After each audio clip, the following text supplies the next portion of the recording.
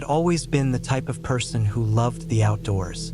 There was something calming about the woods, the smell of pine trees in the air, the sound of leaves crunching underfoot, and the peace that came with being far away from the rush of city life.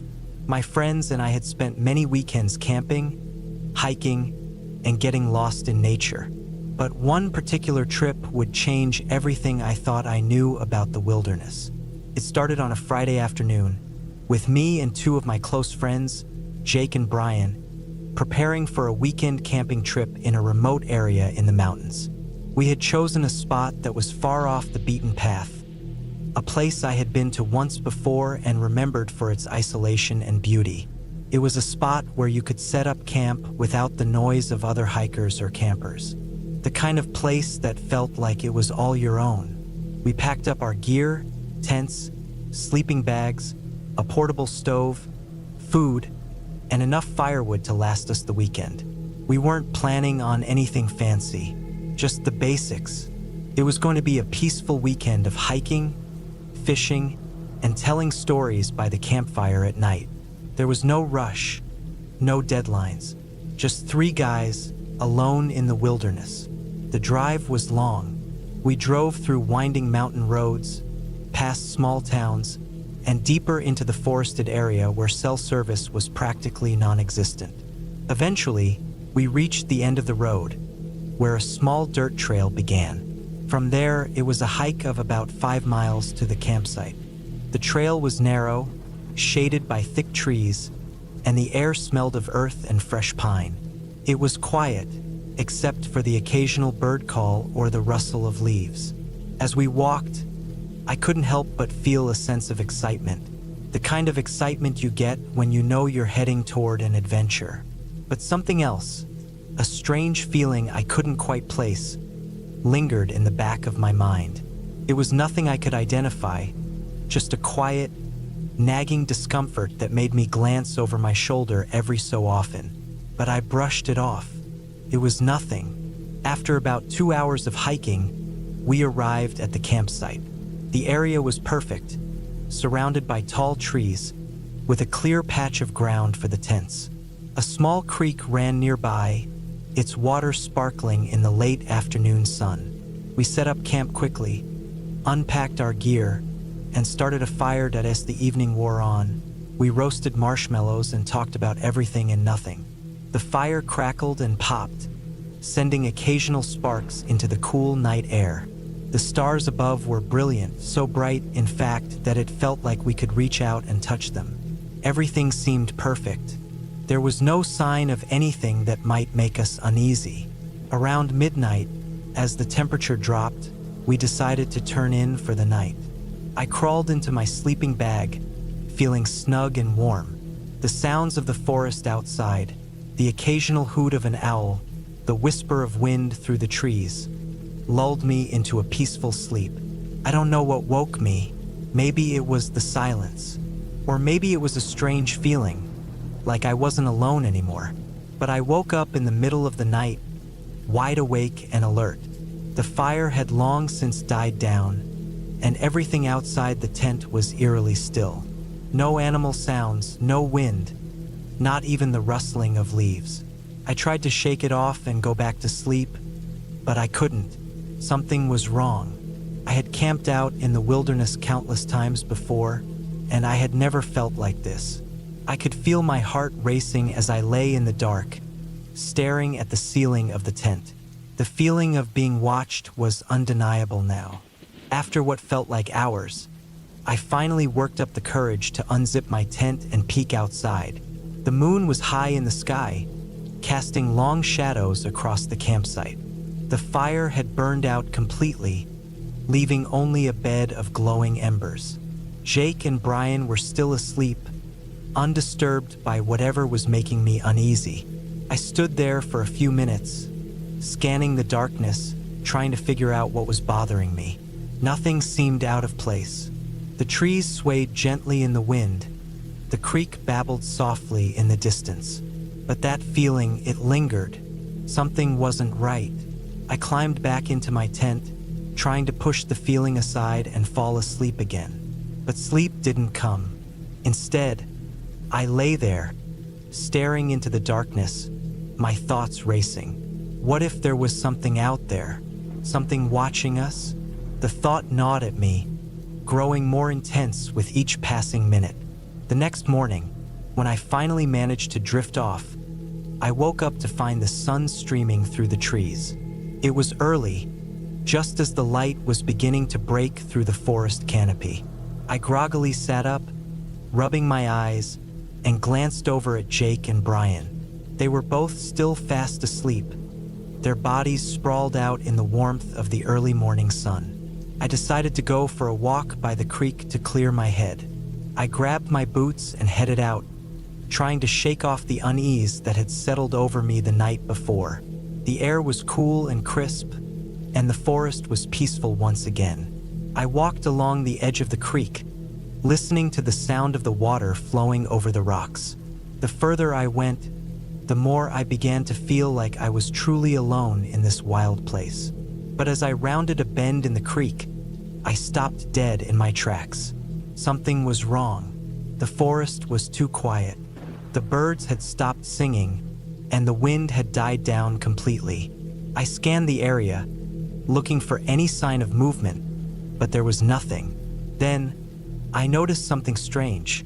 There, just off the trail, was a set of footprints in the soft dirt. They were fresh, too fresh. The prints were large, deeper than they should have been, as if someone or something had been walking through the area recently. I knelt down to examine them, my mind racing with questions. The tracks didn't belong to any animal I could identify. They weren't human either, but they were unmistakably close to human in shape, though they were much larger and had an odd, elongated appearance. I stood up, heart pounding in my chest. I had no idea what these tracks belonged to, but I knew one thing for certain. We weren't alone. Something was out there with us, and it wasn't just a curious animal. I hurried back to camp, my thoughts racing. Jake and Brian were awake now, sitting by the fire, but I didn't mention the tracks. I didn't want to freak them out. I wasn't sure what I had seen, but I knew we needed to stay alert. As the day went on, things seemed to get stranger. The feeling of being watched grew stronger, and every little sound, every crack in the forest, made me jump. That night, as we sat around the campfire again, I couldn't shake the feeling that something was out there, just beyond the edge of the trees, waiting. By the next morning, we were all on edge. The woods no longer felt like the peaceful retreat we had hoped for. Everything about the place seemed wrong, as if it had shifted overnight. The sounds of the forest were still there, but they were different somehow, more ominous, more oppressive. We decided to pack up and head back, but as we started to break down our tents, we heard something that made our blood run cold. A loud, crashing noise echoed through the trees. It was as if something large had just trampled through the underbrush. We froze, listening, our hearts racing. And then we heard it, footsteps. Heavy, deliberate footsteps, moving through the woods toward us. We grabbed our bags and started running, not looking back. The sound of the footsteps grew louder, closer, as if whatever it was chasing us.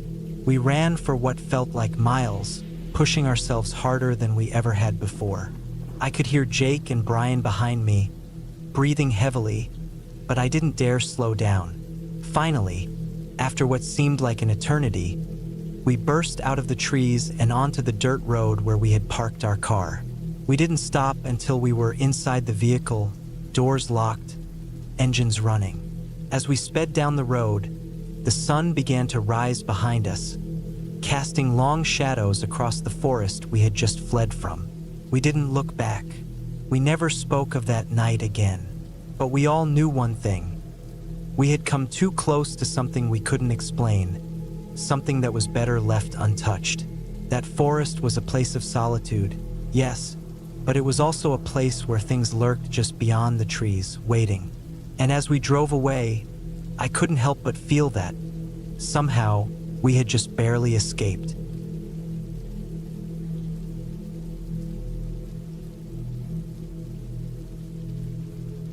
I've always enjoyed camping, There's something special about being outdoors, surrounded by nature, far away from the noise of the city. But this trip, the one I took last autumn, changed the way I see the wilderness forever. It was a solo camping trip, something I'd done plenty of times before. I'd planned to spend 3 nights in a remote forest area that I'd read about online. The place wasn't a marked campsite, but more of a backcountry spot. It was supposed to be quiet, with beautiful views and a clear, starlit sky at night. Perfect for someone like me who wanted to escape the daily grind. I parked my car at the edge of the forest where the dirt road ended. The trail wasn't much of a trail, more like a faint path worn into the undergrowth by hikers or animals. I packed everything I needed: a tent, sleeping bag, enough food for the trip, water, and a small stove. I also had a map, compass, and GPS. I wasn't about to get lost in the woods. The first day was uneventful, just the way I liked it. The trail took me deep into the forest, away from any signs of civilization. The trees stood tall, their leaves turning golden and red in the crisp autumn air. I walked for hours, only stopping to drink water or take short breaks. By late afternoon, I found a nice clearing next to a small stream. It was the perfect spot to set up camp. After pitching my tent, I gathered some wood and lit a small fire. The evening was peaceful. I cooked a simple meal, sat by the fire, and watched the sun dip below the horizon. As darkness settled in, the forest around me came alive with the sounds of nature. Crickets chirped, owls hooted, and the occasional rustle of leaves hinted at unseen creatures moving through the undergrowth. I felt at ease. The first night passed without incident. I woke up refreshed and ready for another day of exploring. After a quick breakfast, I packed a small bag and decided to hike further into the woods. I didn't plan to stray too far from my campsite, just far enough to see more of the area. The forest was stunning in the daylight. Sunlight filtered through the canopy, casting dappled shadows on the forest floor. I found a few interesting landmarks: a rocky outcrop with a breathtaking view, a grove of birch trees that stood out starkly among the evergreens, and an old, overgrown trail that seemed to lead nowhere. I returned to my campsite by mid-afternoon, feeling satisfied with my little adventure. The rest of the day was spent relaxing. I read a book, boiled some water for tea, and soaked in the serenity. The second night, however, was when things started to feel off. It began with small noises. As I lay in my tent, I heard faint sounds outside. Not the usual rustling of animals or the wind in the trees. This was different. It sounded deliberate, like footsteps. At first, I dismissed it. Maybe it was a deer or some other animal. But the sound persisted, circling my campsite. I held my breath, straining to hear more clearly. The steps would come closer, then move away, only to return again. I tried to convince myself it was nothing, but unease crept in. Gripping the flashlight I kept beside me, I finally decided to take a look.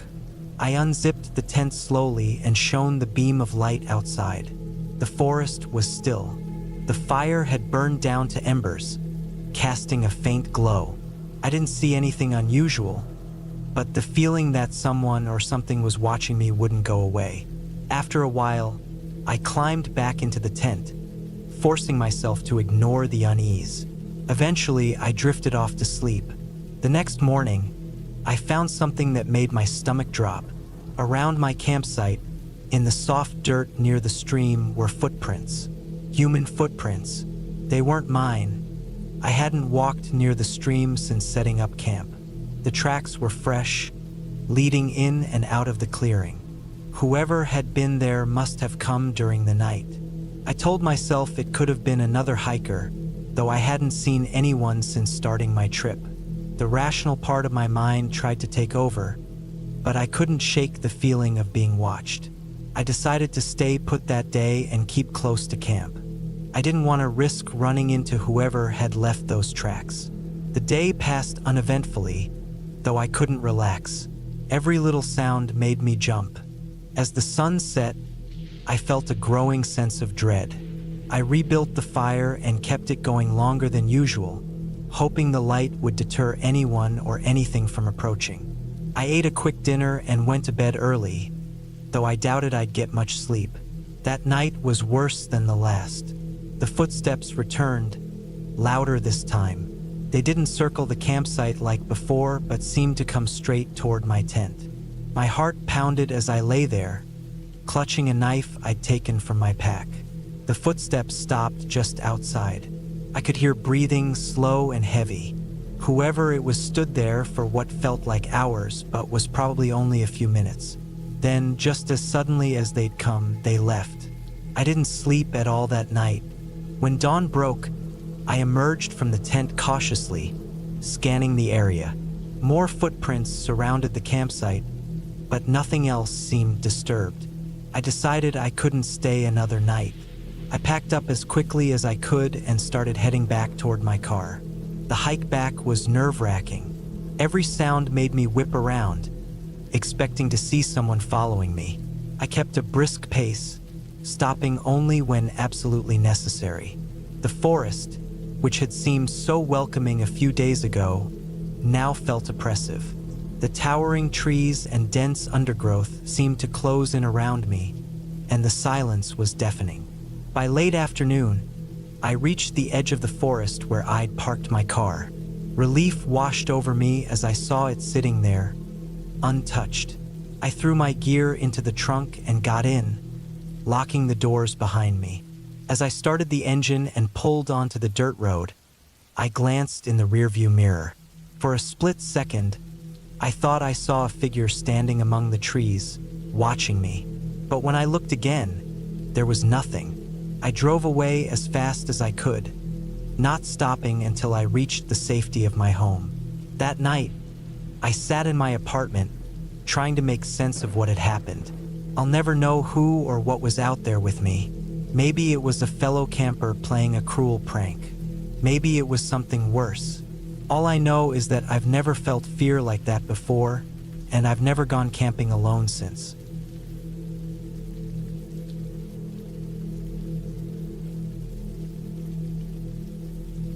I've always loved being in the woods. There's something about the quiet hum of nature that calms me in a way nothing else can. So, when I had a week off from work, I decided to go on a solo camping trip. It wasn't my first time camping alone, and I felt confident in my ability to handle whatever came my way. I chose a spot deep in the forest, far from the marked trails and usual camping areas. I wanted solitude, no other people, no distractions, just me and the wilderness. I parked my car at a small gravel lot near the forest's edge and shouldered my heavy pack. It was loaded with everything I thought I might need: a tent, a sleeping bag, food, water, a first aid kit, a small hatchet, and other essentials. The hike to my chosen spot was about 6 miles. The trail was narrow and overgrown in places, but that was part of the charm. The deeper I went, the more alive the forest felt. Birds called out from the treetops, and squirrels darted across the path, chittering at me as I passed. The air smelled fresh, a mix of pine and earth that made me feel more awake with every step. I reached the campsite by mid-afternoon. It was a small clearing surrounded by tall trees, with a stream nearby for water. The ground was soft and covered in moss, perfect for setting up my tent. I spent the next hour setting up camp, pitching my tent, gathering firewood, and unpacking my gear. By the time I was done, the sun was beginning to dip lower in the sky, casting long shadows across the clearing. I built a small fire and cooked a simple meal of instant noodles and jerky. As I ate, I listened to the sounds of the forest. The chirping of crickets and the occasional hoot of an owl were the only noises. It was peaceful, exactly what I'd been craving. After dinner, I sat by the fire for a while, letting the warmth seep into my skin as I stared at the flickering flames. Eventually, I crawled into my tent and fell asleep to the sound of the stream gurgling nearby. The first night passed without incident. I woke up early, feeling refreshed and ready to explore. I spent the day hiking through the forest, following the stream as it wound its way through the trees. I found a few animal tracks in the mud near the water and even spotted a deer grazing in a meadow. The forest was alive and vibrant, and I felt completely at home. By the time I returned to camp, the sun was starting to set. I cooked another simple meal and settled in for the night. The second night was when things started to feel off. It began with a sound, faint at first but distinct, the crunch of footsteps on dry leaves. I froze, straining to hear over the crackling of the fire. The steps were slow and deliberate, coming from somewhere just beyond the edge of the clearing. My first thought was that it might be an animal, a deer or maybe a bear, but the rhythm of the steps was too regular, too human. I stood up, my heart pounding. I grabbed the hatchet from my pack and called out into the darkness, but there was no response. The footsteps stopped. For several long minutes, I stood there, staring into the trees, my ears straining for any sound. But the forest was silent now, unnaturally so. Even the crickets had stopped chirping. Eventually, I convinced myself it was nothing. Maybe it had been an animal startled by my voice. I sat back down by the fire, but the unease lingered. I stayed up later than usual, staring into the flames and glancing at the shadows beyond the firelight. When I finally crawled into my tent, I kept the hatchet within arm's reach. The next morning, I found something that made my stomach drop. Just outside the clearing, in the dirt near the stream, were footprints. Human footprints. They were faint but unmistakable, leading from the edge of the clearing to the stream and back into the woods. They weren't mine. They were too large, and I hadn't been in that part of the clearing. I felt a cold knot of fear in my stomach. Someone had been here, walking around my campsite while I slept. I tried to rationalize it. Maybe it was another camper who had stumbled upon my site and left when they realized someone was already here. But I couldn't shake the feeling that something was wrong. I spent the day close to camp, too uneasy to venture far. I kept scanning the trees, half expecting to see someone watching me. But the forest seemed empty. The footsteps from the night before felt like a bad dream. But the prints in the dirt were real, undeniable proof that I wasn't as alone as I thought. That night, I built a larger fire, hoping the light would keep whatever or whoever was out there at bay. I stayed up late again, clutching the hatchet and jumping at every sound. The forest seemed alive with noises. The rustle of leaves, the snap of twigs, the distant hoot of an owl. But nothing approached the clearing. Eventually, exhaustion won out, and I dozed off in my chair by the fire. I woke up sometime later to the sound of footsteps again. This time, they were closer, circling the clearing.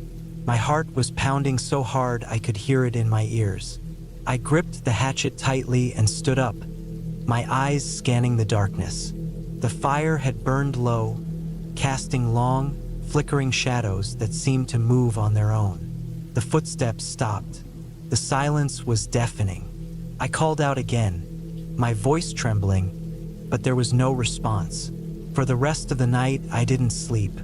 I sat by the fire, feeding it more wood to keep it burning bright, and watched the trees.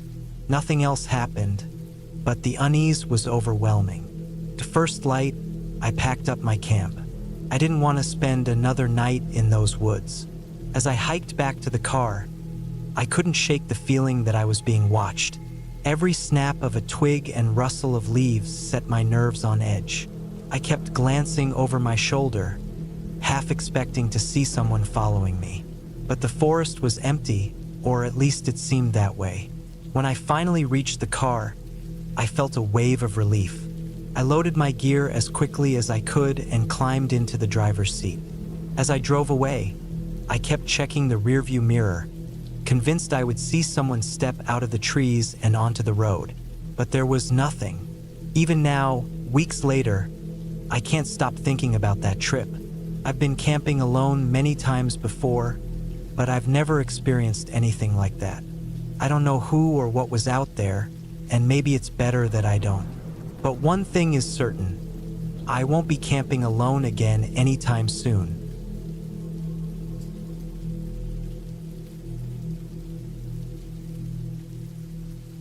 I've always loved camping, but this trip was different from the start. I had taken the week off work to clear my head and decided to venture out to a national forest I'd never visited before. The place was remote with no cell service, and I was looking forward to the isolation, or so I thought. I reached the trailhead in the late morning. The parking lot was empty except for an old pickup truck with a camper shell, its paint faded and scratched. I didn't give it much thought as I loaded up my backpack and checked my gear one last time. My plan was to hike about 10 miles into the forest and set up camp near a lake I'd seen on the map.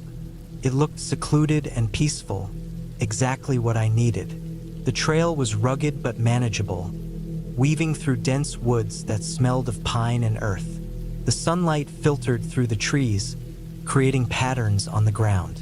It felt good to be out there, away from emails and meetings. After about 2 hours of hiking, I stopped for a break. Sitting on a fallen log, I sipped water and ate a granola bar. The only sounds were the rustling of leaves and the occasional chirp of a bird. It was perfect. As I continued, I noticed something odd. The trail seemed less maintained the farther I went. Overgrown bushes and fallen branches made it harder to navigate, but I pressed on, trusting my map and compass. Around mid-afternoon, I finally reached the lake. It was stunning, with clear water reflecting the surrounding trees. Not a single sign of another human. I set up my tent on a flat spot near the shore and gathered some wood for a small fire. By the time the sun started to set, I was feeling relaxed and accomplished. The first night passed uneventfully. The air was cool, and the stars were brighter than I'd ever seen. I fell asleep to the gentle lapping of water against the shore. The next morning, I decided to explore the area.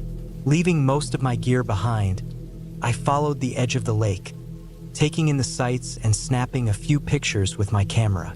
It was around noon when I noticed something strange. On the opposite shore, where the trees were thicker, I saw what looked like a structure, maybe an old cabin. Curiosity got the better of me, and I decided to check it out. The closer I got, the more uneasy I felt. The cabin was in terrible shape, its wooden walls warped and covered in moss. The door hung crooked on its hinges, and the windows were shattered. It didn't look like anyone had been there in years, but there was something off about it. I couldn't put my finger on it. I stepped inside cautiously, the floorboards creaking under my weight. The interior was empty except for an old table and a chair, both covered in dust and cobwebs. On the table, I saw something that made my stomach drop. A recently opened can of food and a dirty fork. I backed out of the cabin quickly, my heart racing. Someone had been there recently, but where were they now? The forest had been completely silent since I arrived, and I hadn't seen any signs of people on the trail. I decided it was best to head back to my campsite. As I retraced my steps, I couldn't shake the feeling that I was being watched. Every rustle of leaves or snap of a twig made me jump. By the time I reached my tent, I was sweating and out of breath. That night, I couldn't sleep. I kept hearing noises, faint, irregular sounds coming from the woods. At first, I told myself it was just animals, but the longer it went on, the harder it was to believe. Around midnight, I heard something that froze me in place. Footsteps. Slow, deliberate footsteps circling my campsite. I stayed perfectly still, clutching the knife I kept in my sleeping bag. The footsteps stopped after what felt like an eternity, but I didn't dare move until dawn. When the sun rose, I packed up my camp as quickly as I could. I decided to cut my trip short and head back to the trailhead. The forest, which had seemed so inviting before, now felt oppressive. Every shadow looked like a figure, and every sound set my nerves on edge. As I hiked, I kept looking over my shoulder, half expecting to see someone following me. About halfway back, I noticed something that made my blood run cold. On the trail ahead of me, there were fresh footprints. They weren't mine. They were larger, heavier, and heading in the same direction I was going. I stopped and listened, but the forest was eerily silent. Whoever had made those prints was close. I decided to leave the trail and cut through the woods to avoid whoever it was. It was risky and disorienting, but I couldn't shake the feeling that I was in danger. The underbrush was thick, and I struggled to move quietly. After what felt like hours, I stumbled back onto the trail, closer to the trailhead. Relief washed over me when I saw the parking lot in the distance. But as I got closer, my relief turned to dread. The old pickup truck was still there, and now it was parked next to my car. The driver's door was open, but I didn't see anyone around. I approached cautiously, my knife in hand. My car looked untouched, but when I opened the door, I saw a piece of paper on the driver's seat. It had one word scrawled on it in shaky handwriting: "Leave." I didn't need to be told twice. I jumped in, locked the doors, and started the engine. As I pulled out of the lot, I glanced in my rearview mirror. A man was standing at the edge of the trees, watching me. He was tall and thin, wearing a faded jacket and a wide-brimmed hat. I couldn't see his face clearly, but his posture was tense, almost predatory. I drove nonstop until I reached the nearest town, where I found a motel and locked myself in for the night. Even now, weeks later, I can't stop thinking about that trip. I don't know who that man was or what he wanted, but I'm certain of one thing: I'll never go back to that forest again.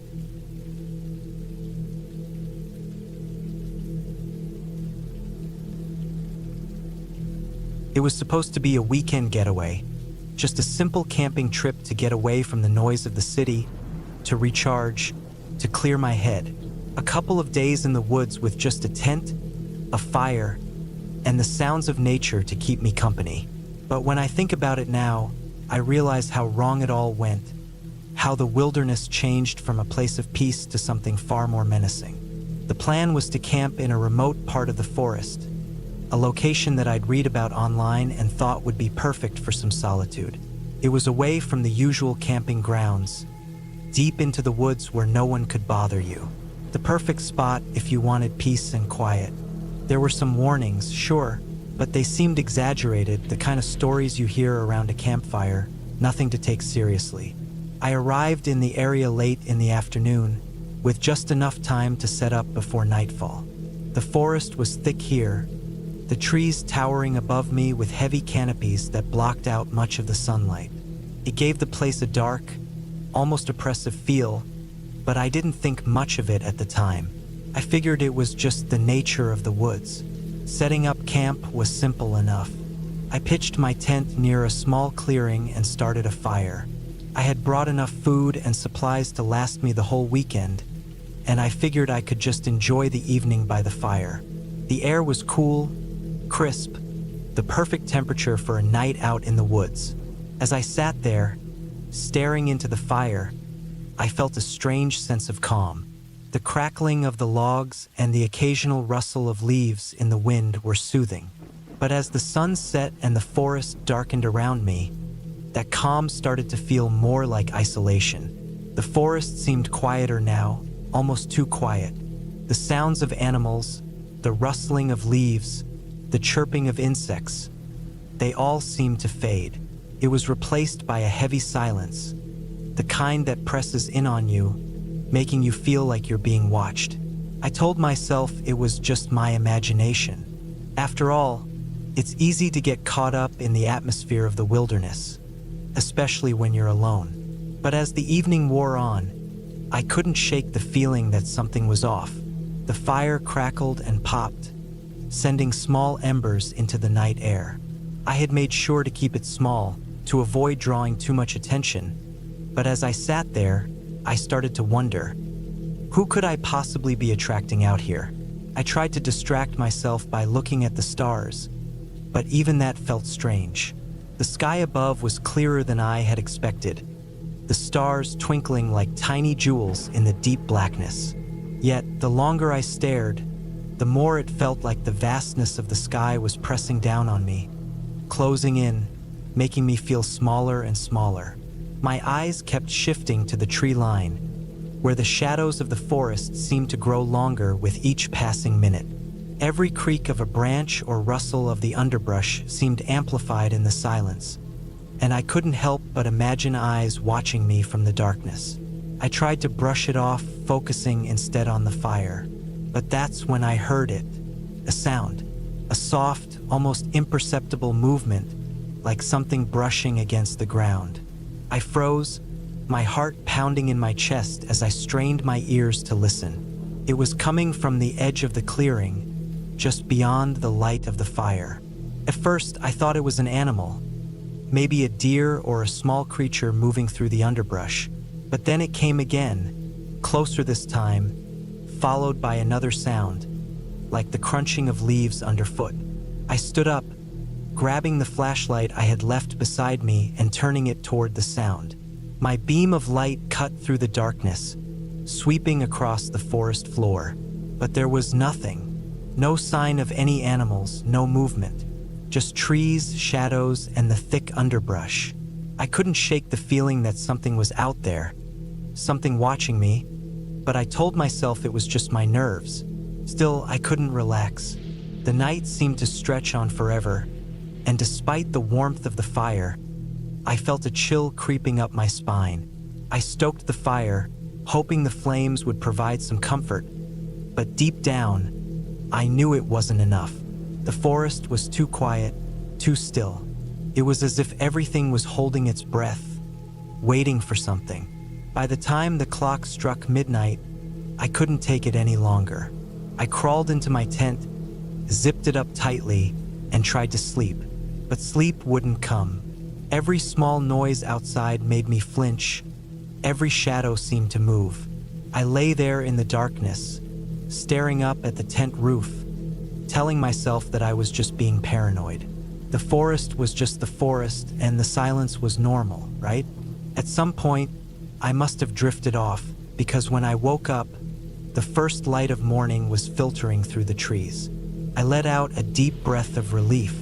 The night had passed. I was still here in one piece. I was fine. But as I started to pack up, I noticed something that sent a cold shiver through me. Tracks, large, irregular footprints in the dirt around my campsite, leading away from the edge of the clearing and into the woods. They were too big to be from any animal I knew of, at least any animal I was familiar with. The toes were too wide, the shape too human-like. I felt my heart rate spike as I looked around, wondering if someone had been out there, watching me. But the tracks didn't make sense. The ground was soft, freshly disturbed. I hadn't seen anyone come through here, not in the last 24 hours. And yet, the tracks were clear. Whoever or whatever had left them was close, much closer than I would have liked. I considered leaving, but something in me, something stubborn, made me stay. I wasn't going to let fear drive me out of the woods. I'd made it this far, and I was going to finish what I started. But that afternoon, things took another turn. As I was gathering wood for the fire, I heard the sound again, the soft, slow crunching of footsteps through the underbrush. This time, it was unmistakable. Someone or something was out there, just beyond my sight. I grabbed my flashlight and turned toward the sound, but there was nothing, not even a shadow moving. My instincts told me to pack up and leave, but I didn't, not yet.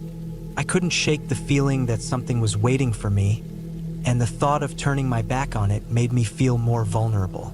I stayed in that campsite for another few hours, but when the sun began to set again, I couldn't deny it any longer. I wasn't alone. It wasn't until I packed up and started making my way back down the trail that I felt a strange sense of peace. I was still scared, but the overwhelming tension was lifting, bit by bit. And that's when I heard it, the crunching sound again, but this time much louder, as if it were following me, staying just out of my line of sight. I didn't run, couldn't. There was nowhere to run to, But I kept walking, faster now, my eyes darting around, searching for any sign of movement. I could hear it getting closer, the sounds of footsteps in the brush, but still no sight of whoever or whatever was there. Finally, after what felt like an eternity, I reached the edge of the forest. The sunlight was fading, the sky streaked with orange and purple. I had made it out.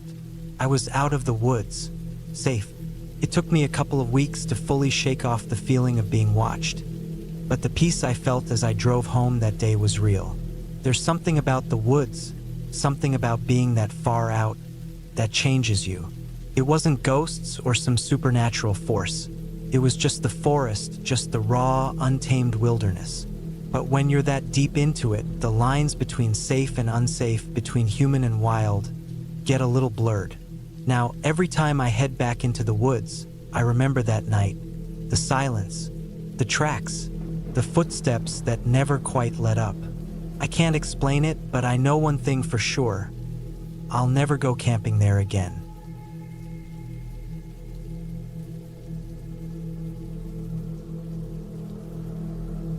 Camping alone in the wilderness was something I had always dreamed of. The idea of being surrounded by nature, away from the noise and stress of daily life, felt like the perfect way to reset my mind.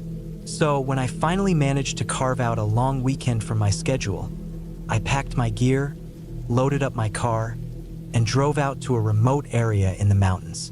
I chose a spot I had read about online, a place that was supposed to be beautiful but not overly popular. I wanted solitude, and I was determined to find it. The drive took me deep into the forest, the paved road giving way to a gravel one and eventually a dirt trail. My GPS lost signal about an hour in, but I had printed out a map as a backup. The dense trees closed in around me, their shadows stretching across the road as the sun dipped lower in the sky. By the time I reached the trailhead, it was late afternoon. The air was crisp and cool, and the only sounds were the rustling of leaves and the occasional chirp of a bird. It was perfect. I parked my car, hoisted my backpack onto my shoulders, and started hiking. The trail was narrow but well-marked, winding through towering pines and past trickling streams. The scent of pine needles and damp earth filled the air, and for the first time in weeks, I felt myself truly relax. I walked for about 2 hours before I found a clearing that seemed ideal for setting up camp. It was a flat area surrounded by trees, with a small stream nearby for water. The ground was soft and covered in moss, and there was even a fire pit left by previous campers. Setting up camp took longer than I expected. My tent was new, and it took some trial and error to get it pitched properly. By the time I had everything set up, the tent, my sleeping bag, and a small area for cooking, the sun had almost disappeared behind the mountains. The sky turned a deep orange, then purple, before fading to black. I built a small fire, cooked a simple meal of canned soup and bread, and sat back to enjoy the quiet. The fire crackled softly, and the stars above seemed endless. It was exactly what I had hoped for. The first night passed uneventfully. I woke up to the sound of birds chirping and the sun streaming through the trees. After a quick breakfast, I decided to explore the area. I spent the day hiking further into the forest, following a smaller trail that led to a stunning overlook. The view was breathtaking. Rolling hills covered in trees stretched out as far as I could see. I sat there for a while, soaking it all in, before heading back to camp. That evening, as I was preparing dinner, I noticed something strange. A pile of sticks near the edge of my campsite had been rearranged. I was certain they hadn't been like that when I left in the morning. The sticks were stacked neatly, almost like a small pyramid. I told myself it was probably an animal, maybe a curious raccoon or a bird. Still, it made me uneasy. I decided to move the sticks away from my camp and toss them further into the woods. After that, I tried to shake off the feeling and focused on enjoying the evening. The second night was different. I had trouble falling asleep, and when I finally did, I kept waking up to faint noises outside my tent. At first, I thought it was just the wind or small animals moving through the underbrush. But as the night went on, the sounds grew louder and more distinct. It wasn't just rustling leaves. It was the sound of footsteps. Slow, deliberate footsteps. I lay there, heart pounding, trying to convince myself it was nothing. Maybe it was a deer or some other animal. But the footsteps didn't sound like an animal. They were too heavy, too measured. I stayed completely still, straining to hear. The footsteps circled my tent, pausing occasionally, as if whoever or whatever was out there was listening too. Eventually, the sounds stopped, and the forest went silent. I lay awake for hours, clutching the small camping knife I had brought with me, until the first light of dawn filtered through the fabric of my tent. When I finally mustered the courage to step outside, there was no sign of anything unusual. No footprints, no disturbed ground. It was as if I had imagined the whole thing, but I knew I hadn't. I spent the day close to camp, too unsettled to wander far. Every little sound put me on edge. The forest, which had felt peaceful and inviting just a day before, now seemed menacing. The towering trees felt like walls closing in, and the shadows seemed darker. I debated packing up and leaving, but part of me didn't want to give in to fear. I had come here for solitude and adventure, and I didn't want to let my imagination ruin it. That evening, I built my fire larger than usual, hoping it would keep whatever was out there at bay. I sat close to the flames, listening intently to the sounds of the forest. For a while, everything seemed normal. The chirping of crickets and the occasional hoot of an owl were the only noises. But as the night deepened, I started hearing the footsteps again. This time, they were more distinct. They started at the edge of the clearing and slowly moved closer. My heart raced as I scanned the darkness, trying to see what was out there. The fire cast flickering shadows, making it hard to tell if I was imagining movement or if something was really there. The footsteps stopped just beyond the circle of light cast by the fire. I could feel my pulse in my ears as I gripped my knife and flashlight, ready for anything. Then, out of nowhere, there was a loud crash, like something heavy falling or being thrown. I jumped to my feet, shining my flashlight toward the sound. The beam of light illuminated the trees, but I didn't see anything. The crashing sound didn't come again, but the footsteps resumed, retreating this time. They faded into the distance until I couldn't hear them anymore. I didn't sleep that night. I stayed by the fire until the sun rose, knife in hand, eyes darting at every sound. As soon as it was light enough to see, I started packing up my gear. I didn't care about finishing my trip or enjoying the last day. I just wanted to get out of there. The hike back to my car felt longer than it had on the way in. Every rustle of leaves, every snap of a twig made me jump. I kept looking over my shoulder, half expecting to see someone or something following me. But the trail remained empty, and I reached my car without incident. As I drove away, I felt a wave of relief wash over me. The forest, which had once seemed like a sanctuary, now felt like a place I never wanted to return to. When I got home, I couldn't shake the feeling of unease. I kept replaying the events in my mind, trying to make sense of them. Maybe it was just an animal, and my imagination had filled in the rest. Or maybe someone had been out there watching me, messing with me. I'll never know for sure. All I know is that I won't be camping alone again anytime soon.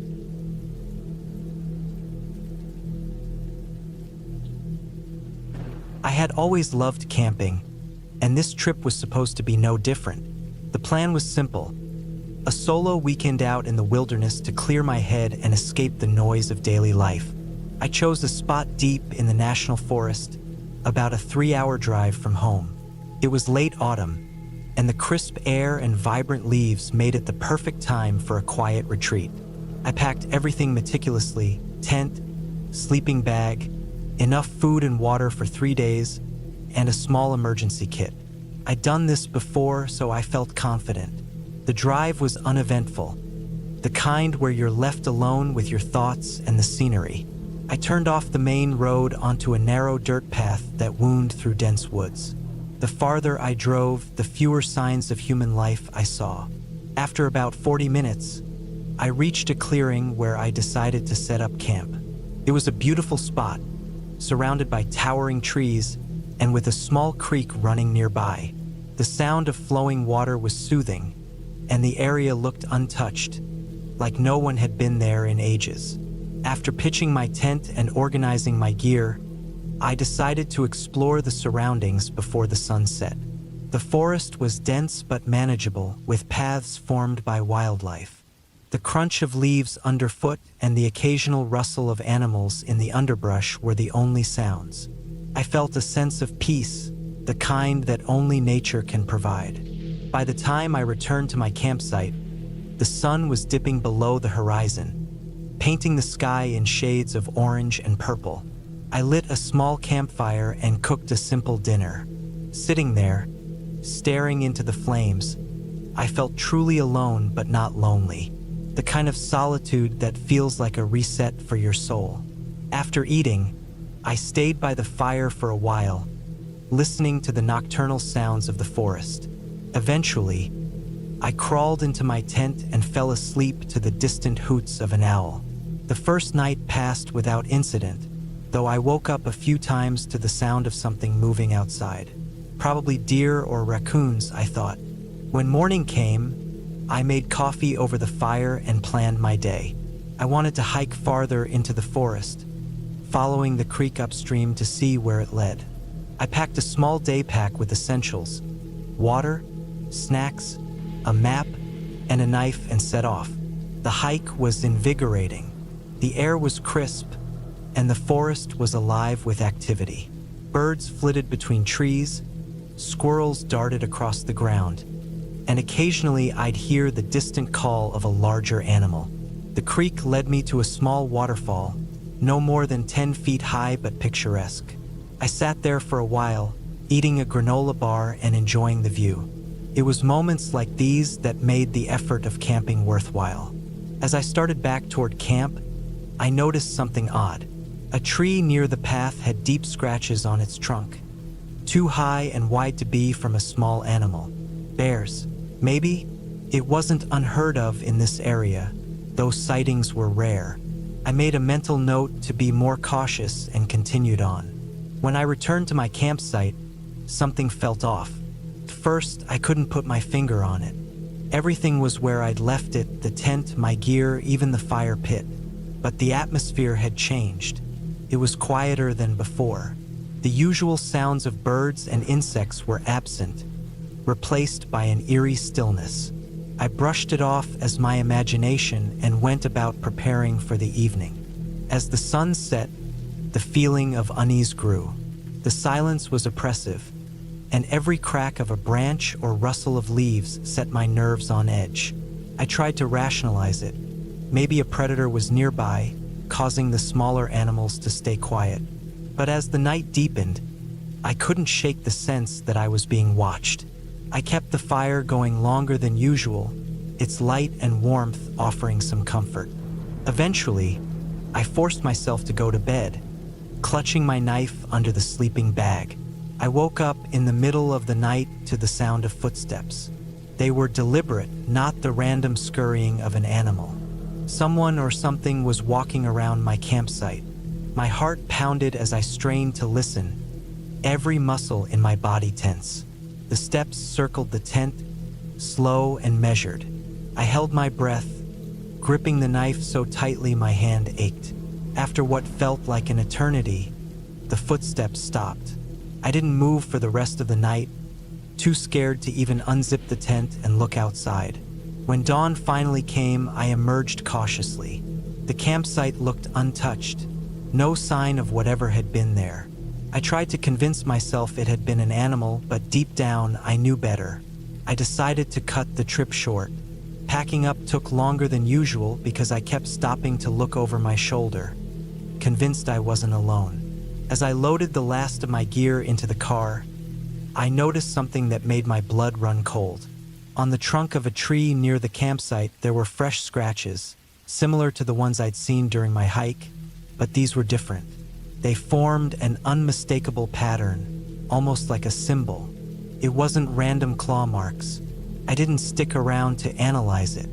I got in my car and drove away, my eyes constantly flicking to the rearview mirror. The sense of relief I expected to feel once I left the forest never came. Even now, back in the safety of my home, I can't shake the feeling that something followed me. I've gone over that trip 100 times in my mind, trying to make sense of it. Was it a person, an animal, or something else entirely? Whatever it was, it's out there in those woods waiting. I decided to spend a weekend camping alone.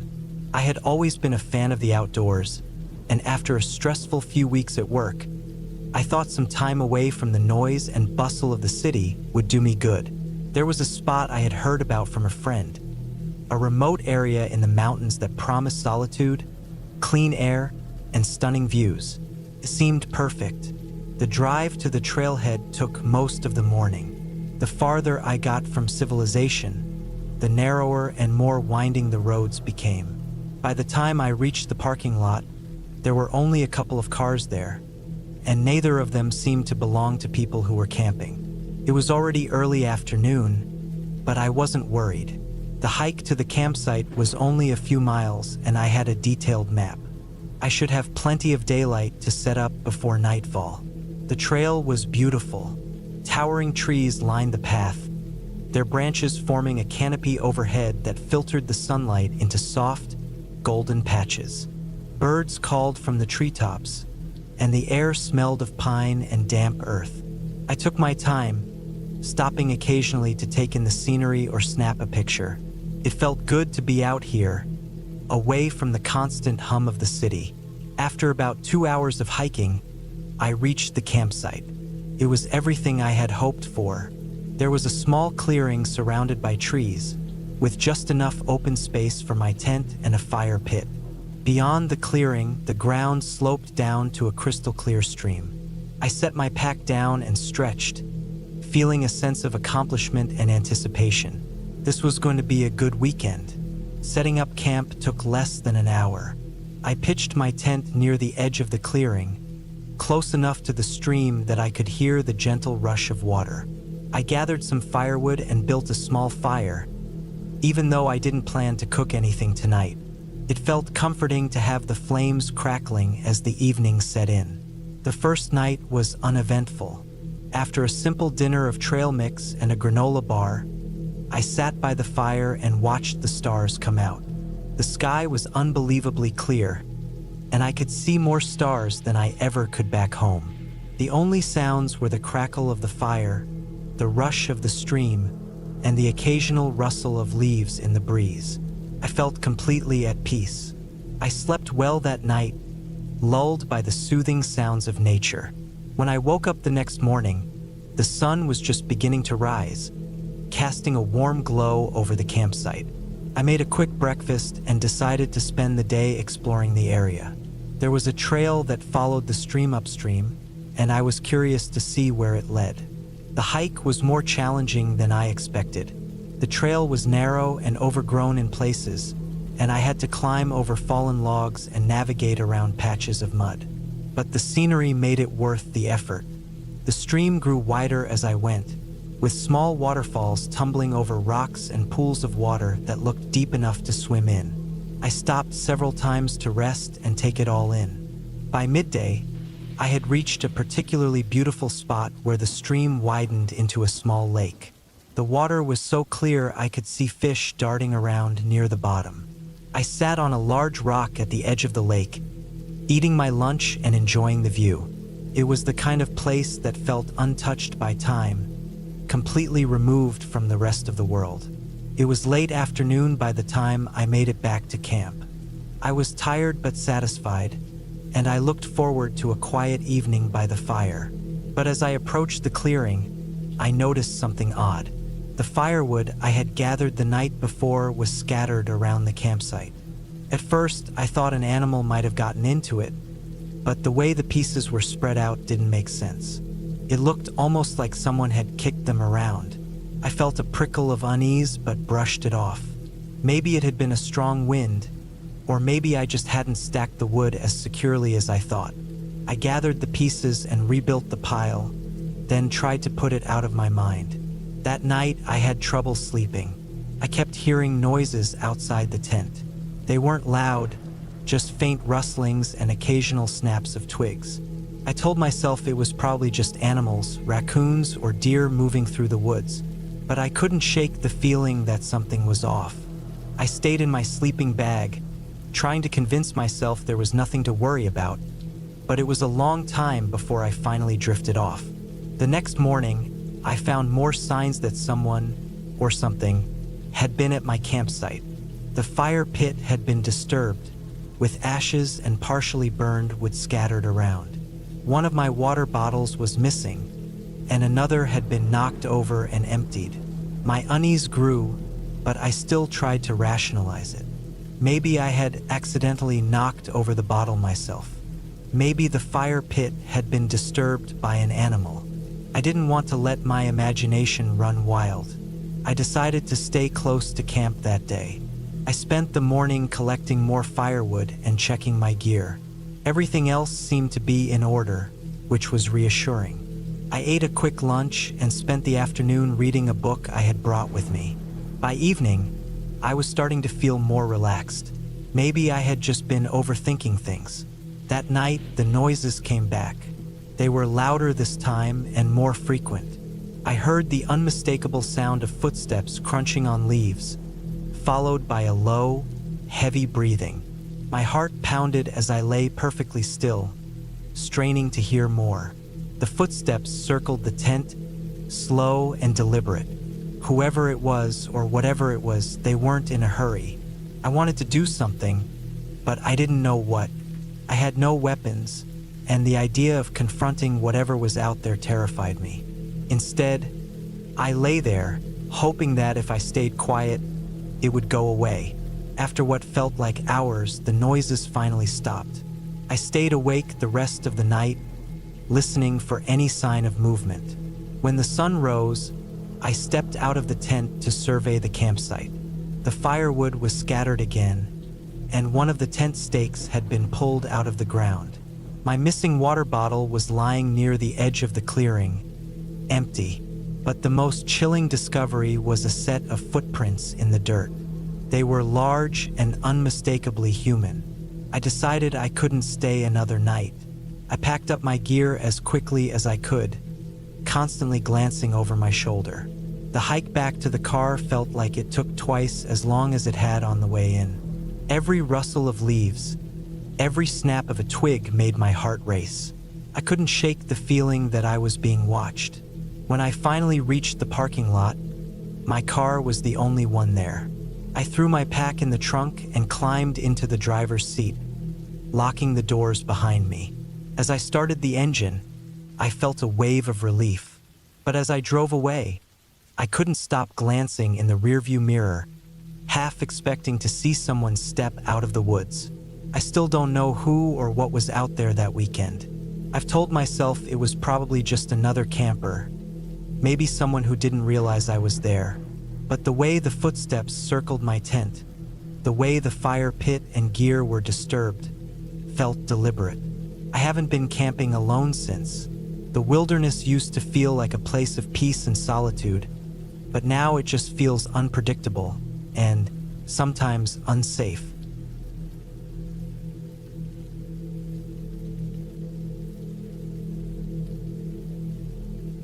I decided to take a weekend off from work to clear my head. Life had been exhausting lately. Deadlines, endless meetings, and the constant hum of city noise that never seemed to fade. I figured a solo camping trip would be the perfect way to reset. I packed my gear on Friday morning. Tent, sleeping bag, cooking supplies, some food, and a good pair of hiking boots. My destination was a remote part of the forest about 3 hours from the city, a place I'd heard about but never visited. I arrived at the trailhead around noon. The parking lot was empty, just the way I wanted it. I slung my backpack over my shoulders and started walking. The trail was well marked at first, winding through tall pines and the occasional clearing where sunlight streamed through. The air was crisp, carrying the faint scent of moss and damp earth. It felt good to be away from the chaos of urban life. After about an hour of hiking, the trail became narrower and less distinct. The trees grew closer together, their branches weaving a canopy overhead. I checked my map and compass to make sure I was still on track. I'd planned to reach a small lake by late afternoon and set up camp there. According to the map, the lake was nestled in a valley surrounded by dense forest, with no marked trails leading directly to it. That was part of the appeal. I wanted to feel truly isolated. By the time I reached the lake, the sun was beginning to dip lower in the sky.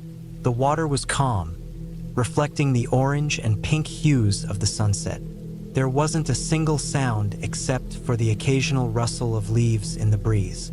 I picked a flat spot near the shore and pitched my tent.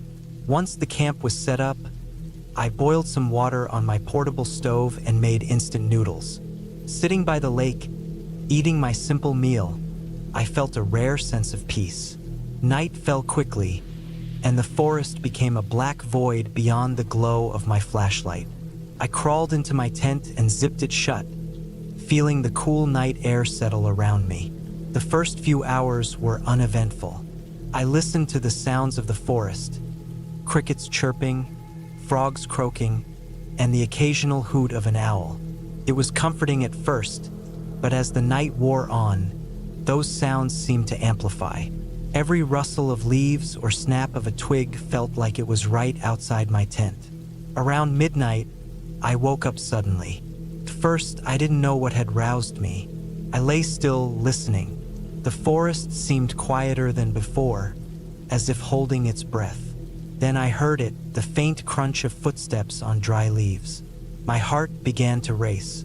It wasn't the sound of an animal. It was too deliberate. I stayed frozen, straining to hear more.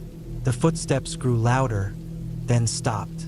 Whoever or whatever it was had paused not far from my tent.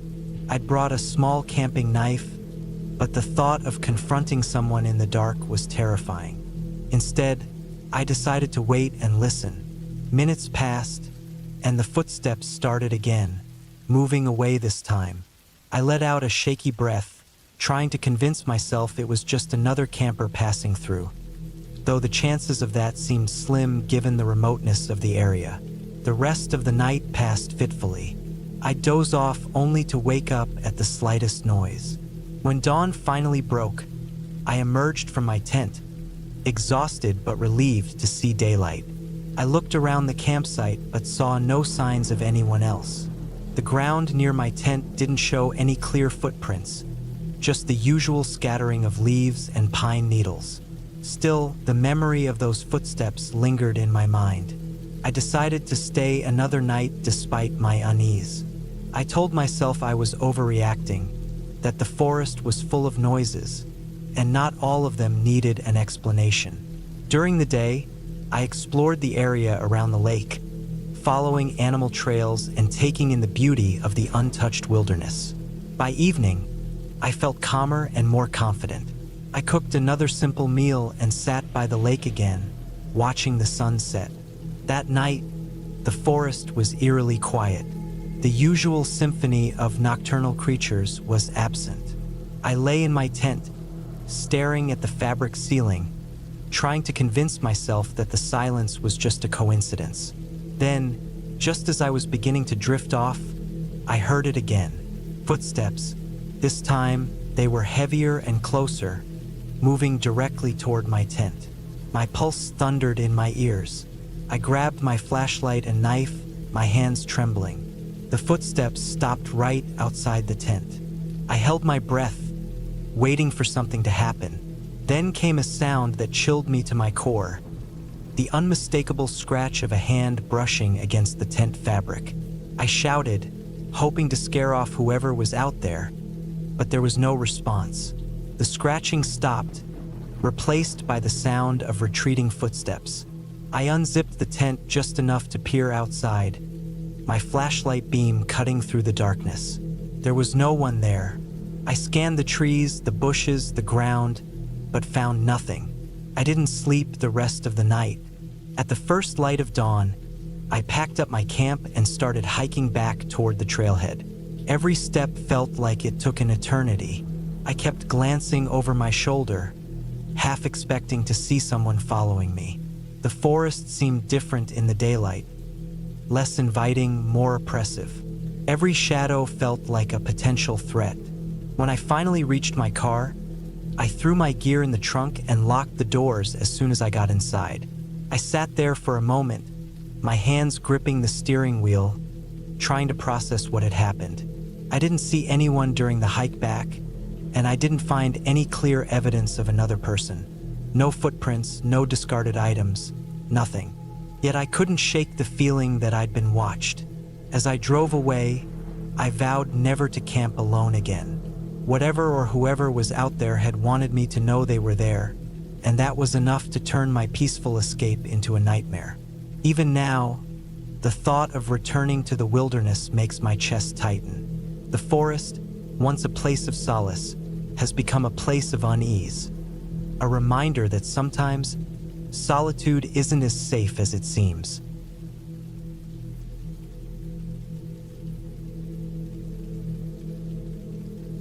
I had been looking forward to this trip for months. The thought of escaping my cramped apartment and spending a week in the wilderness was the only thing that had kept me going during the endless hours at my desk job. I wanted solitude, a chance to reset, and maybe a little adventure. I packed my gear meticulously: tent, sleeping bag, food supplies, and enough water to last me the first few days. I figured I could filter more from the streams in the area. My destination was a remote section of a national forest, a place I had heard about from a coworker who said it was the perfect spot to get away from it all. The drive was uneventful but long, and by the time I reached the trailhead, the sun was already dipping low in the sky. I should have started earlier, but I wasn't worried. I had mapped out a route to a campsite a few miles in. I could set up before dark if I kept a steady pace. I hoisted my pack onto my shoulders, double-checked the straps, and headed down the trail.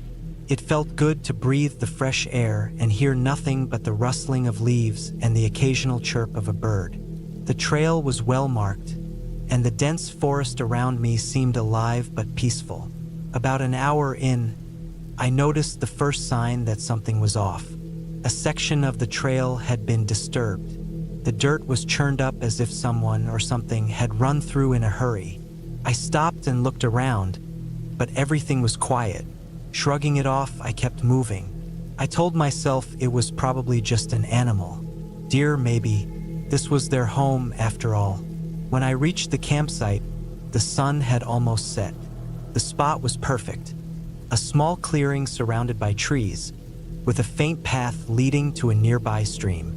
I quickly set up my tent, laid out my sleeping bag, and started a small fire to cook dinner. As I sat there eating, the sounds of the forest grew louder. Crickets chirped, frogs croaked, and the occasional rustle of leaves reminded me I wasn't alone. It was comforting at first, but as the night deepened, the noises began to feel oppressive. I told myself I was just tired and crawled into my tent. Sleep didn't come easily. Every little sound outside seemed amplified. The snap of a twig made my heart race, and the rustle of leaves had me straining to hear more. I told myself it was just animals, but there was something about the way the noises stopped and started that felt deliberate. Eventually, exhaustion took over and I drifted off. I woke up suddenly in the middle of the night. Something had changed. The forest was silent, completely silent. No crickets, no frogs, no rustling leaves. Just the faint crackle of the dying fire outside my tent. I lay there, holding my breath, straining to hear anything. Then I caught it. A faint crunch of leaves, followed by another, closer this time. It wasn't the random movement of an animal. It was deliberate, measured, like footsteps. My heart pounded in my chest as I reached for the knife I kept by my sleeping bag. The footsteps stopped just outside my tent. I could hear my own breathing, loud and shallow, as I gripped the knife tighter. Minutes passed, or maybe it was seconds, I couldn't tell. Then, slowly, the footsteps moved away. I waited until I couldn't hear them anymore before I dared to unzip the tent and look outside. The fire had burned down to embers, casting just enough light to see the clearing. Nothing. No sign of anyone or anything. I told myself it must have been an animal and forced myself to go back to sleep, though it was more like lying there with my eyes closed, knife in hand, until morning. The next day, I decided to move campsites. I told myself it was because I wanted to explore more of the forest, but deep down, I knew I didn't want to spend another night in that spot. I packed up and headed further into the wilderness. The trail became less defined, and I had to rely on my map and compass to navigate. By midday, I found another clearing, this one smaller and less open than the last. It felt safer somehow, more tucked away. I set up camp and spent the afternoon gathering firewood and filtering water from a nearby stream. As evening fell, I tried to shake off the unease from the night before. I told myself I was overreacting, that it was just my imagination running wild. But as the sun dipped below the horizon, the feeling crept back. That sense of being watched, of not being alone. I forced myself to eat dinner and stay by the fire, trying to focus on the warmth and light. But the noises started again. This time, they were closer and more frequent. The rustling in the bushes, the snapping of twigs. I felt like I was surrounded, even though I couldn't see anything beyond the firelight. I decided to stay up and keep the fire going as long as I could. I added wood, watching the flames dance and trying to convince myself that fire was a good deterrent. But around midnight, the noises stopped again, just like the night before. The silence was deafening, and that's when I heard it. The faintest sound of breathing, just beyond the edge of the light. It was slow and even not hurried like an animal's. I grabbed my knife and my flashlight, shining the beam into the darkness. Nothing, just trees and shadows. But the breathing continued, steady and unchanging. I didn't sleep that night. When the first light of dawn broke through the trees, I packed up and started moving. I didn't have a destination in mind. I just wanted to put as much distance as possible between me and whatever was out there. I followed the stream for hours, staying off the main trail. The forest seemed different now, less inviting. Every shadow felt like a threat, every sound like a warning. By the third day, I was exhausted. I hadn't slept properly in 2 nights, and my nerves were frayed. I found a spot near a rocky outcrop and set up camp, hoping the natural barrier would make me feel safer. I built a fire and ate a quick meal before settling in for another sleepless night. This time, I stayed inside my tent, knife in hand, and tried to block out the sounds outside. But the noises didn't stop. They grew louder, more insistent. Footsteps circled my tent, slow and deliberate. I held my breath, gripping the knife so tightly my hand ached. Then, as suddenly as they started, the footsteps stopped. The silence returned, and with it, that suffocating sense of being watched. I didn't dare move. I stayed like that until dawn, every muscle in my body tense. When the sun finally rose, I packed up and started hiking again, though I didn't know where I was going anymore. I just wanted to get out of the forest. By the 4th day, I was completely lost. My map and compass were useless. Every direction looked the same. The forest seemed to close in around me, the trees pressing closer and closer. My food was running low, and I hadn't seen another person since I started. The thought of being out there alone with whatever was following me was almost too much to bear. That night, I didn't even bother setting up my tent. I found a spot between 2 large rocks and huddled there, knife in hand, waiting for the inevitable.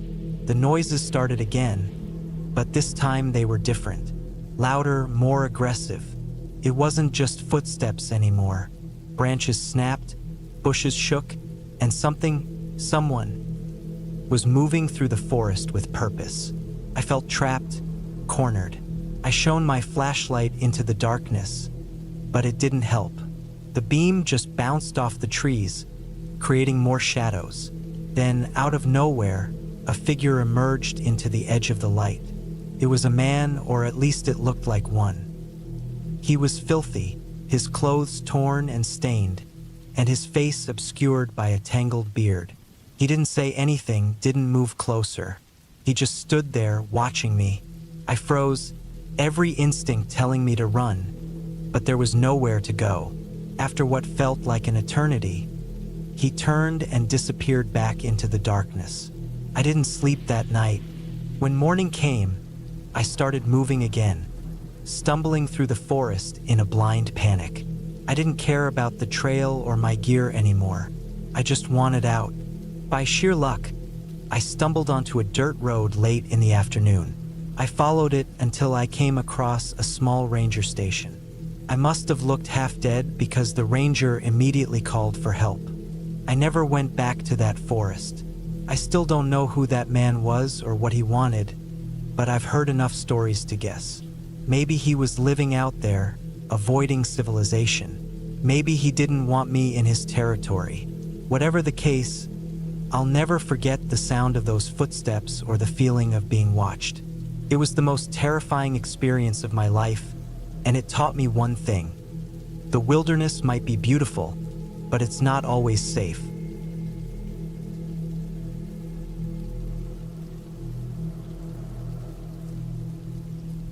When I decided to spend a weekend camping alone in the woods, it felt like the perfect way to unwind. Life had been stressful, and I needed time away from the city. Just me, my tent, and the wilderness. I picked a spot about 2 hours' drive from home, a place I'd been to once before with friends. The campsite was secluded, surrounded by dense forest with a narrow, winding trail leading down to a small, clear lake. It was perfect. I left early on a Saturday morning, my car loaded with supplies. The drive out was uneventful, the city fading into rolling hills and then thickening trees.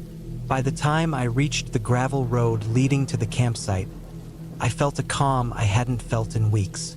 It was a warm autumn day, the kind where the sunlight filters through the trees in golden patches. The air smelled crisp, with just a hint of decaying leaves. I parked my car in a small clearing and unloaded my gear. The trail to the campsite was about 1.5 miles, so I had to carry everything in one trip. My pack was heavy, but the walk was peaceful. Birds chirped overhead, and I could hear the faint rustle of squirrels darting through the underbrush.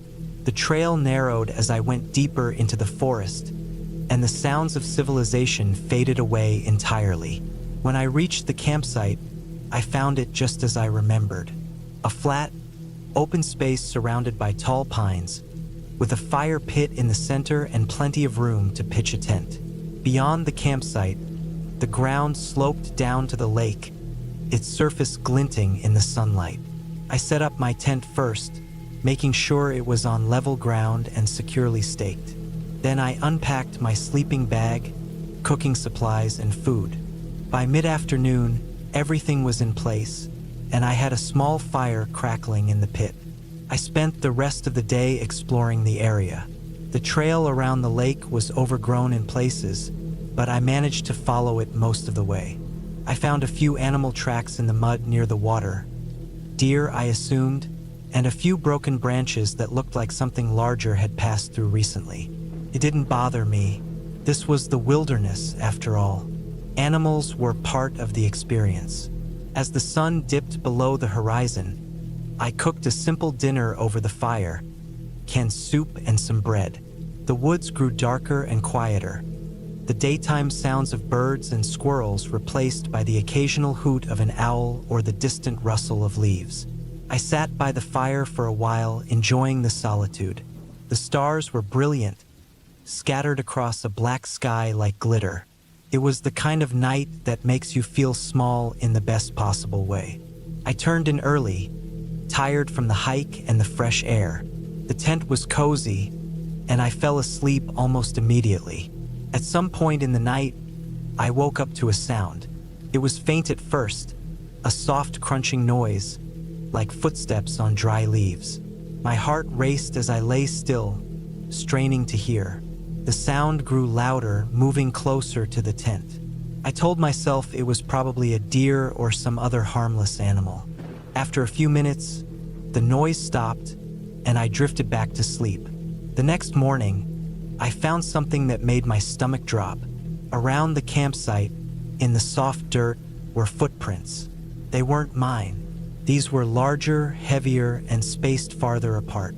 I tried to convince myself they were old, left by some previous camper, but they looked fresh. The edges of the prints were sharp, not softened by wind or rain. I spent the morning trying to shake off the unease.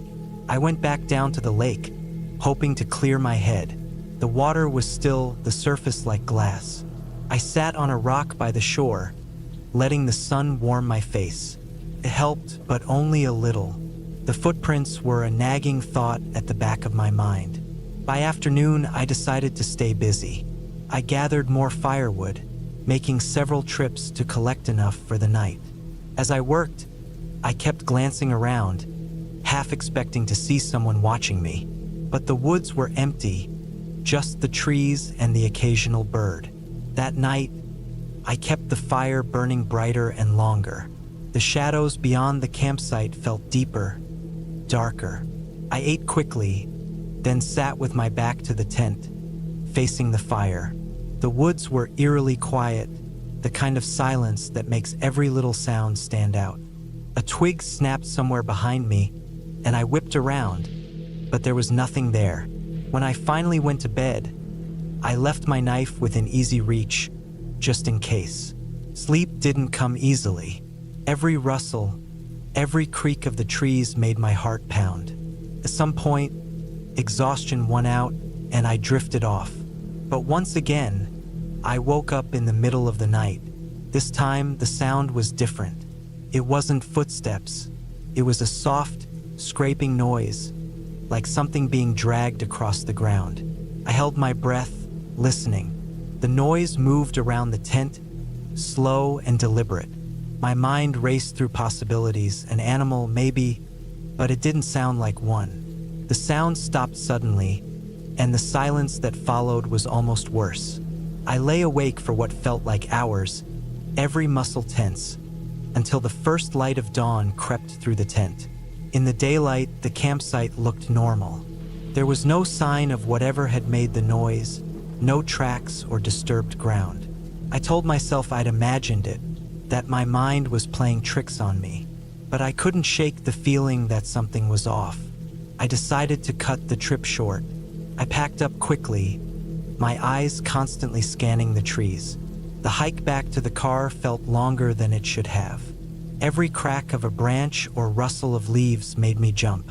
When I finally reached the clearing where I'd parked, I felt a wave of relief until I saw the car. The driver's side door was open, and the inside was a mess. My glove compartment had been rifled through, papers scattered across the seat. The backpack I'd left in the trunk was gone, along with my spare phone charger and a few other items. It wasn't an animal. Someone had been here. I got in the car and locked the doors, my hands shaking as I started the engine. The drive back to the main road was nerve-wracking. I kept checking the rearview mirror, half expecting to see someone following me. When I finally reached the highway, I felt a weight lift off my chest. Looking back, I'm not sure what scared me more, the noises in the night or the realization that someone had been in my campsite, possibly watching me. I haven't been camping since. The woods don't feel like a refuge anymore. They feel like a place where you're utterly alone, vulnerable, and at the mercy of things you can't always explain.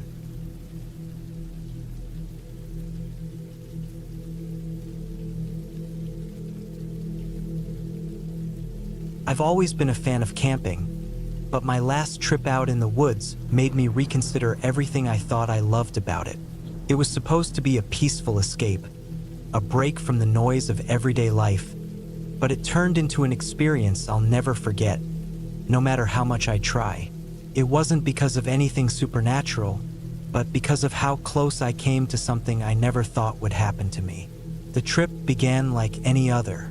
I had planned to hike out to a remote part of a national forest and spend 3 nights camping alone. I'd done solo trips like this before and had always found them refreshing. There was something about being out there, completely disconnected from the world, that made me feel alive. I packed my gear carefully: a tent, sleeping bag, enough food for the trip, a water filter, first aid kit, and a map of the area. My phone was fully charged, but I didn't expect to have service out there. That was part of the appeal: no texts, no emails, no distractions. I started the hike in the morning. The trailhead was quiet, with only a couple of cars parked in the small gravel lot. The air was cool and crisp, and the forest smelled of pine and damp earth. I shouldered my pack and set off, feeling that familiar sense of freedom and anticipation. The trail was well marked at first, winding through tall trees and patches of wildflowers. I made good time, enjoying the solitude and the sounds of birds and rustling leaves. After about 4 hours, I reached the point where I planned to leave the main trail and head deeper into the forest. This part of the trip required careful navigation, as there were no marked paths. I'd studied the map beforehand and felt confident in my ability to find my way. I took a compass reading and stepped off the trail, the sound of my boots crunching on leaves and twigs the only noise around me. The forest felt different once I left the trail. The trees were denser and the undergrowth thicker. I had to push through bushes and step over fallen logs, making my progress slower. Still, I enjoyed the challenge. By late afternoon, I found a spot that seemed perfect for setting up camp. It was a small clearing near a creek, with enough flat ground for my tent and plenty of firewood nearby. I set up my tent, gathered wood for a fire, and filtered water from the creek to refill my bottles. As the sun set, I lit the fire and cooked a simple meal. The flames cast flickering shadows on the trees, and the sound of the creek was soothing. I felt content, even a little proud of myself for making it this far. I sat by the fire for a while, watching the stars come out and listening to the sounds of the forest. It was quiet, apart from the occasional rustle of leaves or the call of an owl. Eventually, I crawled into my tent, zipped up the door, and fell asleep. The first night passed without incident. I woke up early, feeling rested and ready to explore the area. After breakfast, I packed a small day pack with water and snacks and set off to see what I could find. The forest was beautiful, with towering trees and patches of sunlight filtering through the canopy. I came across a small meadow filled with wildflowers and saw deer grazing in the distance. Felt like I was in a postcard. But as the day went on, I started to notice signs that I wasn't as alone as I'd thought. At first, it was subtle. A faint trail through the underbrush that didn't look like it was made by animals. A soda can half buried in the dirt. I told myself it was probably from other hikers or hunters. This was public land, after all. Still, it made me uneasy.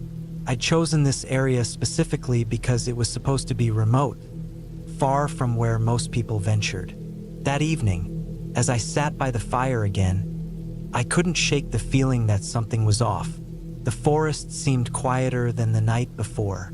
I kept turning my head, thinking I'd heard something, but it was always nothing, just the wind in the trees or the crackle of the fire.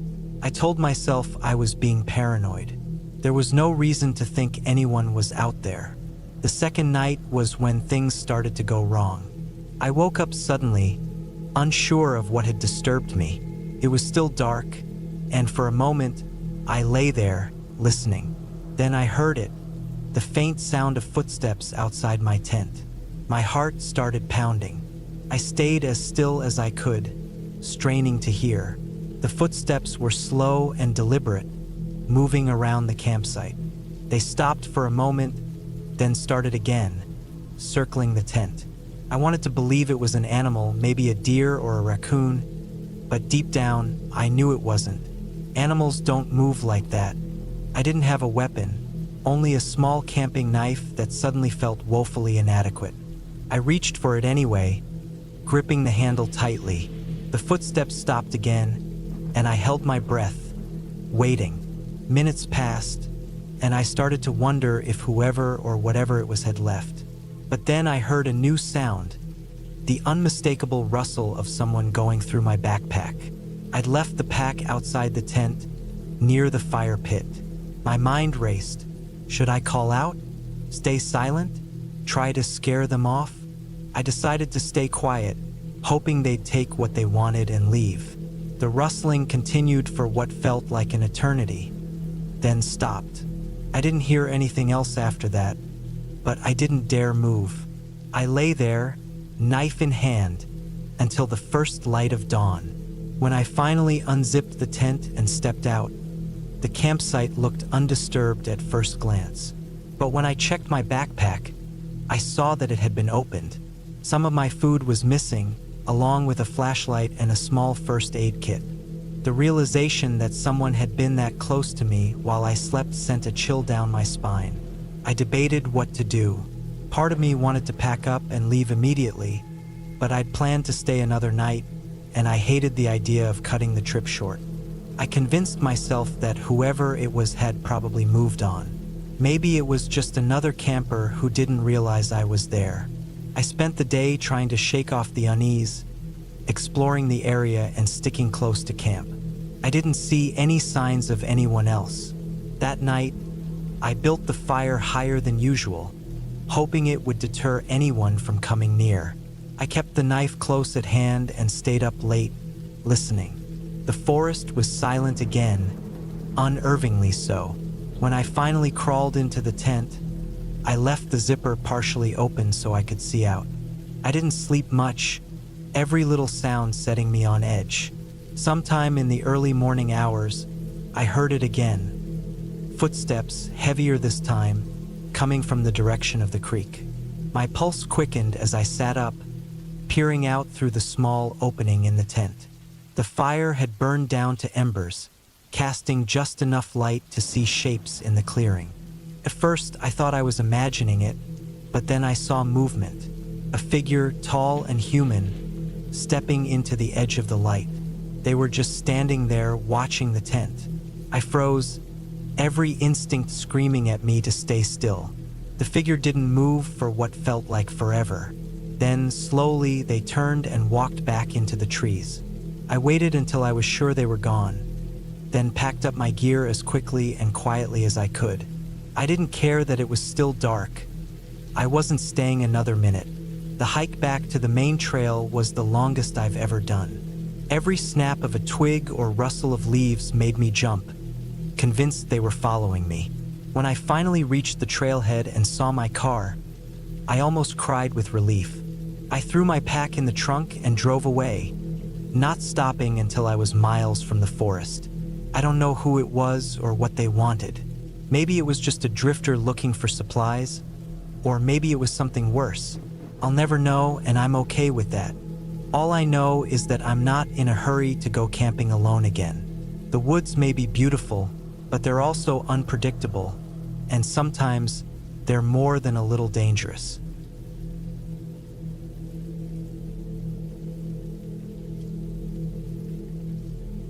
I've always enjoyed camping.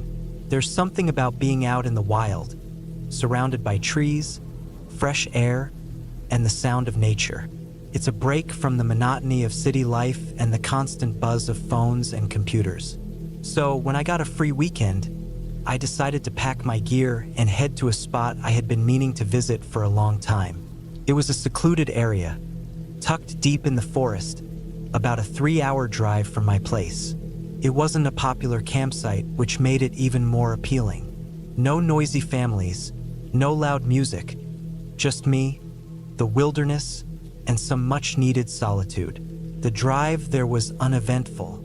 The roads wound through small towns and rolling hills before transitioning into dense forest. I arrived at the trailhead in the late afternoon. The parking lot was empty, which I took as a good sign. I checked my gear, tent, sleeping bag, enough food and water for 2 nights, a first aid kit, and a portable stove. Everything was in order. After locking up my car, I hoisted my backpack and set off on the trail. The hike to the campsite was about 4 miles, mostly uphill. The trail was narrow and overgrown in places, a clear indication that it wasn't heavily used. I didn't mind. The solitude was what I was after. The forest around me was alive with sounds, the rustling of leaves in the breeze, the chirping of birds, and the occasional crack of a twig underfoot. As I climbed higher, the trees thinned out, offering glimpses of the valley below. The view was stunning, the kind that makes you stop and take a deep breath just to let it all sink in. I reached the campsite about an hour before sunset. It was a small clearing surrounded by tall pines, with a fire pit in the center. There were no signs of recent use, no scattered trash or trampled grass. Perfect. I set up my tent on a flat patch of ground and gathered some dry wood for a fire. By the time I got the fire going, the sun was dipping below the horizon, painting the sky in shades of orange and pink. I cooked a simple meal on my portable stove and ate while the fire crackled in front of me. It was peaceful, exactly what I'd hoped for. As night fell, the forest came alive with a different set of sounds. Crickets chirped in the underbrush, and somewhere in the distance, an owl hooted. The firelight cast flickering shadows on the trees, creating an almost hypnotic effect. I stayed up for a while, staring into the flames and letting my mind wander. Eventually, the fatigue from the hike caught up with me, and I decided to call it a night. I doused the fire, crawled into my tent, and zipped up the flap. The sleeping bag was warm and comfortable, and it didn't take long for me to drift off. I woke up suddenly in the middle of the night. At first, I wasn't sure what had woken me. The forest was silent, the kind of silence that feels heavy, pressing down on you. I lay there, listening, my heart thudding in my chest. Then I heard it, a faint rustling sound, like something moving through the underbrush. It was subtle, almost imperceptible, but it was there. My first thought was that it was an animal. Deer, raccoons, even bears were common in these parts. But this didn't sound like an animal. The rustling was too deliberate, too steady. It was moving in a slow, methodical way, circling the clearing. I stayed perfectly still, straining to hear more.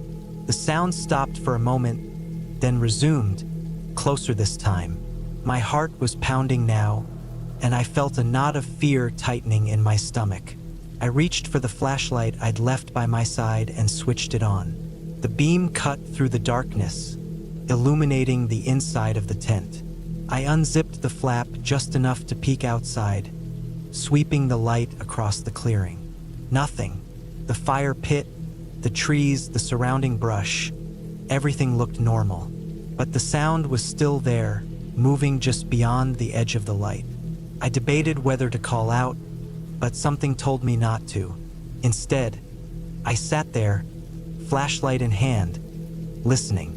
The rustling continued for a while, then stopped abruptly.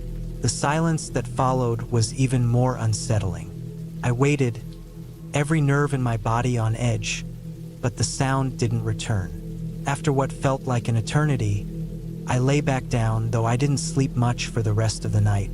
The next morning, the forest seemed peaceful again. Sunlight filtered through the trees, and birds chirped overhead. It was hard to reconcile the unease I'd felt during the night with the serene scene around me. I tried to shake it off, convincing myself that it had been an animal after all. Maybe a curious raccoon or a deer passing through. I ate a quick breakfast and decided to spend the day exploring the area. There was a stream nearby, according to the map, and I figured a short hike would help clear my head.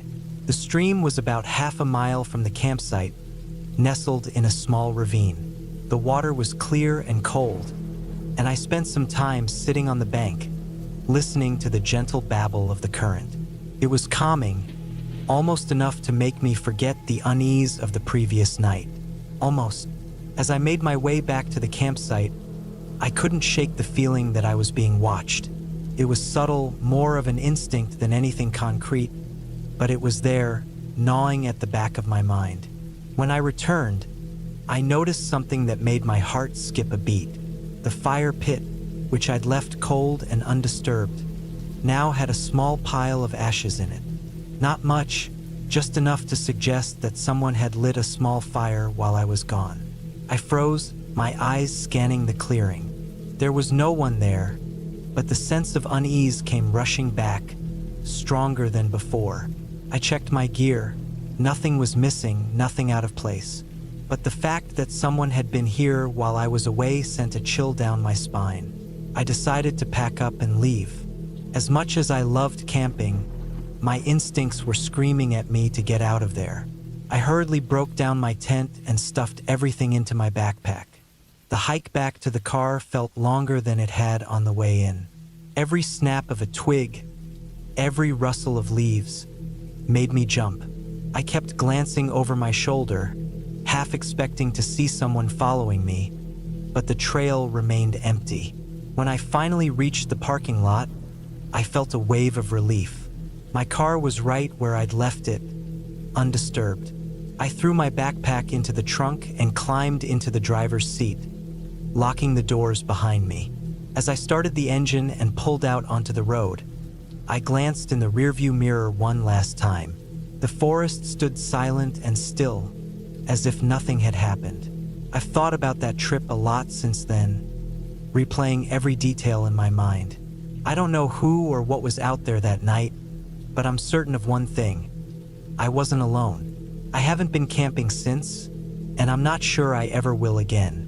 The wilderness, for all its beauty, has a way of reminding you just how vulnerable you really are.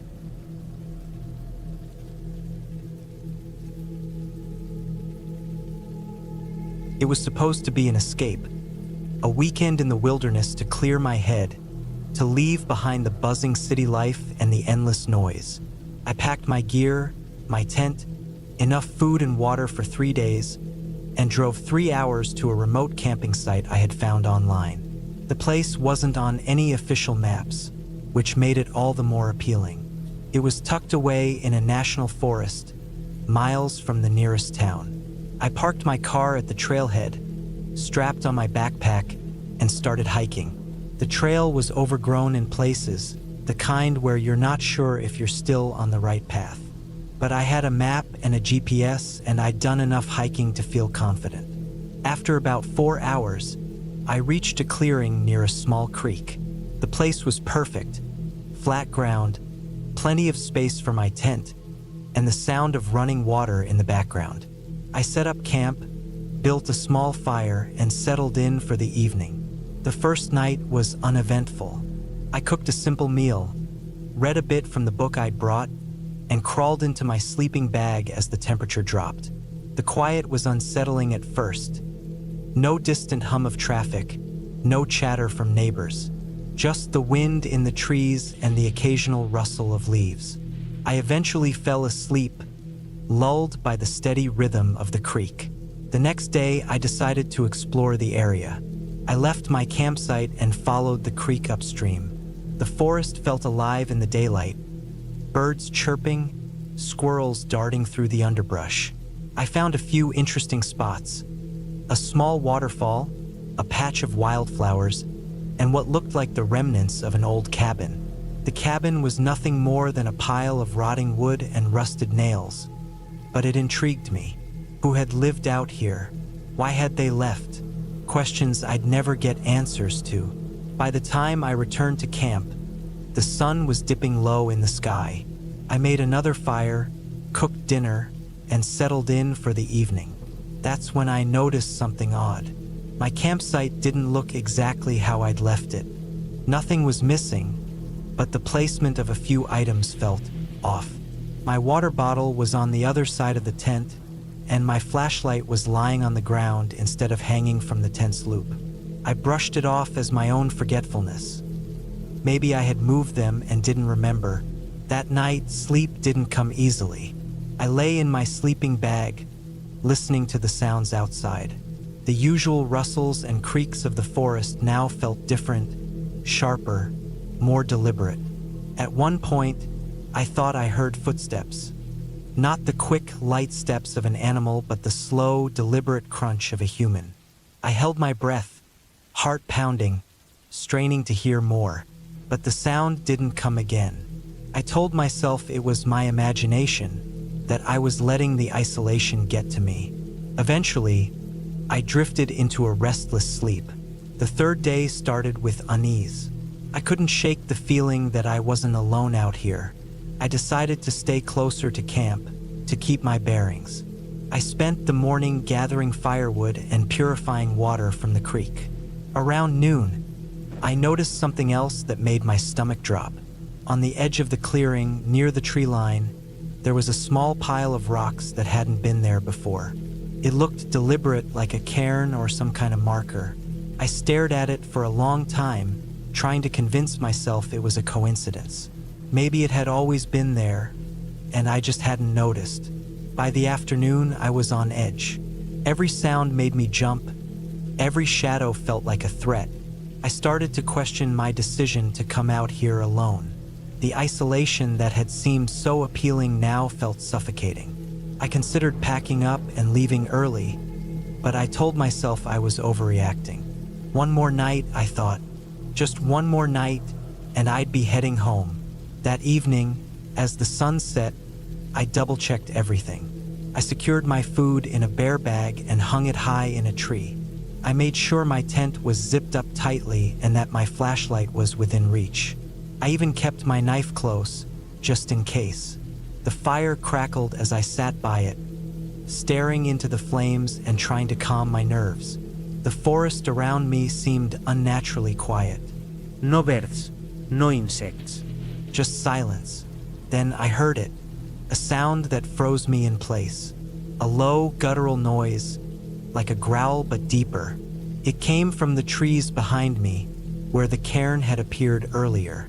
I spun around, flashlight in hand, but the beam revealed nothing, just trees and shadows. I stayed by the fire, gripping the flashlight and knife, my heart racing. The sound didn't come again, but I couldn't shake the feeling of being watched. I barely slept that night. Every noise made me jolt awake. Every gust of wind sounded like footsteps. When morning finally came, I was exhausted but relieved. I decided to pack up and leave as quickly as possible. As I dismantled my tent and gathered my gear, I kept glancing around, half expecting to see someone or something lurking in the trees. The hike back to my car felt much longer than the hike in. Every snap of a twig, every rustle of leaves made my pulse spike. I kept checking over my shoulder, convinced I wasn't alone. When I finally reached the trailhead and saw my car, a wave of relief washed over me. I threw my gear in the back seat, started the engine, and didn't look back. It wasn't until I was halfway home that I realized something chilling. In my rush to leave, I hadn't noticed the new set of footprints around my campsite. They weren't mine. They were larger, deeper, and they circled my tent.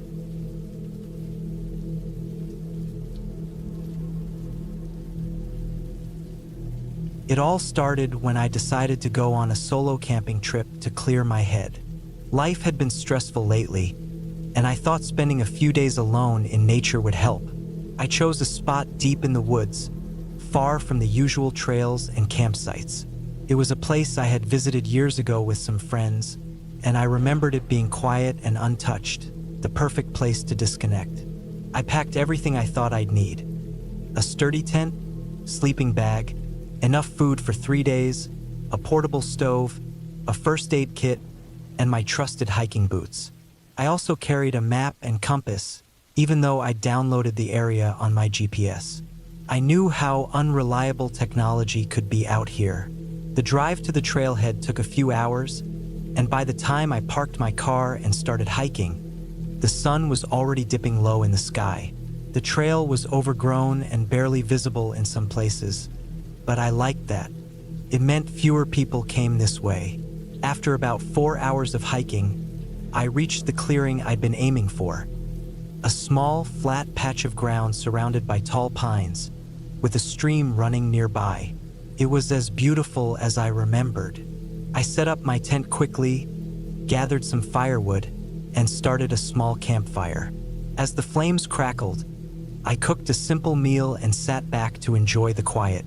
The only sounds were the rustling leaves, the distant hoot of an owl, and the gentle gurgle of the stream. That first night was uneventful. I slept well, lulled by the sounds of the forest. The next morning, I woke up early, brewed some coffee on my portable stove, and planned to spend the day exploring the area. I wanted to find the old trail that led to a nearby ridge. The view from there was supposed to be incredible. I packed some snacks, a water bottle, and my map, and set off. As I walked, the forest grew denser. The trail, if you could even call it that, was barely a faint line on the ground. Fallen branches and patches of thick undergrowth slowed me down, but I didn't mind. It was part of the adventure. After about an hour, I realized I hadn't seen the stream for a while. I should have been following it to the ridge, but somehow I'd veered off course. I checked my map and compass, adjusted my direction, and kept going. The forest felt different here. The trees were closer together, their branches twisting in ways that blocked out the sunlight. The air was cooler, and the usual sounds of the forest seemed muted. It wasn't exactly unsettling, but I couldn't shake the feeling that I was being watched. I told myself it was just my imagination and pressed on. Eventually, I found the stream again. Relieved, I followed it until I reached the ridge. The view was worth the effort. Rolling hills stretched out before me, their tops covered in mist. I sat there for a while, eating my snacks and enjoying the solitude. By the time I started heading back, the sun was already sinking low. That's when things started to feel off. The return trip seemed to take longer, even though I was retracing my steps. The forest, which had felt alive and welcoming earlier, now seemed oppressive. Shadows stretched longer, and the air grew colder. I quickened my pace, wanting to get back to my campsite before dark.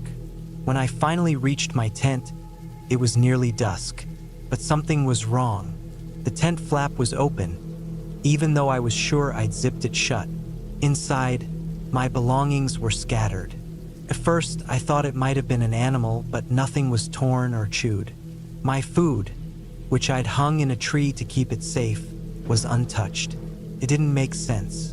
I spent the evening on edge, scanning the tree line as I cooked dinner. The fire's light only seemed to make the darkness beyond it deeper. I kept my flashlight and a small knife within arm's reach as I ate. Every rustle of leaves or snap of a twig made my heart race. Eventually, I convinced myself that it must have been an animal and crawled into my tent. I locked the zipper from the inside and kept my knife close as I tried to sleep. That night, I woke up to a noise. It wasn't the usual sounds of the forest. This was deliberate, like footsteps crunching on leaves. My heart pounded as I lay there, holding my breath. The steps stopped just outside my tent. For what felt like an eternity, there was silence. Then, slowly, the footsteps moved away. I didn't sleep for the rest of the night. As soon as the first light of dawn broke, I packed up my campsite and decided to head back to my car. The forest didn't feel peaceful anymore. It felt hostile. Every step I took, I felt like I was being followed. I stopped several times, listening, but heard nothing unusual. Still, the feeling wouldn't go away. The hike back to the car was grueling. I was exhausted from the lack of sleep and the constant stress. When I finally reached the trailhead, I was relieved to see my car still there. But my relief was short-lived. As I approached, I noticed something on the windshield, a single muddy handprint. It was too large to be mine, and I hadn't seen anyone else out here. I didn't stop to think. I threw my gear into the car, started the engine, and drove away as fast as I could. Even now, I can't explain what happened.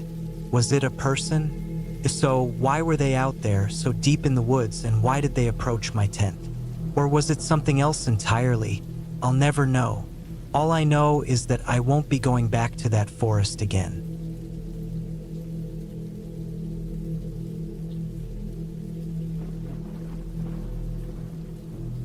I've always loved camping. There's something about being out in the wilderness, away from the constant hum of technology and the never-ending rush of city life.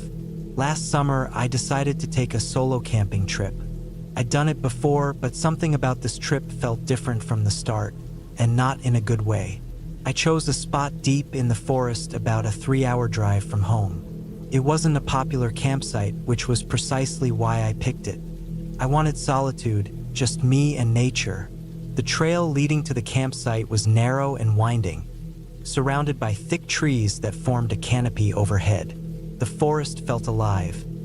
Birds chirped, leaves rustled, and the occasional scurry of small animals reminded me that I wasn't alone out here. I arrived late in the afternoon, parked my car at the small gravel lot near the trailhead, and started hiking. My pack was heavy, loaded with everything I'd need for a couple of nights. A tent, food, water, a small stove, and other essentials. The trail was well marked but steep in some places, and the weight of my gear made the hike more challenging than I'd expected. Sweat dripped down my face as I trudged along, my boots crunching against the dirt and rocks. After about an hour, I reached the campsite. It was a small clearing surrounded by tall pines and oaks. A fire pit sat in the center, ringed with large stones. Nearby, a fallen tree offered a makeshift bench. The place felt secluded, exactly what I'd wanted. I set down my pack and stretched, my muscles aching from the hike. The sun was starting to dip toward the horizon, casting long shadows across the clearing. I pitched my tent quickly, grateful for the practice I'd had on previous trips. By the time the sun disappeared behind the trees, my campsite was ready. I lit a small fire in the pit, its orange glow pushing back the encroaching darkness. I cooked a simple meal, eating slowly as I listened to the sounds of the forest. Crickets chirped, and somewhere in the distance, an owl hooted. It was peaceful, exactly what I'd been looking for. As the night wore on, the fire dwindled to glowing embers. The air grew cooler, and I wrapped myself in a blanket, staring up at the stars. They were brilliant out here, free from the light pollution of the city. I felt a deep sense of contentment and eventually crawled into my tent, the sounds of the forest lulling me to sleep. The first night passed without incident. I woke early, the morning light filtering through the trees. After breakfast, I decided to explore the area.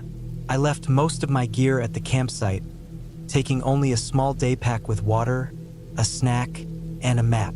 The forest was beautiful, with sunlight streaming through the leaves and the scent of pine heavy in the air.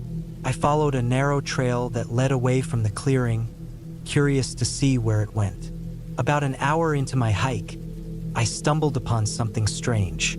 The trail opened into another clearing, smaller than the one where I'd set up camp. In the center was a fire pit similar to mine, but it looked like it hadn't been used in years. The stones were covered in moss, and the charred wood inside had long since turned to ash. Surrounding the clearing were a few scattered items: a rusted tin can, a faded bandana, and what looked like the remnants of a tent, now little more than tattered fabric clinging to broken poles. The sight gave me an uneasy feeling. It wasn't uncommon to find old campsites in the woods, but something about this one felt off. It was as if whoever had been here had left in a hurry, abandoning their belongings. I lingered for a moment, then shook off the unease and continued my hike. The rest of the day passed uneventfully. I returned to my campsite in the late afternoon, tired but satisfied. After dinner, I settled by the fire again, enjoying the quiet. But as darkness fell, that uneasy feeling returned. The forest seemed different at night, the shadows deeper, the sounds sharper. I couldn't shake the feeling that I was being watched. I told myself it was just my imagination. I'd been alone all day and hadn't seen another soul. Still, I couldn't relax. I kept glancing over my shoulder, my eyes searching the darkness beyond the firelight. Every rustle of leaves or snap of a twig made me jump. I decided to turn in early, hoping that sleep would come quickly and chase away the unease. But lying in my tent, I couldn't shake the feeling that something wasn't right. I listened intently, straining to hear over the pounding of my heart. The usual sounds of the forest were there, but beneath them, I thought I heard something else. A faint crunching, like footsteps on dry leaves. I froze, holding my breath. The sound came again, closer this time. It wasn't constant, just the occasional crackle or snap, as if someone, or something, was moving through the woods. My mind raced, trying to come up with an explanation. A deer? A raccoon? But the steps sounded deliberate, too heavy for a small animal. I lay there for what felt like hours, every muscle in my body tense. Eventually, the sounds stopped. I didn't know if whoever or whatever it was had left or was simply waiting outside my tent. I didn't dare move, barely breathing until exhaustion finally pulled me into a restless sleep. The next morning, I emerged from my tent cautiously, scanning the clearing for any signs of intruders. Everything looked normal. The fire pit, my gear, the surrounding forest. Nothing seemed out of place. I convinced myself that I'd imagined the noises, a product of my overactive mind in the dark. Still, the unease lingered. I decided to stay close to the campsite that day, not wanting to wander too far. I spent the morning gathering firewood and making small adjustments to my setup. By afternoon, I felt more relaxed, the daylight banishing my fears from the night before. As the sun dipped lower, I prepared for another night. I built the fire higher than before, the flames crackling loudly as they consumed the wood. I hoped the light and noise would deter any curious animals or people. But as darkness fell, the unease returned, stronger than ever. I sat by the fire, my eyes darting to the shadows beyond the clearing. The forest felt too quiet, the usual sounds muted. I tried to focus on the fire, but my mind kept drifting to the abandoned campsite I'd found. Had whoever been there experienced the same feelings? Had they left in a hurry because of it? Hours passed, and I fought the urge to retreat to my tent. The fire was my only comfort, its light pushing back the oppressive darkness. But eventually, I had to let it die down. I couldn't risk running out of wood before morning. As the flames dwindled, the shadows crept closer, and my unease turned to fear. Then I heard it again, the crunching of footsteps. This time, there was no mistaking it. The sound was deliberate, moving steadily toward the clearing. My heart pounded as I scanned the darkness, but I couldn't see anything beyond the faint glow of the embers. I grabbed my flashlight, fumbling to turn it on. The beam cut through the darkness, revealing nothing but trees and underbrush. The footsteps stopped, and for a moment, everything was silent. Then, from the edge of the clearing, I saw movement. A figure, barely visible, slipped between the trees. Panic set in. I shouted, my voice hoarse, hoping to scare off whoever was out there. But the figure didn't respond. It just stood there, watching. I couldn't make out any details, but it was tall and motionless, its presence unnerving. I didn't sleep that night. I sat by the dying fire, clutching my flashlight and a small camping knife. The figure never approached, but I felt its eyes on me, unrelenting. When dawn finally broke, I packed up my gear as quickly as I could. My hands trembled as I worked, the thought of that figure lurking in the woods spurring me on. The hike back to my car was a blur. Every rustle of leaves, every snap of a twig made me jump. I felt exposed, vulnerable, as if the trees themselves were closing in. When I finally reached the trailhead, my car was a welcome sight. I threw my pack in the back and locked the doors, my heart racing as I sped away. Even now, I can't explain what happened on that trip. I've tried to rationalize it, telling myself it was just another camper or a trick of the light. But deep down, I know it was something more. The feeling of being watched, the deliberate footsteps, the figure in the darkness. It all felt too real to ignore. I haven't been camping since. The woods, once a place of peace and solitude, now feel threatening. I've shared my story with a few friends, but most just laugh it off, saying I let my imagination get the best of me. Maybe they're right, or maybe they've never felt the kind of fear that lingers long after you've left the forest behind.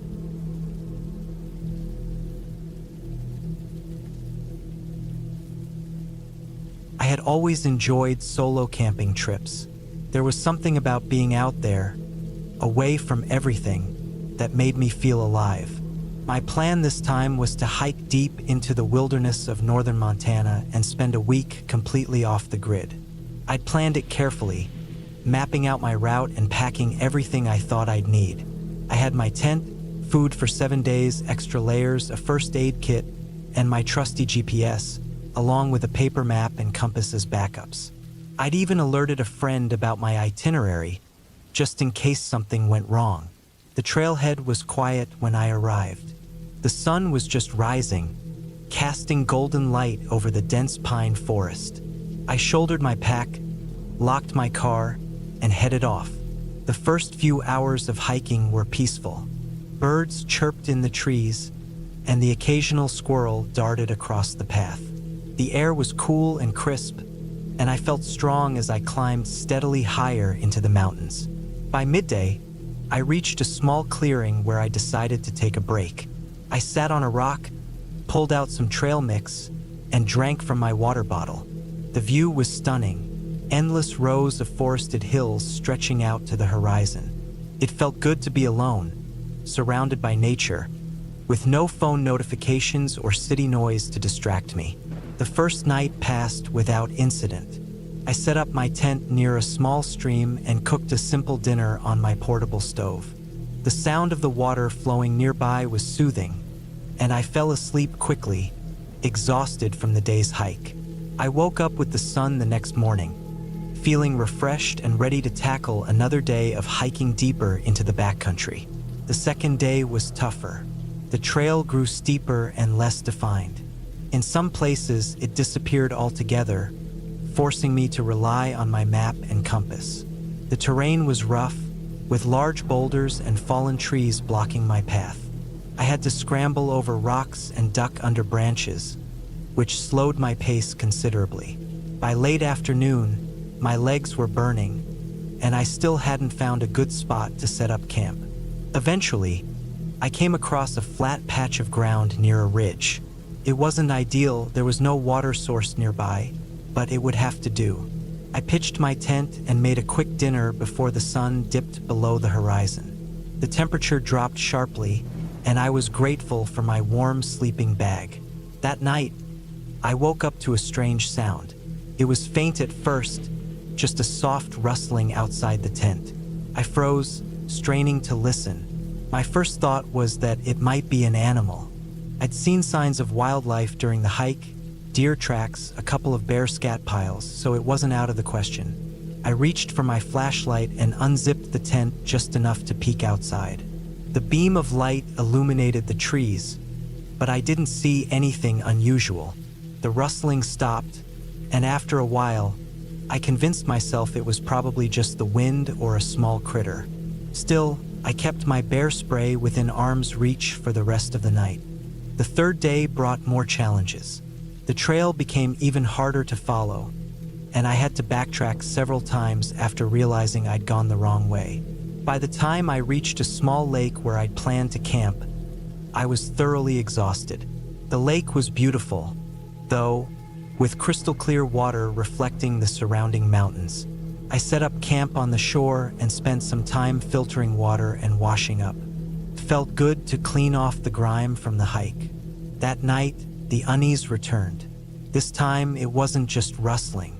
I heard what sounded like footsteps, heavy, deliberate steps, crunching through the underbrush. My heart raced as I lay still, trying to determine where the sound was coming from. It seemed to circle the tent, pausing every so often. I gripped my bear spray tightly, my mind racing through possibilities. Could it be a bear? But bears don't usually act like that, and I'd taken all the proper precautions with my food. The footsteps eventually faded away, but I didn't sleep much after that. When morning came, I packed up quickly and decided to move on. The feeling of being watched stayed with me, though, and I couldn't shake the sense that something was off. I tried to tell myself it was all in my head, that I was just spooking myself, but it didn't help. On the fourth day, I decided to change my route. I'd originally planned to loop back around and take a different trail out, but now I just wanted to get back to the trailhead as quickly as possible. I spent most of the day hiking at a brisk pace, barely stopping to eat or rest. The forest felt different now, less inviting, more oppressive. Every snap of a twig or rustle of leaves made me jump. Late in the afternoon, I came across something that made my blood run cold. In a small clearing, I found a campsite, or what was left of one. There was a torn tent, its poles bent and broken, and scattered gear. It didn't look like it had been there long. The damage could have been caused by a bear, but there were no claw marks or other signs of an animal attack. It looked more like someone had trashed the place deliberately. My gut told me to get out of there as fast as possible. I pushed on, even though I was tired and the sun was starting to set. I didn't want to camp anywhere near that site. Eventually, I found a spot near a rocky outcrop that seemed relatively safe. I didn't bother with a fire or cooking dinner. I just ate a protein bar and crawled into my tent. I kept my bear spray and a knife close at hand and tried to sleep, but every noise outside kept me on edge. The fifth day was a blur. I was completely focused on getting back to the trailhead. My legs ached, and my pack felt heavier with every step, but I didn't care. I just wanted to be out of the woods. Around midday, I noticed something that made my stomach drop. Fresh footprints heading in the same direction as me. They were large, made by boots, and they hadn't been there when I passed through this area before. Someone was ahead of me on the trail. I quickened my pace, hoping to catch up to whoever it was. Maybe they'd seen something, or maybe they could help me figure out what was going on. But as the hours passed and I didn't see anyone, my anxiety grew. The footprints veered off the trail at one point, disappearing into the forest. I kept going, not wanting to follow them. By the time I reached the trailhead, it was late afternoon. My car was still there, untouched, and I've never been so relieved to see it. I tossed my pack in the trunk and climbed in, locking the doors immediately. As I started the engine and pulled away, I couldn't shake the feeling that I was being watched. Even now, weeks later, the experience haunts me. I don't know who or what was out there, but I'm not sure I'll ever go camping alone again.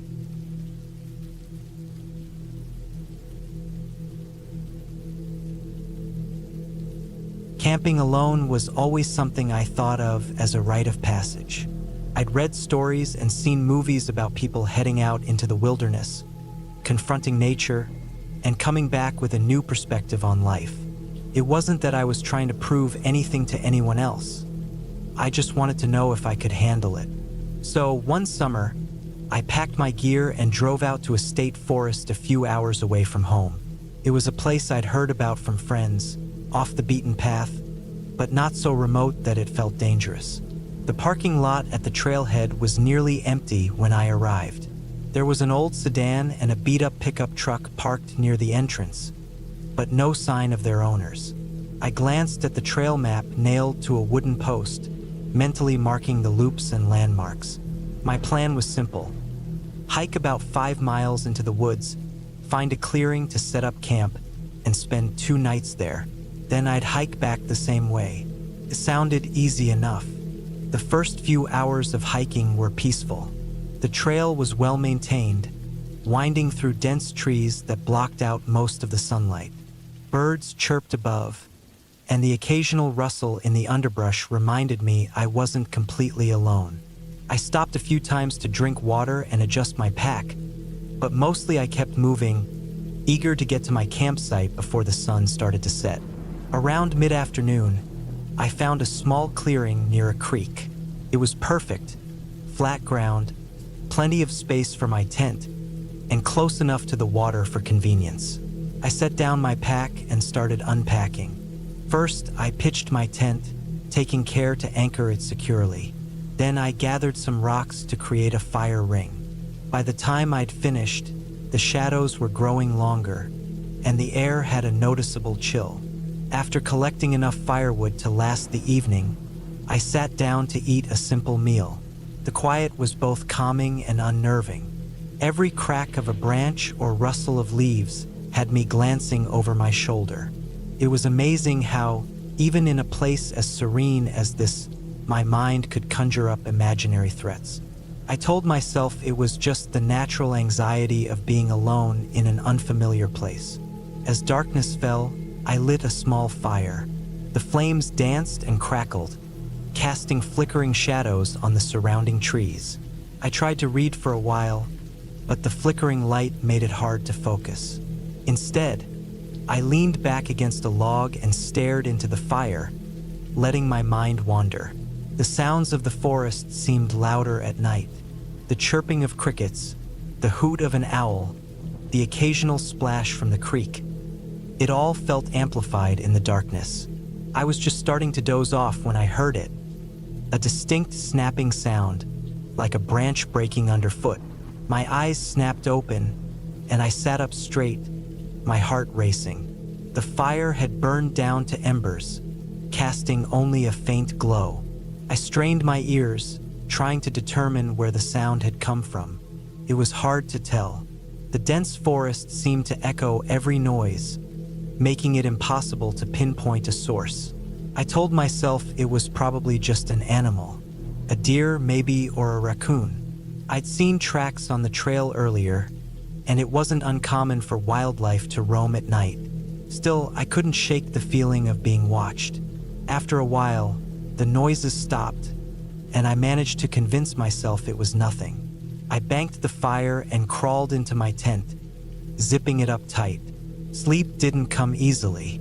Every sound outside seemed amplified, each one setting my nerves on edge. At some point, exhaustion won out, and I drifted off. When I woke, the sun was just starting to rise, casting a golden light through the trees. I felt a little silly for being so jumpy the night before. The forest looked so different in the daylight, almost welcoming. I decided to spend the day exploring the area, following the creek upstream to see where it led. The hike was uneventful but enjoyable.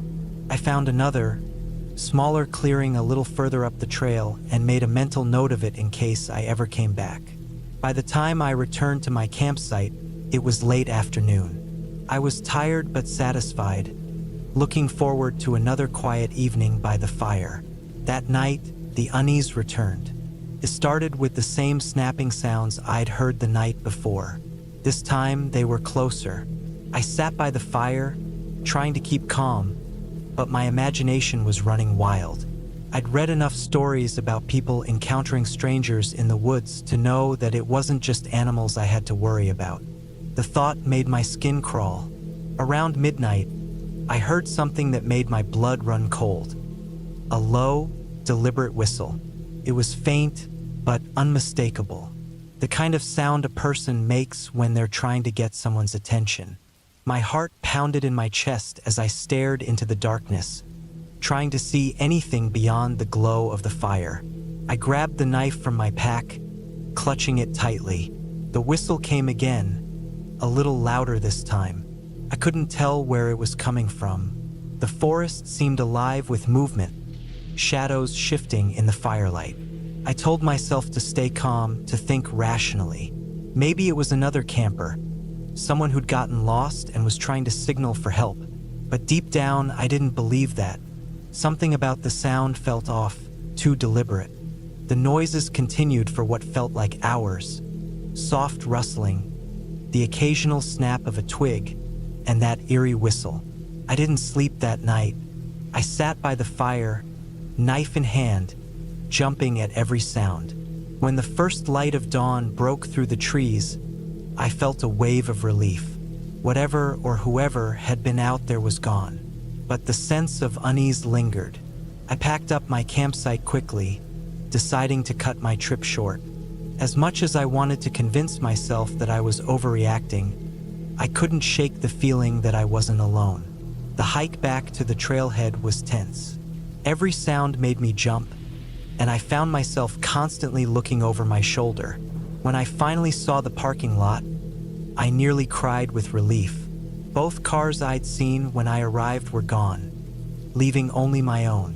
I tossed my gear into the trunk and climbed into the driver's seat, locking the doors before starting the engine. As I drove away, I glanced in the rearview mirror, half expecting to see someone emerge from the trees.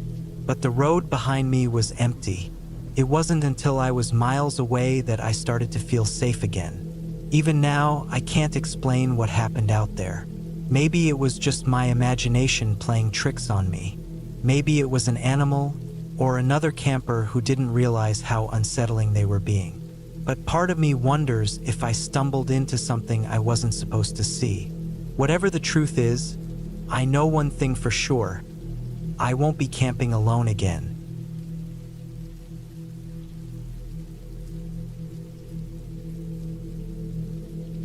It started as a simple idea. Just me, a weekend in the wilderness, and a chance to reset my mind from the relentless grind of daily life. I chose a secluded spot in a national forest, about a 4-hour drive from home. The appeal was its remoteness. It was far enough from any town that I'd be unlikely to see another soul, which was exactly what I wanted.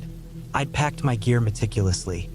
A sturdy tent, a sleeping bag rated for cold temperatures, enough food and water for 3 days, a first aid kit, and all the essentials I'd need to stay comfortable and safe. The drive out was uneventful, and by early afternoon, I was pulling into a small dirt lot at the trailhead. The forest was dense, the trees towering overhead, their branches swaying gently in the breeze. The trail stretched out in front of me, a narrow dirt path winding deeper into the woods. It was quiet, except for the occasional rustle of leaves or the distant call of a bird.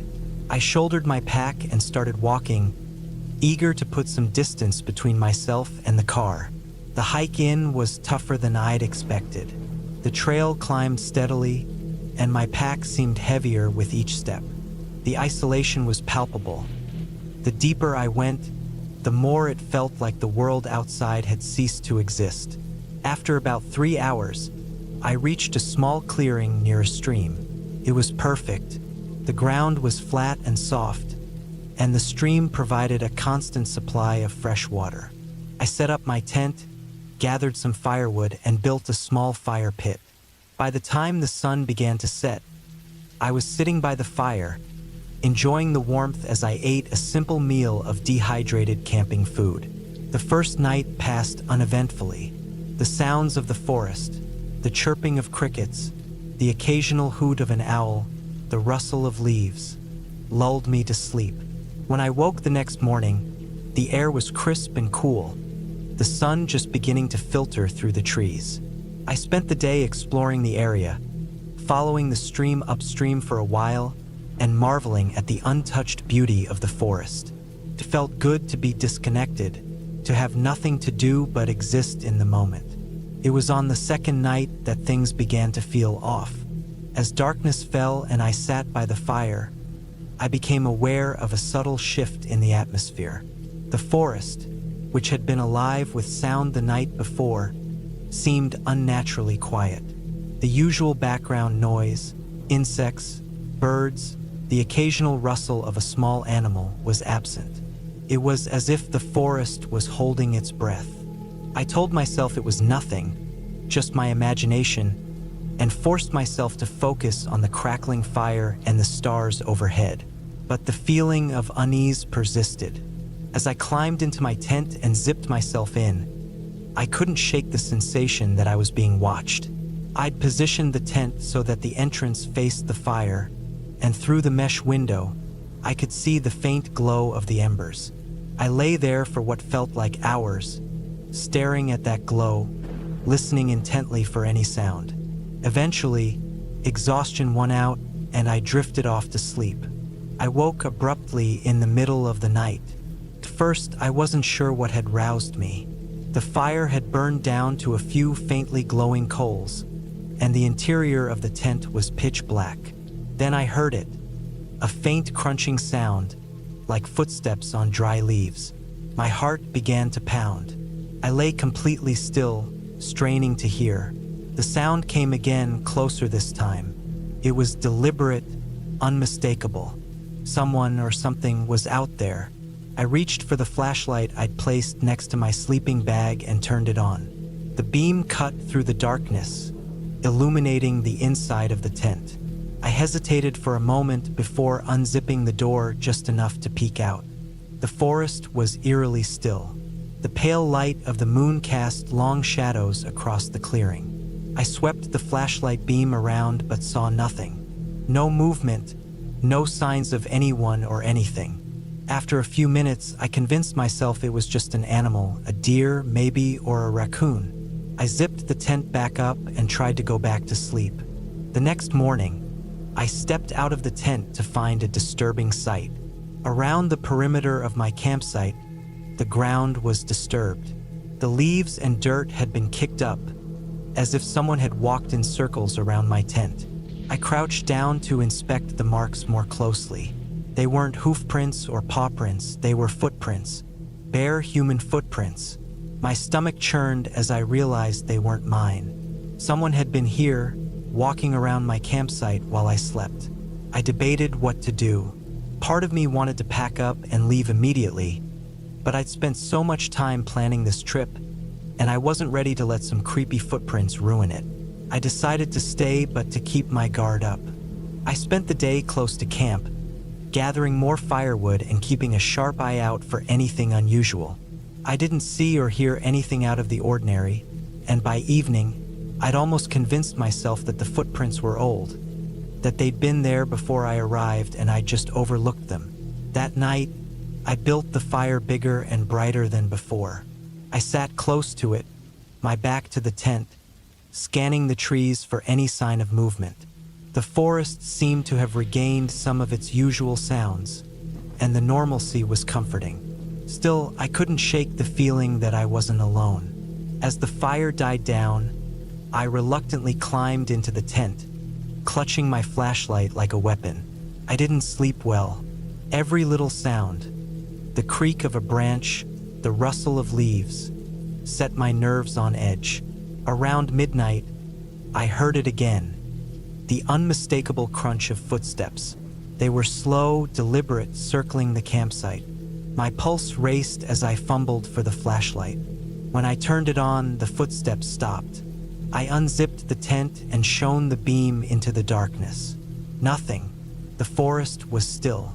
But as I turned the flashlight off and lay back down, the footsteps resumed. This time, I didn't hesitate.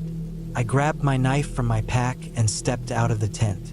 My heart was pounding, and my hands were shaking as I scanned the clearing. The moonlight illuminated the campsite just enough for me to see the faint outline of a figure standing at the edge of the trees. They didn't move, didn't make a sound. I froze, gripping the knife tightly, unsure of what to do. After what felt like an eternity, the figure turned and disappeared into the woods. I didn't sleep the rest of the night. At the first light of dawn, I packed up my gear as quickly as I could and started the hike back to the car. Every snap of a twig or rustle of leaves made me jump, and I kept glancing over my shoulder, half expecting to see the figure following me. When I finally reached the car, I tossed my pack into the back seat and locked the doors before starting the engine.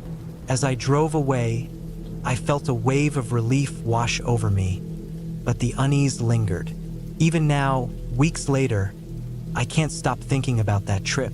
I've told myself it was just some harmless wanderer, maybe another camper who stumbled upon my site by accident. But deep down, I know that's not true. Whoever it was, they were watching me, following me, waiting for something. I've gone camping since, but I've never returned to that forest, and I don't think I ever will.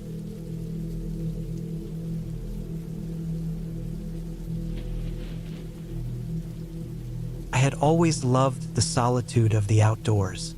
Something about being surrounded by trees, the crunch of leaves underfoot, and the scent of pine made me feel grounded.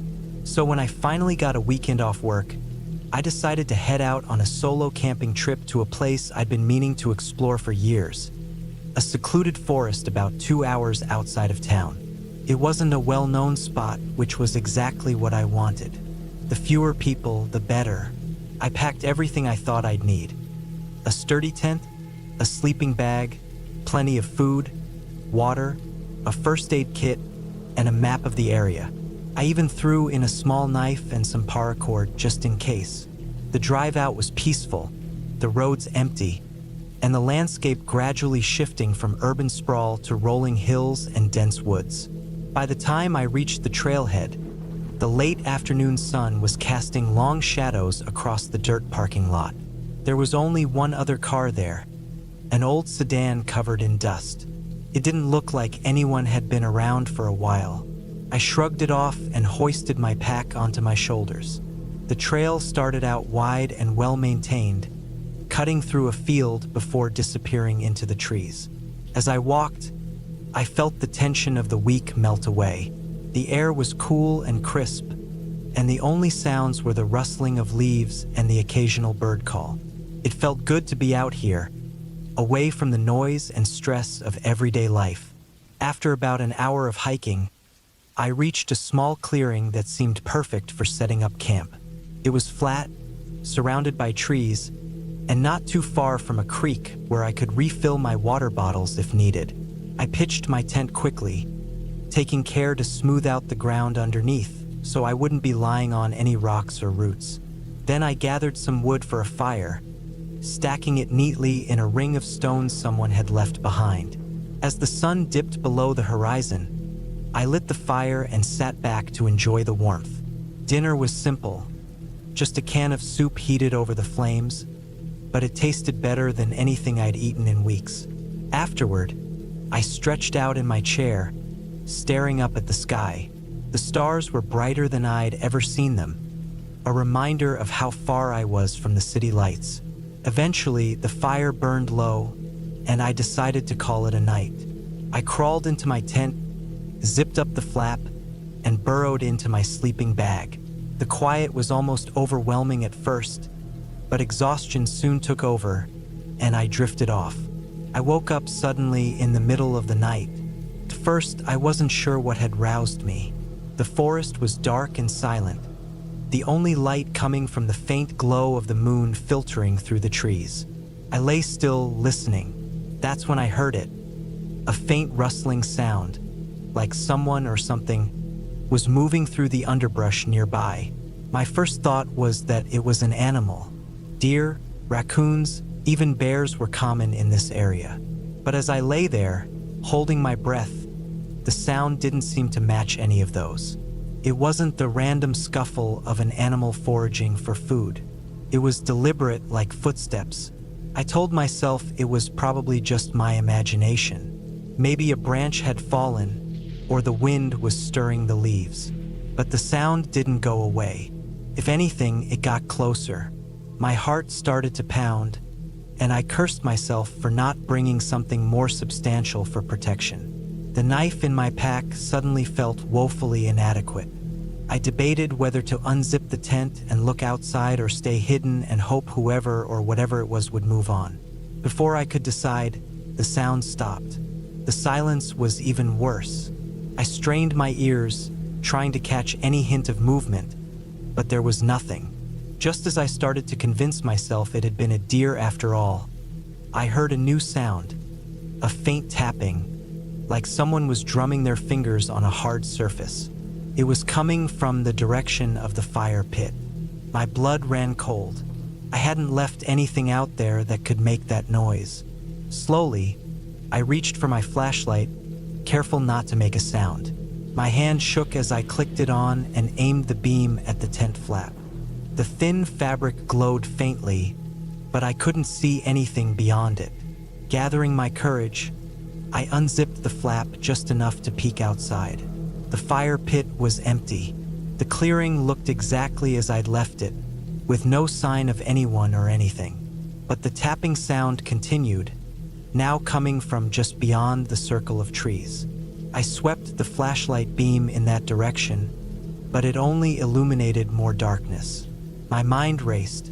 If it was a person, why weren't they saying anything? Why would they be out here in the middle of nowhere, messing around in the dark? I ducked back inside the tent and zipped it up all the way.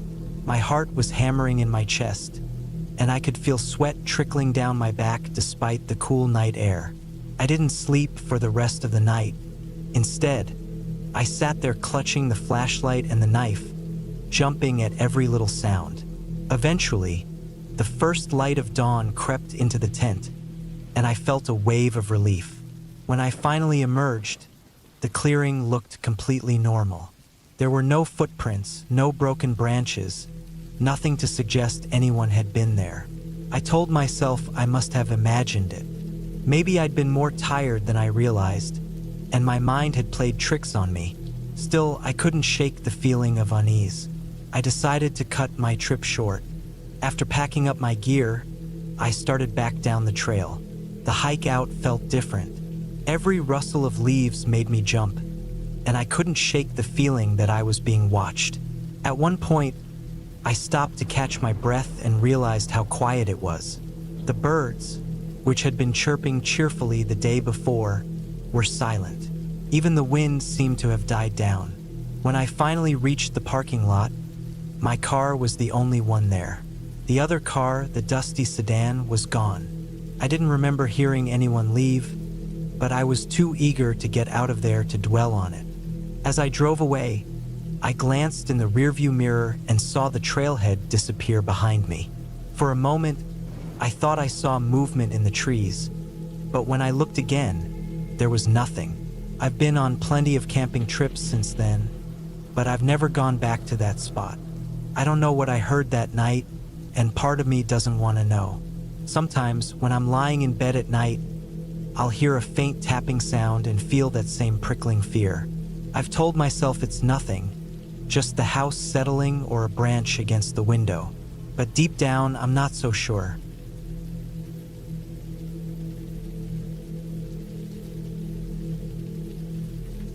I always enjoyed camping. There was something about being away from everything. The noise of the city, the constant buzz of my phone, and the artificial light that seemed to seep into every corner of life. Being surrounded by trees, the smell of pine, and the sounds of nature felt like a reset button for my mind. But this trip would remind me that nature isn't always serene. The plan was simple. I'd take a 3-day solo camping trip to a remote part of the state. The area was known for its challenging hiking trails and scenic views, and I had researched it extensively. I wanted to test myself, push my limits, and spend some time alone with my thoughts. I packed my gear carefully: tent, sleeping bag, enough food and water for 3 days, a portable stove, a first aid kit, and a small knife. Everything seemed perfect. The trailhead was nearly 2 hours away by car. I parked in a small gravel lot at the base of the mountain. The air was crisp, and the sun filtered through the trees as I tightened the straps on my backpack and headed up the trail. The first day was uneventful. I followed the marked path, occasionally stopping to take in the views. There were no other hikers around, which wasn't surprising given how remote the location was. By late afternoon, I found a suitable spot to set up camp, a flat patch of ground near a small stream. I pitched my tent, gathered some wood for a small fire, and cooked a simple meal. The evening was peaceful, and I spent some time reading a book before crawling into my sleeping bag. The gentle sounds of the forest lulled me to sleep. The next morning, I woke early, eager to tackle a more challenging section of the trail. I packed up my camp and set off. The trail grew steeper and more rugged, with loose rocks and narrow passages. My legs ached as I climbed higher, but the views were worth it. I reached a ridge that offered a panoramic view of the valley below. I sat there for a while, eating a snack and letting the wind cool my sweaty skin. As the day wore on, I began to notice something strange. Small things at first, a broken branch here, a patch of disturbed dirt there. I shrugged it off, attributing it to wildlife. But as I continued, I felt an odd sensation, like I was being watched. I kept glancing over my shoulder, but there was nothing there, just trees and shadows. By the time I found a spot to camp for the night, I was exhausted. The unease I'd felt earlier seemed to fade as I focused on setting up my tent and cooking dinner. The fire crackled, and I stared into the flames, letting my mind wander. When the fire died down, I crawled into my tent, ready for another night of restful sleep. But sleep didn't come easily. The forest seemed louder that night. The usual sounds of crickets and rustling leaves were accompanied by something else. Faint, irregular noises that didn't belong. Twigs snapping, leaves crunching. I told myself it was just an animal, maybe a deer or a raccoon, and tried to ignore it. Eventually, I drifted off. I woke with a start sometime in the middle of the night. My heart was pounding, and it took me a moment to realize what had woken me. There was a noise outside my tent, close enough that I could hear it clearly. Footsteps, slow, deliberate, and too heavy to be an animal. I froze, my mind racing. Was it another hiker? But why would someone be out here in the middle of the night? The footsteps circled my tent, pausing occasionally. I lay there, barely breathing, gripping the small knife I'd kept within reach. The footsteps stopped, and there was silence. Minutes passed, then an hour, but I didn't move. Eventually, exhaustion overtook me, and I fell into a fitful sleep. When I woke, it was dawn. I unzipped my tent cautiously, peering outside. There was no one there, but the ground around my tent was disturbed. Footprints, human footprints. My stomach sank as I stared at them.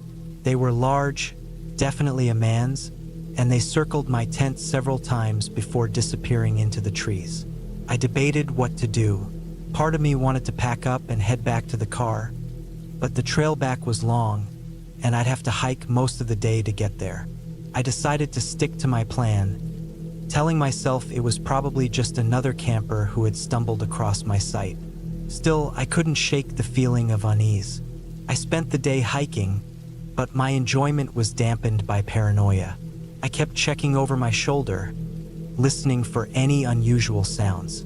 I didn't see anyone, but the feeling of being watched persisted. By late afternoon, I found another spot to set up camp, this time choosing a location further off the trail and more concealed by trees. That night, I didn't light a fire. I ate a cold meal and sat in the dark, listening to the forest. The usual sounds were there, but so were the faint, irregular noises I'd heard the night before. I stayed awake as long as I could, clutching my knife and straining my ears. At some point, exhaustion overtook me again. I woke suddenly to the sound of something scraping against my tent. My heart leapt into my throat as I lay there, gripping my knife. The scraping stopped, replaced by the sound of breathing. Deep, heavy breaths, just outside the thin fabric of my tent. I've never felt fear like that before, a paralyzing terror that made it hard to think. I knew I had to do something, but what? Slowly, I reached for my flashlight, clicking it on and shining it towards the sound. The breathing stopped, and there was a moment of silence before I heard rapid footsteps retreating into the woods. I didn't dare leave the tent. I stayed awake until dawn, gripping the knife and flashlight, jumping at every sound. When morning came, I stepped out of the tent, my legs shaky. The ground outside was disturbed again, more footprints circling my tent. But this time there was something else. Deep gouges in the fabric of the tent, where the scraping had come from. Whoever it was had used something sharp, maybe a knife or a tool.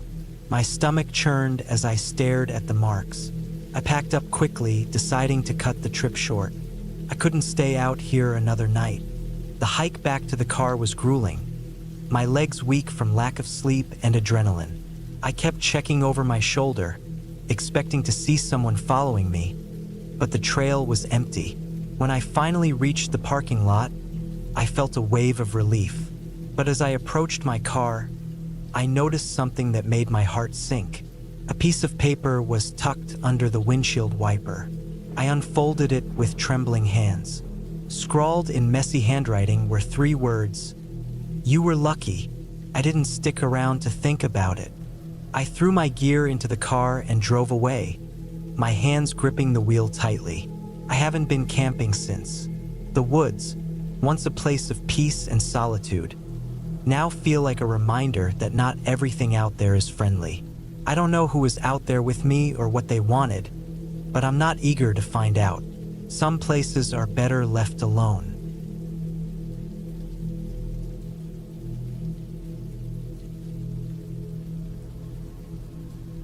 I had always loved the idea of getting away from everything. The noise of the city, the endless notifications, and the constant hum of life that felt like it never stopped. So, when a long weekend came around, I decided it was the perfect chance to head out into the wilderness for a solo camping trip. I'd done it before, and while it wasn't always easy, it was something I looked forward to. The silence of the forest and the simplicity of living with just the basics felt like a reset button for my brain. This time, I chose a less popular spot. I wanted solitude, and I'd read about a remote trail in a forum online. It was in the middle of nowhere, surrounded by dense woods, with a small, secluded lake about 10 miles in. It sounded perfect. I packed my gear: tent, sleeping bag, enough food for 3 days, a water filter, and a few other essentials. I also made sure to pack my knife and bear spray just in case. I wasn't expecting trouble, but being prepared gave me peace of mind. The drive to the trailhead was uneventful but long. The road narrowed the closer I got, eventually turning into a gravel path that wound through the forest. By the time I parked my car at the small dirt lot, it was already mid-afternoon. There were no other cars there, which was exactly what I'd hoped for. I double-checked my map and set off, the weight of my pack pressing comfortably against my back. The trail was overgrown in places, and I had to push aside branches and step over roots, but it was beautiful. The trees were tall and old, their thick trunks covered in moss. The air was cool and damp, carrying the earthy smell of the forest. Every now and then, I'd hear the distant sound of a bird or the rustling of leaves as a squirrel darted through the underbrush. It felt like I was walking into a world untouched by humans. After about 4 hours of hiking, I reached the lake. It was smaller than I'd imagined, but still stunning. The water was so clear I could see the smooth stones at the bottom near the shore. Tall pines surrounded it, their reflections rippling on the surface. I found a flat spot near the edge of the water and set up my camp. The ground was soft but firm enough to hold the stakes of my tent. Once everything was ready, I sat on a rock by the water and ate a simple dinner of trail mix and jerky. The quiet was almost unsettling at first, just the sound of the wind in the trees and the occasional splash of a fish jumping in the lake. As the sun dipped below the horizon, I lit a small fire. The crackling flames and the warmth were comforting as the temperature dropped. I stayed up for a while, staring into the fire and letting my mind wander. When I finally crawled into my tent, it was completely dark outside.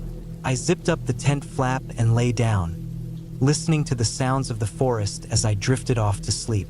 I woke up suddenly in the middle of the night. At first, I wasn't sure why. The fire had gone out, and the only light came from the faint glow of the moon through the tent fabric. I listened, straining to hear anything unusual, but the forest was silent. Too silent. The usual background noise of insects and distant rustling was gone. It was the kind of silence that made the hair on the back of my neck stand up. I told myself it was nothing, just my imagination playing tricks on me. Still, I grabbed my knife and bear spray and placed them within arm's reach before lying back down. I closed my eyes, but sleep didn't come easily. The next day, I decided to explore the area around the lake. I left my tent and most of my gear behind, taking only my day pack with some snacks, water, and a map. The trail around the lake was faint, more of a game trail than anything meant for humans, but it was manageable. I walked slowly, taking in the scenery and enjoying the stillness. But as I made my way around the lake, I started noticing things that felt out of place. The first was a pile of rocks stacked neatly near the base of a tree. It wasn't the kind of thing nature would do on its own. It looked deliberate, almost like a marker. A little further on, I found what looked like a piece of fabric snagged on a branch. It was dark and weathered, but it didn't look like it had been there long. I told myself it was probably from another hiker, though I hadn't seen any signs of recent activity. As I continued, the feeling of being watched crept over me. I kept glancing over my shoulder, but the forest was empty. Or at least it seemed that way. The dense trees made it hard to see far, and every shadow felt like it was hiding something. I tried to shake off the unease and focus on the beauty of the place. By the time I got back to camp, the sun was high in the sky, and the feeling had mostly passed. That evening, I decided to fish. I'd brought a small collapsible rod and some bait, and I'd seen plenty of fish jumping in the lake. I sat by the water, casting my line and enjoying the peacefulness. The sun was setting, painting the sky in shades of orange and pink. I caught a couple of small fish, enough for dinner, and cooked them over the fire. They tasted incredible, the smoky flavor from the fire adding to their freshness. As darkness fell, I felt more at ease than I had the night before. The sounds of the forest were back, and the firelight created a cozy bubble of warmth. I stayed up later, letting the fire burn down to embers before finally crawling into my tent.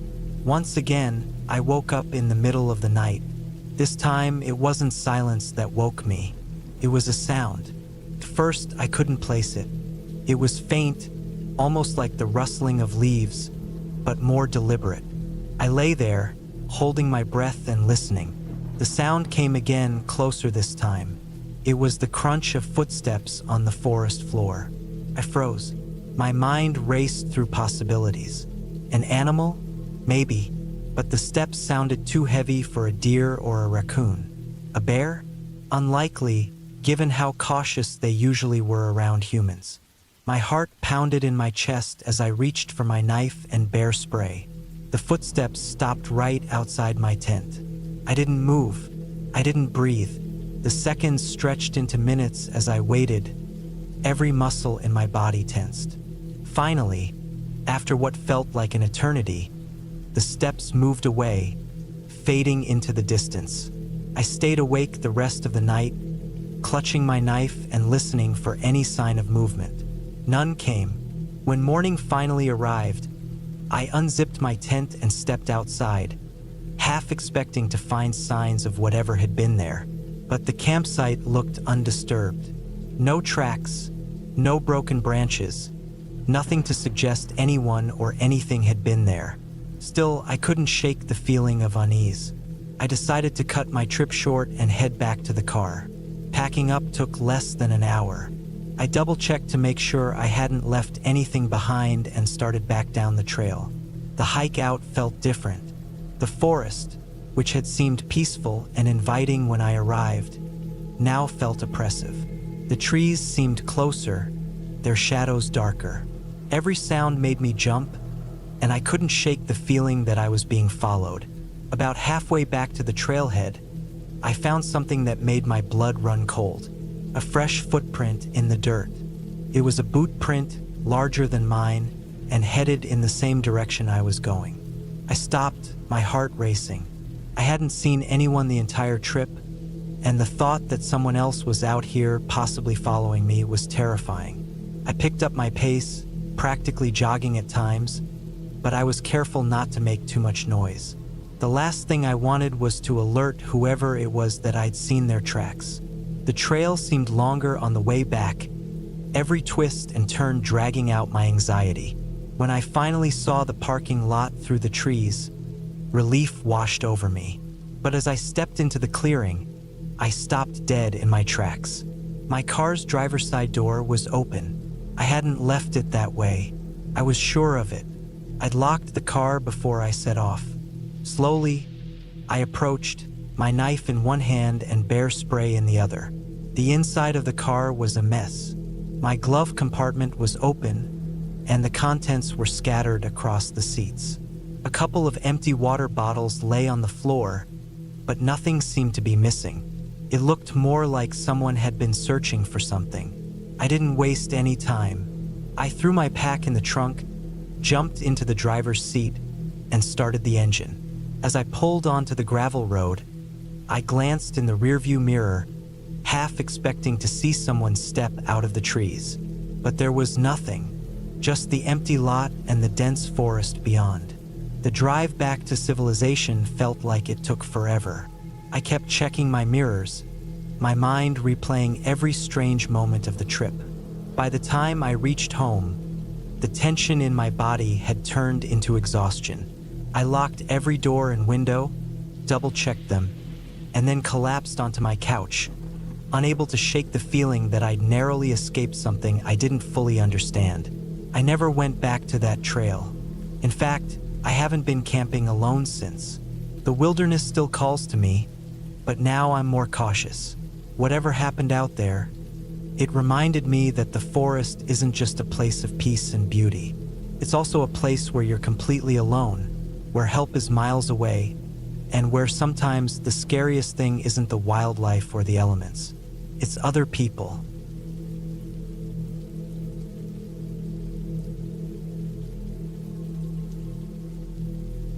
I had been planning this solo camping trip for months.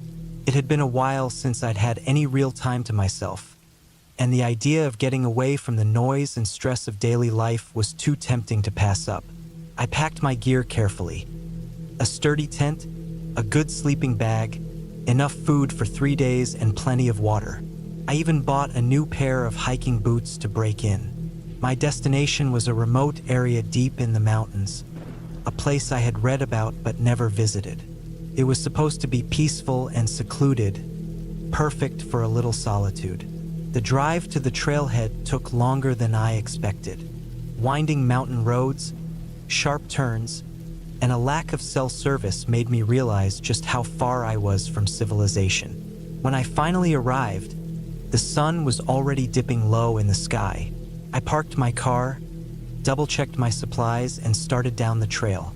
The first hour was uneventful. The trail was well-marked, and the scenery was breathtaking. Towering pine trees lined the path, their needles carpeting the ground in a soft, fragrant layer. The air was cool and crisp, carrying the faint sound of a distant stream. I felt a sense of calm settle over me as I walked deeper into the wilderness. This was exactly what I had hoped for. As I hiked, I noticed the trail becoming narrower and less distinct. The trees grew closer together, their branches forming a dense canopy overhead. The light was fading fast, and I realized I needed to find a spot to set up camp before it got too dark. I veered off the trail slightly, searching for a flat, open area. After a few minutes, I found a small clearing surrounded by trees. It wasn't ideal, but it would do. Setting up the tent took longer than it should have. The ground was uneven, and I struggled to drive the stakes into the rocky soil. By the time I finished, the last light of day had disappeared, leaving me in near total darkness. I turned on my headlamp and unrolled my sleeping bag inside the tent. The small beam of light felt feeble against the vast blackness around me. I tried not to think about how isolated I was. After a quick dinner of trail mix and jerky, I climbed into the tent and zipped it shut. The silence was almost oppressive. I could hear every rustle of the leaves, every snap of a twig. I told myself it was just the wind or small animals, but my imagination ran wild. The sounds seemed to grow louder as the night went on. I tried to focus on the reason I was there, to relax, to disconnect, but it was hard to shake the feeling of vulnerability. The next morning, I woke early. The first rays of sunlight filtered through the trees, and the forest seemed less intimidating in the daylight. I decided to explore the area a bit before heading further down the trail. I packed a small day pack with water, snacks, and a map, and set off in the direction of a nearby ridge I had spotted on my map. The climb was steep, but the view from the top was worth it. The landscape stretched out before me, an endless sea of green punctuated by jagged peaks. It was breathtaking. As I stood there, taking it all in, I noticed something odd in the distance. A thin column of smoke rose above the trees, too far away to make out any details. My first thought was that it might be another camper, but the smoke seemed wrong somehow. It was too thin, too steady. I decided to ignore it and headed back to my campsite. There was no need to let my mind play tricks on me. When I returned to the campsite, I noticed something was off. My tent was still standing, but the flap was unzipped.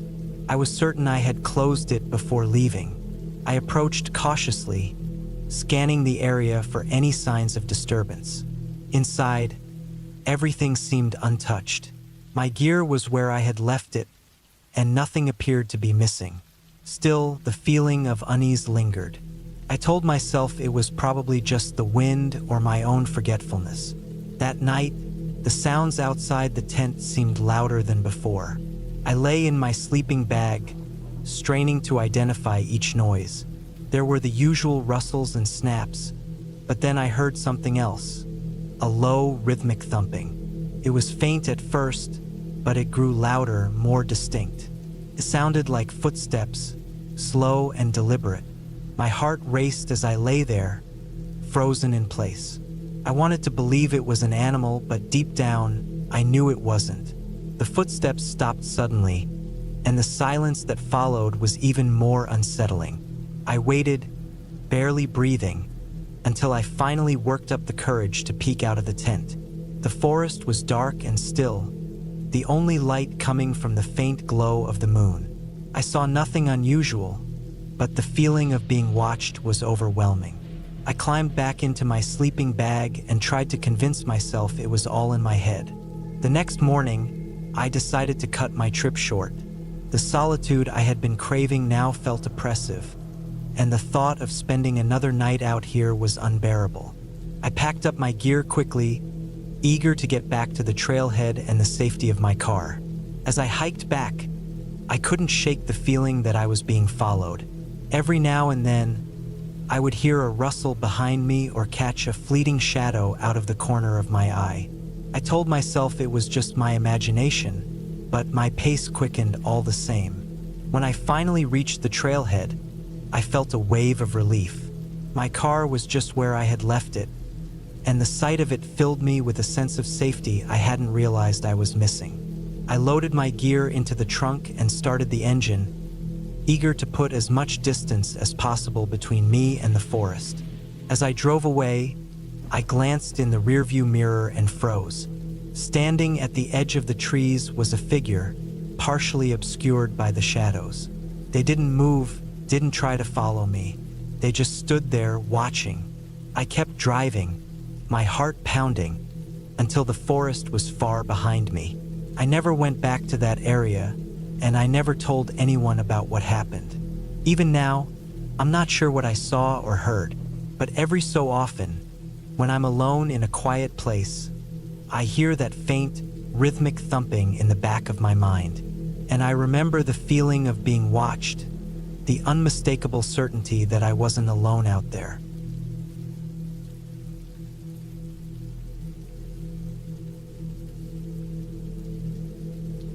I've always been someone who loves camping. The quiet of the wilderness, the absence of cell service, and the simplicity of living out of a backpack all appeal to me. So when I found a remote spot in the national forest that barely anyone seemed to visit, I jumped at the chance to spend a weekend there alone. It was a few hours' drive from where I lived, and the trailhead was tucked away on an unmarked dirt road. The remoteness was part of the charm. I packed my gear with care: tent, sleeping bag, plenty of water, food, a small cooking stove, flashlight, and some other essentials. I also brought along a map and compass, even though I had a GPS watch, because I'm not one to rely solely on technology. The weather forecast was clear, and I was eager to escape the buzz of daily life. The hike to the campsite was about 8 miles, mostly uphill. The trail wasn't well maintained, and at times, it was little more than a faint path winding through the trees. I enjoyed the challenge, though. The first few hours were peaceful, with nothing but the sound of birds and the crunch of my boots on the trail.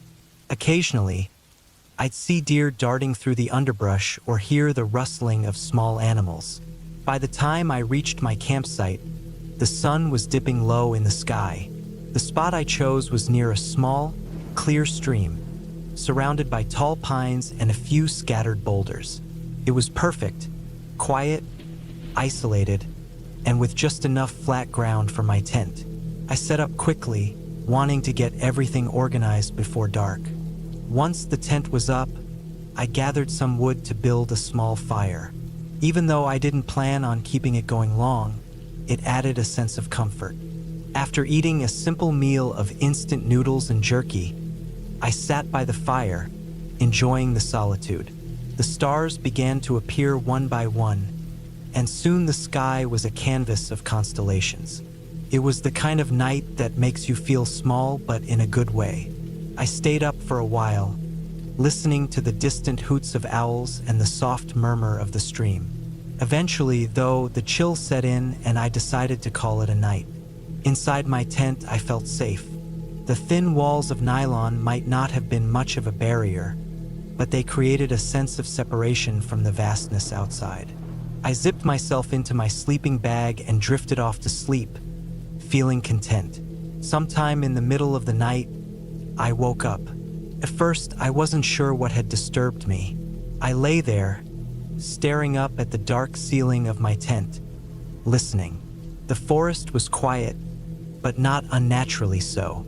I could hear the faint gurgle of the stream and the occasional rustling of leaves. Figuring it was just a deer or some other harmless animal, I tried to go back to sleep. But then I heard it, a sound that didn't belong. It was faint at first, like the crunch of leaves underfoot. My mind immediately went to animals again, a bear maybe, or a raccoon. But as I lay there, the sound grew louder and more deliberate. It wasn't the random noise of an animal foraging. It was rhythmic, like footsteps. My heart started to race. I told myself it had to be my imagination or some natural explanation, but the sound continued. It was coming closer, moving through the woods toward my campsite. I stayed as still as possible, barely daring to breathe. The footsteps stopped just outside my tent. I stared at the tent wall, half expecting to see a shadow or movement. My mind raced through possibilities. Was it a hiker who had gotten lost? Park ranger? But what kind of person would be wandering through the woods at this hour without a flashlight? Minutes passed, and the silence was deafening. I thought whoever or whatever it was had moved on, but then I heard a faint, scraping sound. It was right next to my tent, as if someone was dragging a stick or blade against the fabric. Panic surged through me, but I forced myself to stay calm. My backpack was next to me, and I carefully reached for the knife I always kept in the side pocket. My fingers found the handle, and I gripped it tightly. The scraping stopped, and everything went quiet again. I waited, every muscle in my body tense. I didn't hear any footsteps retreating, but I also didn't hear anything else. After what felt like an eternity, I finally mustered the courage to unzip the tent just enough to peek out. The campsite was empty. The fire had long since died down, and the moonlight barely illuminated the trees. I scanned the area, knife in hand, but saw no signs of anyone. Slowly, I unzipped the tent further and stepped out. The cool air hit me, and I felt exposed without the flimsy walls of the tent around me. I checked the ground for tracks but couldn't find anything definitive. The forest floor was a mix of leaves and pine needles, making it hard to tell if anyone had been there. Still, I couldn't shake the feeling that I wasn't alone. I debated whether to pack up and hike back to the trailhead, but the thought of navigating the narrow, uneven trail in the dark wasn't appealing. Reluctantly, I decided to stay until morning. I didn't go back to sleep. Instead, I sat in my tent with my knife in hand, listening to every sound the forest made. The footsteps didn't return, and eventually, the first light of dawn began to filter through the trees. As soon as it was bright enough to see clearly, I packed up my gear and started the hike back. The hike out was uneventful, but I couldn't shake the uneasy feeling that someone had been watching me. I kept glancing over my shoulder, half expecting to see someone following me, but the trail remained empty. When I finally reached my car, I felt a wave of relief. I threw my gear in the trunk, started the engine, and didn't look back. It wasn't until I got home and unpacked that I noticed something strange. The tent's rainfly had a small, clean cut in it. Not a tear, but a deliberate slice. I hadn't noticed it while I was out there, but now it was impossible to ignore. Someone had been at my campsite that night, and they had been close enough to touch my tent. I still don't know who it was or what they wanted. Maybe it was just some prankster trying to scare me, or maybe it was something more sinister. Either way, I haven't been camping alone since.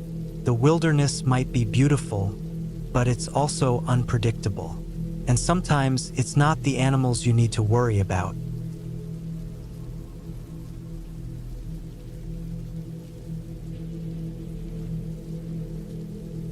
It started out as a typical solo camping trip.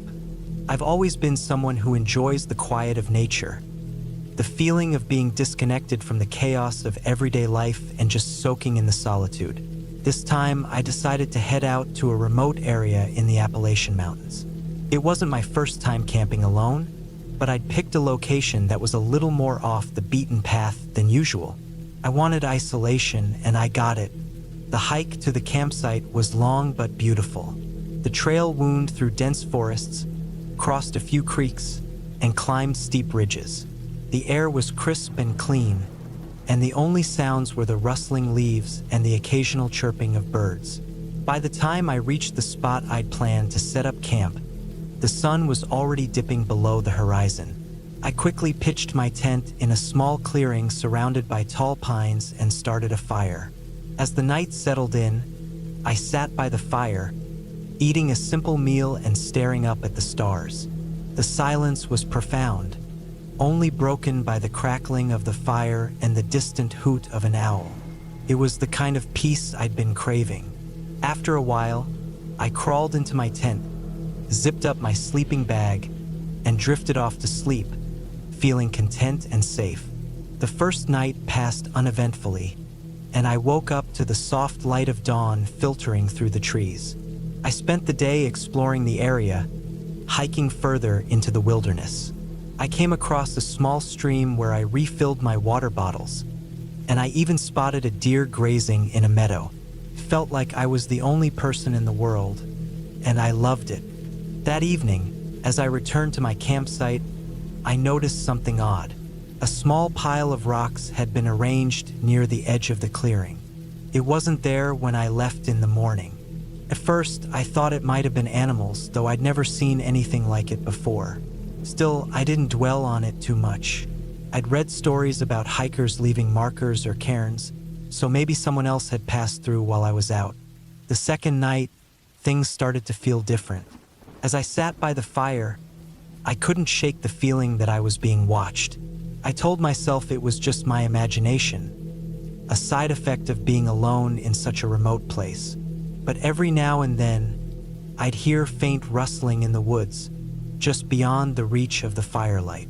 I'd shine my flashlight in the direction of the noise, but I never saw anything. Eventually, I convinced myself it was just animals and went to bed.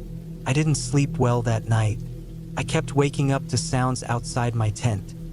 Twigs snapping, leaves crunching. At one point, I thought I heard soft footsteps circling the tent.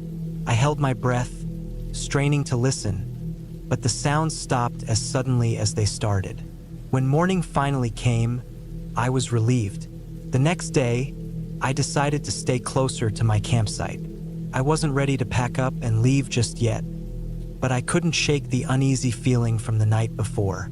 I spent the day gathering firewood, making sure I had enough to keep the fire going all night. I also double-checked my gear, making sure everything was in order. As the day wore on, the forest seemed quieter than usual, as if it were holding its breath. That evening, as the sun set and the shadows grew longer, I felt the unease creeping back in. I made a point of keeping the fire large and bright, hoping it would deter any curious animals or people. But as the night deepened, the feeling of being watched returned, stronger than before. This time, it wasn't just a vague sense of unease. It was a gnawing certainty that I wasn't alone. Around midnight, I heard it again, the soft rustling, the snapping of twigs. But this time, it was closer. I grabbed my flashlight and shone it into the trees, but the beam of light revealed nothing but shadows. I called out, my voice trembling, but there was no response. The sounds stopped, and the silence that followed was almost deafening. I didn't sleep at all that night. I sat by the fire, clutching my knife, listening to every sound. At some point, I thought I heard faint breathing coming from the darkness, but I couldn't be sure. The hours dragged on, and I kept the fire burning as brightly as I could. When the first light of dawn finally broke through the trees, I felt a wave of relief. I decided to cut my trip short. Whatever was out there, I didn't want to stick around to find out. I packed up my gear as quickly as I could, my eyes constantly scanning the forest around me. As I was breaking down my tent, I noticed something that made my blood run cold. Another pile of rocks had appeared overnight, this time right next to the fire pit. It wasn't there when I went to bed. I didn't waste any more time. I shouldered my pack and started hiking back toward the trailhead.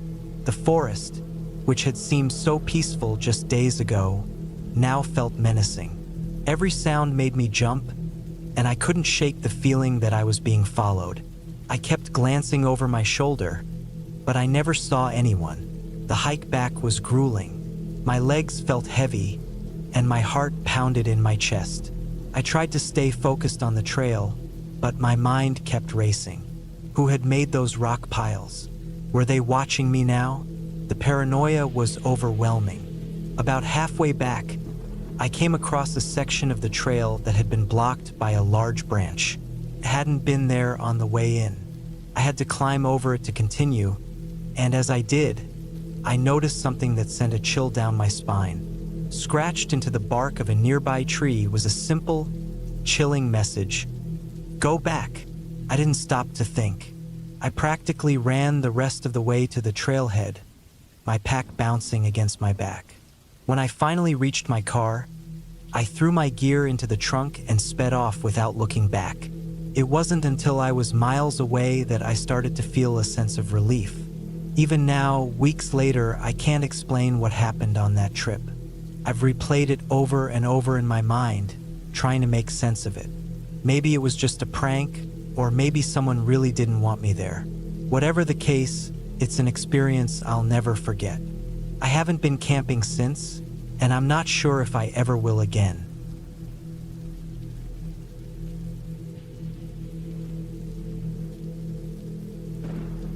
I've always loved the idea of camping, disconnecting from the world, being surrounded by nature, and finding some peace in the wild. That's why I planned a weekend trip to a remote area of the national forest. It wasn't a well-known spot, which was exactly what I wanted. No crowded campgrounds or noisy groups, just me, the trees, and the sounds of the forest. I packed everything carefully: a sturdy tent, plenty of water, food, a first aid kit, and a small knife. I even brought a GPS device just in case I lost the trail. I'd chosen a spot that wasn't far from a small creek, thinking the sound of running water would be relaxing. The hike to the site wasn't too challenging, but it was long enough to feel like I was truly getting away from civilization. The forest was beautiful. Towering pines stretched high above, their branches swaying gently in the breeze. The air smelled fresh, mixed with the faint scent of damp earth and pine needles. Sunlight filtered through the canopy, creating patches of light and shadow on the forest floor. Occasionally, I'd spot a squirrel darting up a tree or hear the call of a bird somewhere in the distance. It was everything I had hoped for. When I reached my chosen campsite, I felt a sense of satisfaction. The spot was perfect. Flat ground for the tent, a fire ring someone else had built long ago, and the creek just a short walk away. I set up my tent first, making sure it was secure. Then I gathered some wood for a fire and got everything organized. By the time I was done, the sun was beginning to dip lower in the sky, casting the forest in a warm golden light. I sat by the fire that evening, eating a simple meal of canned beans and jerky. The crackling flames and the gentle murmur of the creek were the only sounds. It was peaceful, exactly what I'd been looking for. As the sky darkened and the stars came out, I felt a deep sense of contentment. The world felt far away, and for once I wasn't thinking about work, emails, or deadlines. It was just me and the forest. That first night I slept well. The sounds of the forest were like a lullaby. I woke up early the next morning, feeling refreshed. After a quick breakfast, I decided to explore the area. I didn't go far, just followed the creek for a while and then looped back toward my campsite. Along the way, I found an old tree with deep claw marks on its trunk. It was a reminder that I wasn't alone out here. Bears or other wildlife could be nearby, but I wasn't too worried. I'd taken all the necessary precautions, like storing my food in a bear-proof container. The rest of the day was uneventful. I read a book by the fire, went for another short walk, and simply enjoyed being in the moment. As the sun began to set, I prepared for another quiet night. The forest seemed a little darker this time, the shadows deeper. I told myself it was just my imagination. Nights in the woods can play tricks on your mind if you let them. It was sometime in the middle of the night when I woke up suddenly. At first, I wasn't sure why. The forest was silent, the kind of silence that feels heavy. I stayed still, listening. Then I heard it, a faint rustling sound, like something moving through the underbrush. It wasn't close, but it wasn't far either. My heart started to race. I reminded myself it could be anything. A deer, a raccoon, even just the wind. But the sound didn't go away. It moved, slow and deliberate, circling the edge of my campsite. I stayed in my tent, gripping the knife I kept by my sleeping bag. The sound grew louder, closer. It wasn't the erratic movement of a small animal. It was steady, purposeful. My mind raced through possibilities. Could it be a bear? Or maybe another person? That thought was more unsettling than the idea of a wild animal. I waited, barely breathing, until the sound eventually faded away. Even then, I didn't relax. I stayed awake for hours, listening, until exhaustion finally pulled me back to sleep. The next morning, I stepped out of my tent cautiously. The campsite looked normal, but I couldn't shake the feeling that something had been there. I checked the ground and found tracks near the edge of the clearing. They weren't from a bear or a deer. They looked human, barefoot. A chill ran down my spine. Who would be out here walking around barefoot in the middle of the night? I tried to rationalize it. Maybe someone had gotten lost or was camping nearby. But deep down, I knew that didn't make sense. This area was remote. I hadn't seen a single person since I left the trailhead. I decided to stay alert but not let it ruin my trip. I spent the day close to camp, gathering more firewood and keeping myself busy. By evening, I felt a little more at ease. The tracks could have been old, I told myself. Maybe I hadn't noticed them before. That night, I built the fire bigger than usual, hoping it would deter any curious animals or people. I stayed up late, staring into the flames and listening to the forest. For a while, everything was quiet. Then, just as I was beginning to relax, I heard it again. The rustling. This time, it was closer, just beyond the glow of the firelight. My heart pounded as I strained to see into the darkness. The fire cast flickering shadows on the trees, making it hard to tell what was real. I grabbed my flashlight and shone it toward the sound. The beam cut through the darkness, but I didn't see anything. The rustling stopped, and the silence that followed was even more unnerving. I stayed by the fire, gripping my knife, until the first light of dawn began to filter through the trees. When morning came, I made a decision. I was done. Whatever was out there, I didn't want to stick around to find out. I packed up my camp quickly, my hands shaking slightly as I worked. The forest felt different now, less inviting. Every sound made me jump. I kept looking over my shoulder, half expecting to see someone or something watching me. The hike back to the trailhead was tense. I moved as quickly as I could without breaking into a run, constantly scanning the trees around me. At one point, I thought I heard footsteps behind me, but when I turned, there was nothing there. I didn't stop to rest until I reached my car. As I loaded my gear into the trunk, I felt a wave of relief. I was safe. Driving away, I couldn't shake the feeling that I'd narrowly avoided something. I don't know who or what was out there that night, but I do know I'll never go back to that part of the forest again.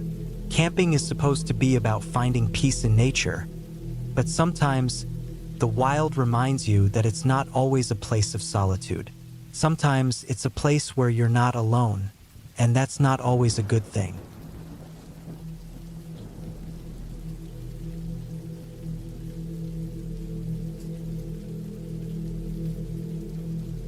I've always loved camping, and being outdoors has a way of resetting my mind.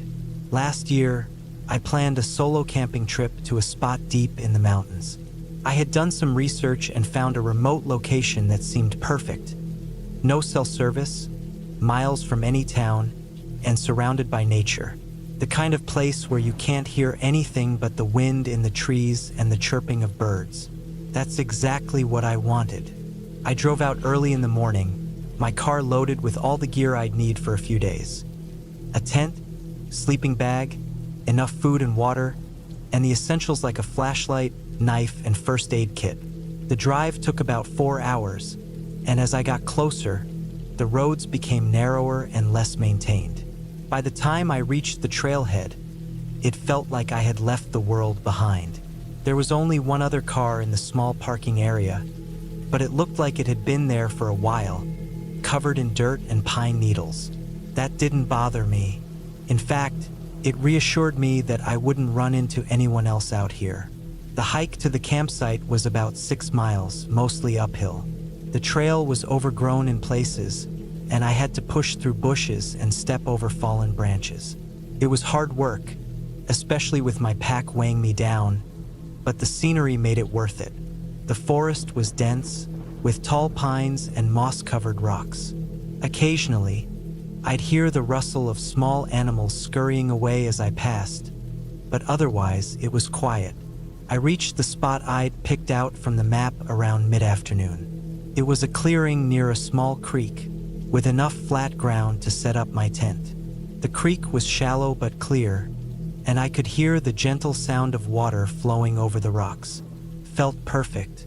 I set up my tent quickly, then gathered some firewood for the evening. By the time I had everything ready, the sun was starting to dip behind the mountains, casting long shadows across the clearing. After dinner, I sat by the fire, enjoying the warmth as the temperature dropped. The stars came out, more than I'd ever seen in the city. I felt small under that vast sky, but also at peace. It was the kind of moment that made all the effort worth it. Eventually, I crawled into my tent, zipped up my sleeping bag, and fell asleep to the sound of the creek. I woke up in the middle of the night to a strange noise. It wasn't loud, but it was close. A rustling sound, like something moving through the bushes near my tent. At first, I thought it might be a deer or some other animal, but then I heard a distinct crunch, the sound of a footstep on dry leaves. My heart started pounding. Animals don't usually make sounds like that. I stayed still, listening. The footsteps were slow and deliberate, moving around the edge of the clearing. Whoever or whatever it was seemed to be circling my campsite. I reached for my flashlight and turned it on, shining it through the tent's thin fabric. The beam of light didn't reveal anything, but the noise stopped. For a few minutes, everything was silent again except for the creek. I told myself it was probably nothing, maybe just a raccoon or a fox, and tried to go back to sleep, but I couldn't shake the feeling that I wasn't alone. The next morning, I found tracks in the dirt near my tent. They were human footprints, barefoot and larger than mine. My stomach dropped. There was no reason for anyone else to be out here, especially not without shoes. I packed up my gear quickly, deciding to cut my trip short. As much as I loved the solitude, the idea of someone wandering around my campsite in the middle of the night was too unsettling. The hike back to the trailhead felt different. The forest, which had seemed so peaceful the day before, now felt oppressive. Every rustle of leaves or snap of a twig made me jump. I kept looking over my shoulder, half expecting to see someone following me. But the trail remained empty, and I didn't see or hear anyone else. When I finally reached the parking lot, my relief was short-lived. My car's driver's side window was smashed, and the inside was ransacked. Whoever had done it hadn't taken much, just some loose change and a flashlight I'd left in the glove compartment, but it was clear they'd been looking for something. The other car was still there, untouched. I reported the break-in to the local authorities when I got back to town, but there wasn't much they could do. The officer I spoke to said it wasn't uncommon for cars to be vandalized at remote trailheads. That didn't explain the footprints, though, or the fact that someone had been at my campsite in the middle of the night. For weeks after, I couldn't stop thinking about what had happened. I tried to rationalize it. Maybe it was just a coincidence, or maybe the person who broke into my car had been camping nearby and stumbled across my site by accident. But deep down, I couldn't shake the feeling that it was more than that. Someone had been watching me, and they knew exactly where I was. I haven't been camping since.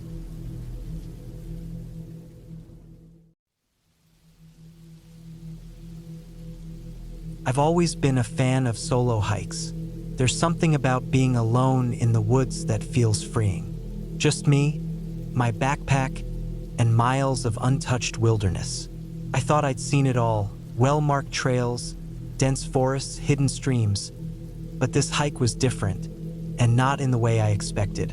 It started as a spur-of-the-moment decision. My work had been piling up, and I needed an escape. A quick online search led me to a trail that wasn't too far from home but promised breathtaking views. It was a loop trail about 14 miles long with a few steep sections. The reviews said it wasn't for beginners, but I wasn't worried. I'd done longer and tougher hikes before. This one would be a breeze, or so I thought. I left early in the morning to make the most of the daylight. The parking lot was nearly empty when I arrived.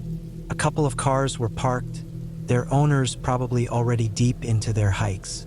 The air was crisp, and the sky was clear. A perfect day for hiking. I grabbed my backpack, checked my water supply, and made sure I had my map, even though I knew the trail was supposed to be well-marked. The first few miles were uneventful. The trail wound through a dense forest, the sunlight filtering through the trees in dappled patterns on the ground. I could hear birds chirping and the occasional rustle of leaves as squirrels darted around. The path was a mix of packed dirt and loose gravel, with a slight incline that made my calves burn just a little. As I walked, I fell into a rhythm. The crunch of my boots against the ground, the steady pace of my breathing. It all felt natural. Every now and then, I'd pause to take in the scenery or snap a photo. The forest was beautiful, the kind of place that felt untouched by time. About 4 miles in, the trail started to climb steeply. I stopped to take a sip of water and catch my breath. The incline wasn't overwhelming, but it was enough to remind me that I wasn't as fit as I used to be. I pushed on, the promise of a panoramic view at the summit keeping me motivated. When I reached the top, it was worth every step. The view was incredible. Rolling hills stretched out as far as I could see, blanketed in a mix of green and gold. A narrow stream snaked through the valley below, glinting in the sunlight. I sat down on a large, flat rock, pulled out a granola bar, and just sat there soaking it all in. I probably stayed longer than I should have. By the time I packed up and started heading down the other side of the loop, the sun had shifted. The light was softer now, casting long shadows across the trail. I didn't think much of it at the time. I had plenty of daylight left, or so I thought. The descent was steeper than the climb, and the trail was less defined. There were markers every so often, blue blazes painted on trees, but they were spaced farther apart. I had to stop a couple of times to make sure I was still on the right path. I started to notice how quiet it had gotten. The birdsong from earlier was gone, replaced by an unsettling stillness. The only sounds were the crunch of my boots and the occasional rustle of leaves. About halfway down, I realized I hadn't seen a trail marker in a while. I stopped and looked around, trying to spot the familiar blue blaze. Nothing. I walked back up a few yards, thinking I might have missed a turn, but the trail was just as unmarked in the other direction. A knot of unease settled in my stomach. I pulled out my map, but it wasn't much help. The trail wasn't detailed, just a general outline of the loop. I checked my phone, but there was no signal. That didn't surprise me. I hadn't expected to have service out here. Still, it was frustrating. I decided to keep moving forward. The trail had to pick up again eventually, right? I told myself not to panic. Getting turned around happens to hikers all the time. Stay calm, keep walking, and you'll find your way. But the farther I went, the less it felt like a trail. The ground was uneven, covered in roots and fallen branches. The trees grew closer together, their branches interlocking above me like a canopy. It was darker now, the sunlight barely reaching the forest floor. I stopped again to get my bearings. That's when I noticed the first sign that something was wrong. A tree ahead of me had deep gouges in its bark, as if something had clawed at it. The marks were fresh, the edges still raw. My heart started to race. Bears were known to frequent this area, but I'd never seen signs of one this close before. That I kept moving, trying to convince myself it was nothing. Maybe it was just a wild boar or a raccoon. But the claw marks weren't the only thing. A few yards later, I found a patch of ground that had been disturbed, as if something had been digging. The soil was loose, scattered in every direction. My unease grew. I quickened my pace, no longer worried about finding the trail markers. I just wanted to get out of the forest. But the farther I went, the more lost I felt. Every direction looked the same. Trees, shadows, and more trees. My water was running low, and my legs were starting to ache. I hadn't seen another person all day, and now, the solitude that had felt so freeing earlier was suffocating. As the light began to fade, I realized I had to make a decision. I could keep wandering, hoping to stumble across the trail, or I could stop and set up camp for the night. I had a small tent and a sleeping bag in my pack, along with enough food to last me until morning. The thought of staying in the woods overnight terrified me, but the idea of wandering in the dark was worse. I found a relatively flat spot beneath a large tree and started setting up camp. My hands were shaking as I pitched the tent. The sounds of the forest suddenly amplified in the growing darkness. Every snap of a twig, every rustle of leaves sent a jolt of adrenaline through me. I crawled into the tent, zipped it up tight, and tried to calm my racing heart. I told myself I'd be fine. I'd wait until morning, retrace my steps, and find the trail. But sleep didn't come easily. Every sound outside felt like a threat, and my imagination ran wild. At some point, I must have drifted off, because I woke to the faint light of dawn filtering through the tent. The forest was quiet again, but the unease from the night before hadn't left me. I packed up quickly, eager to get moving. The morning light made it easier to navigate, and after a couple of hours, I finally stumbled back onto the trail. Relief washed over me as I saw the familiar blue blaze on a tree. I followed it back to the parking lot, my legs screaming in protest with every step. When I finally reached my car, I was exhausted, physically and mentally.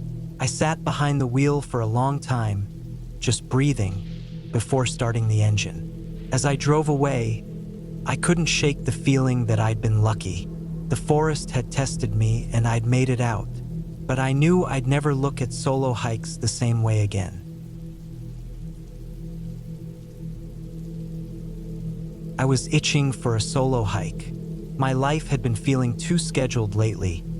Work, home, repeat, and I craved something unplanned, raw, and untouched. Cedar Ridge, a sprawling trail system about 3 hours from where I lived, seemed perfect.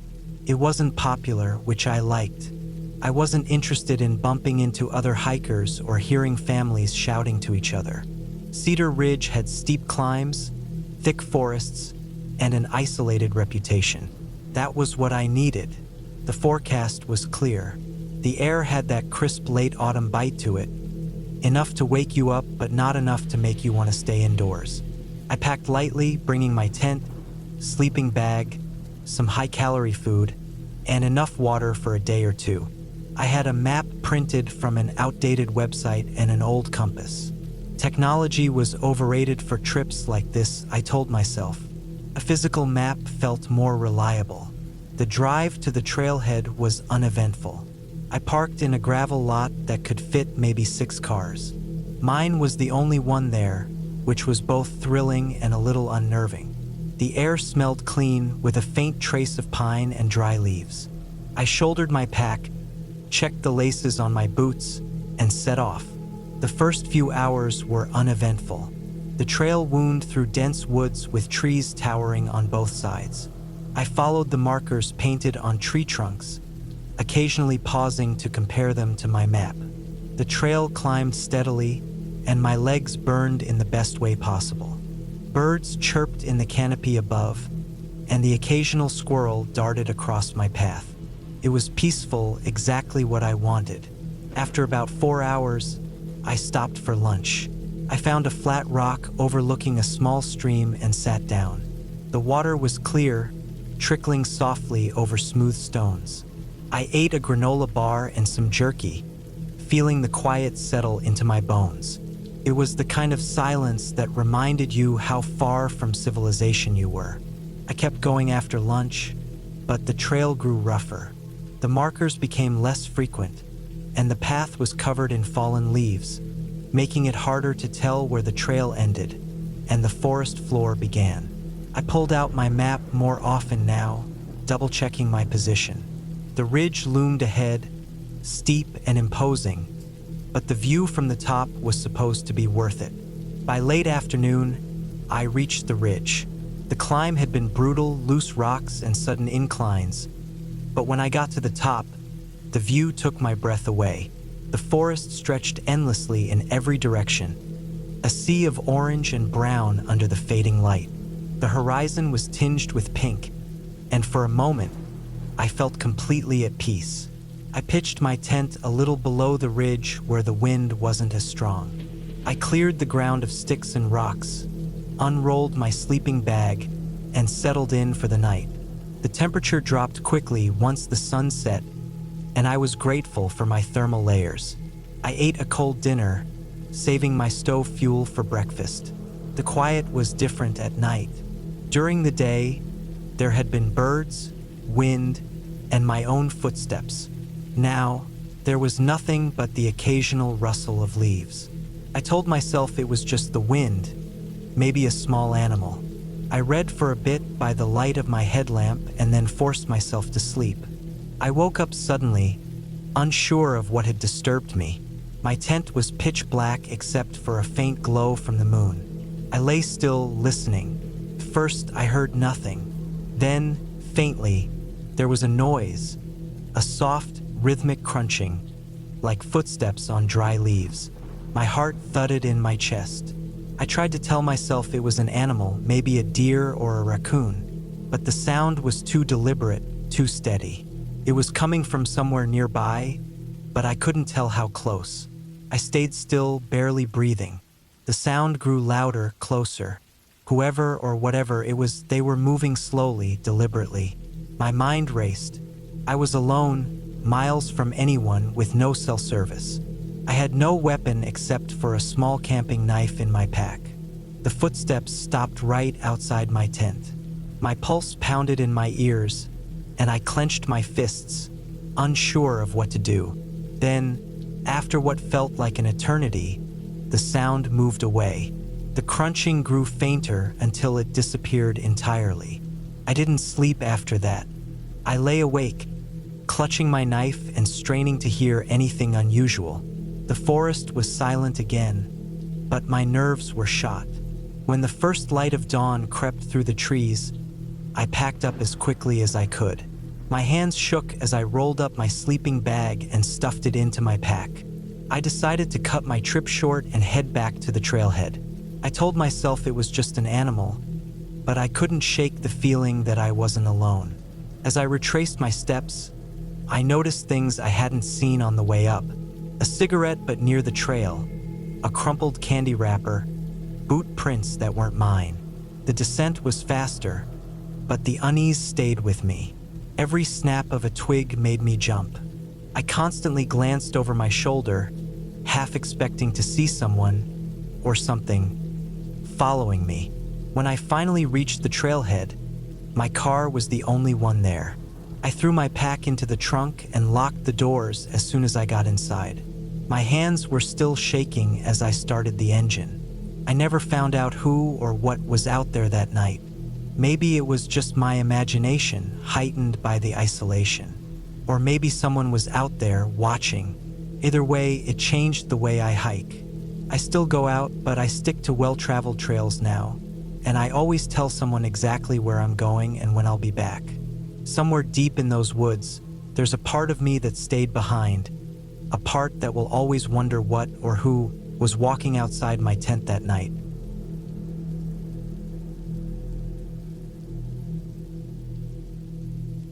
It started as a plan to get away from everything for a few days. I had always loved hiking, and the idea of being alone in nature sounded perfect. I chose a trail in a remote area, one that wasn't very popular but promised beautiful views and a chance to disconnect. I packed enough food and water for 3 days, a map, a compass, a lightweight tent, and my trusted hiking boots. I felt prepared, maybe even over-prepared, but I didn't mind.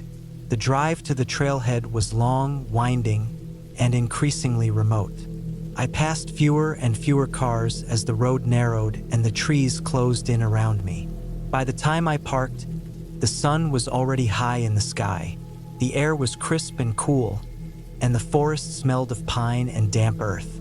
I slung my pack over my shoulders and set off, feeling the familiar crunch of dirt and leaves under my boots. The first day was uneventful but beautiful. The trail wound through dense woods, occasionally opening up to reveal stunning views of the valley below. I stopped often to take it all in, snapping a few photos and enjoying the solitude. By late afternoon, I reached a small clearing near a stream, where I decided to set up camp for the night. After pitching my tent and eating a quick dinner, I sat by the stream for a while, letting the sound of running water soothe me. It was completely silent otherwise. No distant hum of cars, no voices, nothing. Just the wind in the trees and the occasional rustle of leaves. I went to bed feeling at peace, thinking this was exactly what I had needed. The second day started much like the first. I packed up and continued along the trail, which grew steeper as it climbed into the hills. The trees thinned out, giving way to rocky terrain. I was tired but exhilarated, pushing myself to keep going. By midday, I reached a ridge with a breathtaking view of the surrounding mountains. I sat there for a while, eating a granola bar and feeling a sense of accomplishment. It wasn't until I started descending the other side of the ridge that things began to feel off. The trail here was less defined, almost overgrown in places. I checked my map and compass, reassuring myself that I was still on track. The map showed the trail looping around a small lake before rejoining the main route back to the trailhead. It seemed straightforward enough. As the hours passed, the trail became harder to follow. Fallen trees blocked the path, and sections of it seemed to disappear entirely. I started to feel uneasy but convinced myself that it was just an old, lesser-used part of the trail. Still, I picked up my pace, hoping to reach the lake soon. By late afternoon, I realized I hadn't seen a trail marker in hours. The forest here was denser, darker, and eerily quiet. Even the birds seemed to avoid this area. I stopped to check my map again, but nothing looked right. I should have reached the lake by now. Panic began to creep in, but I forced myself to stay calm. I backtracked a bit, looking for any sign of the trail, but everything looked the same. As the sun dipped lower, I made the difficult decision to set up camp for the night.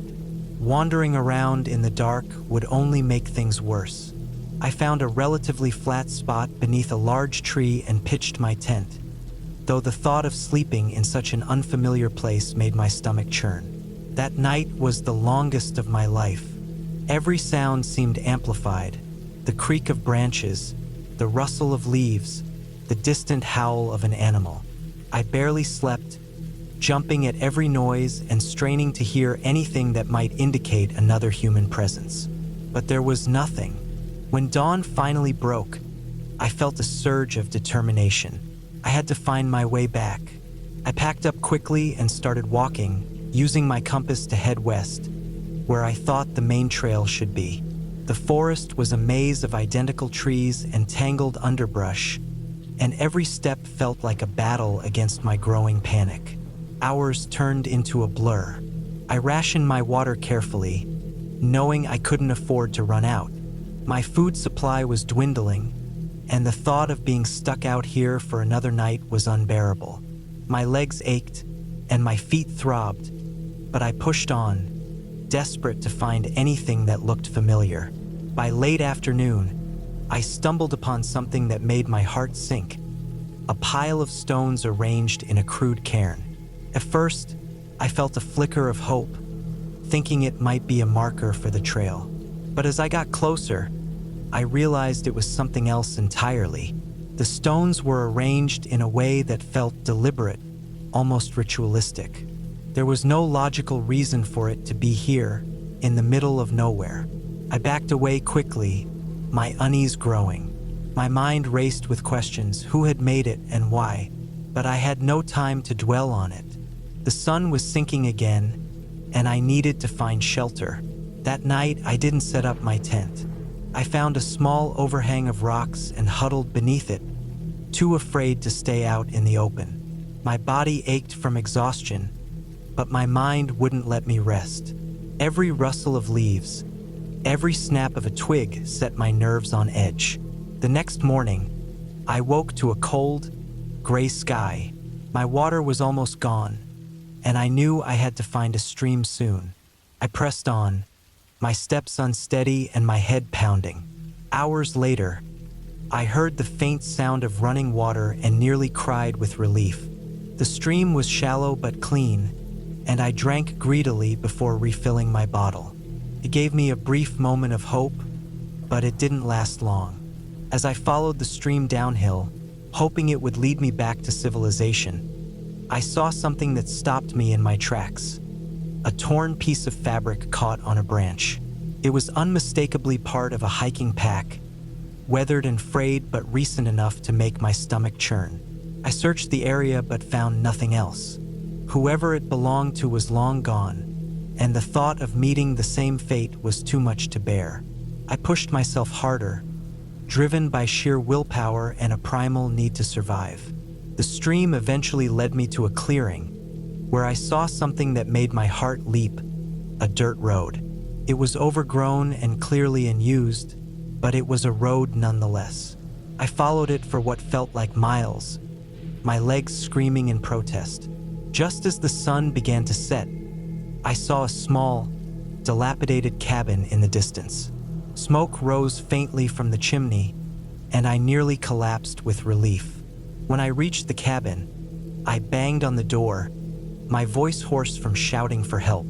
An older man opened it, his expression a mix of surprise and concern. He pulled me inside and gave me water and food, listening patiently as I tried to explain what had happened. It turned out I had wandered miles off the trail, far beyond the area marked on my map. The man offered to drive me to the nearest town the next morning, and I accepted without hesitation. That night, I slept in a real bed, the warmth of the fire chasing away the chill that had settled in my bones. The experience stayed with me long after I returned home. I learned a lot about myself on that hike, about my limits, my resilience, and the importance of preparation. But most of all, I learned to respect the wilderness and the quiet dangers it holds. I still love hiking, but I've never gone out alone again. I didn't plan for this trip to be a big adventure. It was just a simple idea that popped into my head one weekend when I had nothing to do. I live a quiet life, and the thought of heading into the woods alone for a few days seemed like the perfect escape.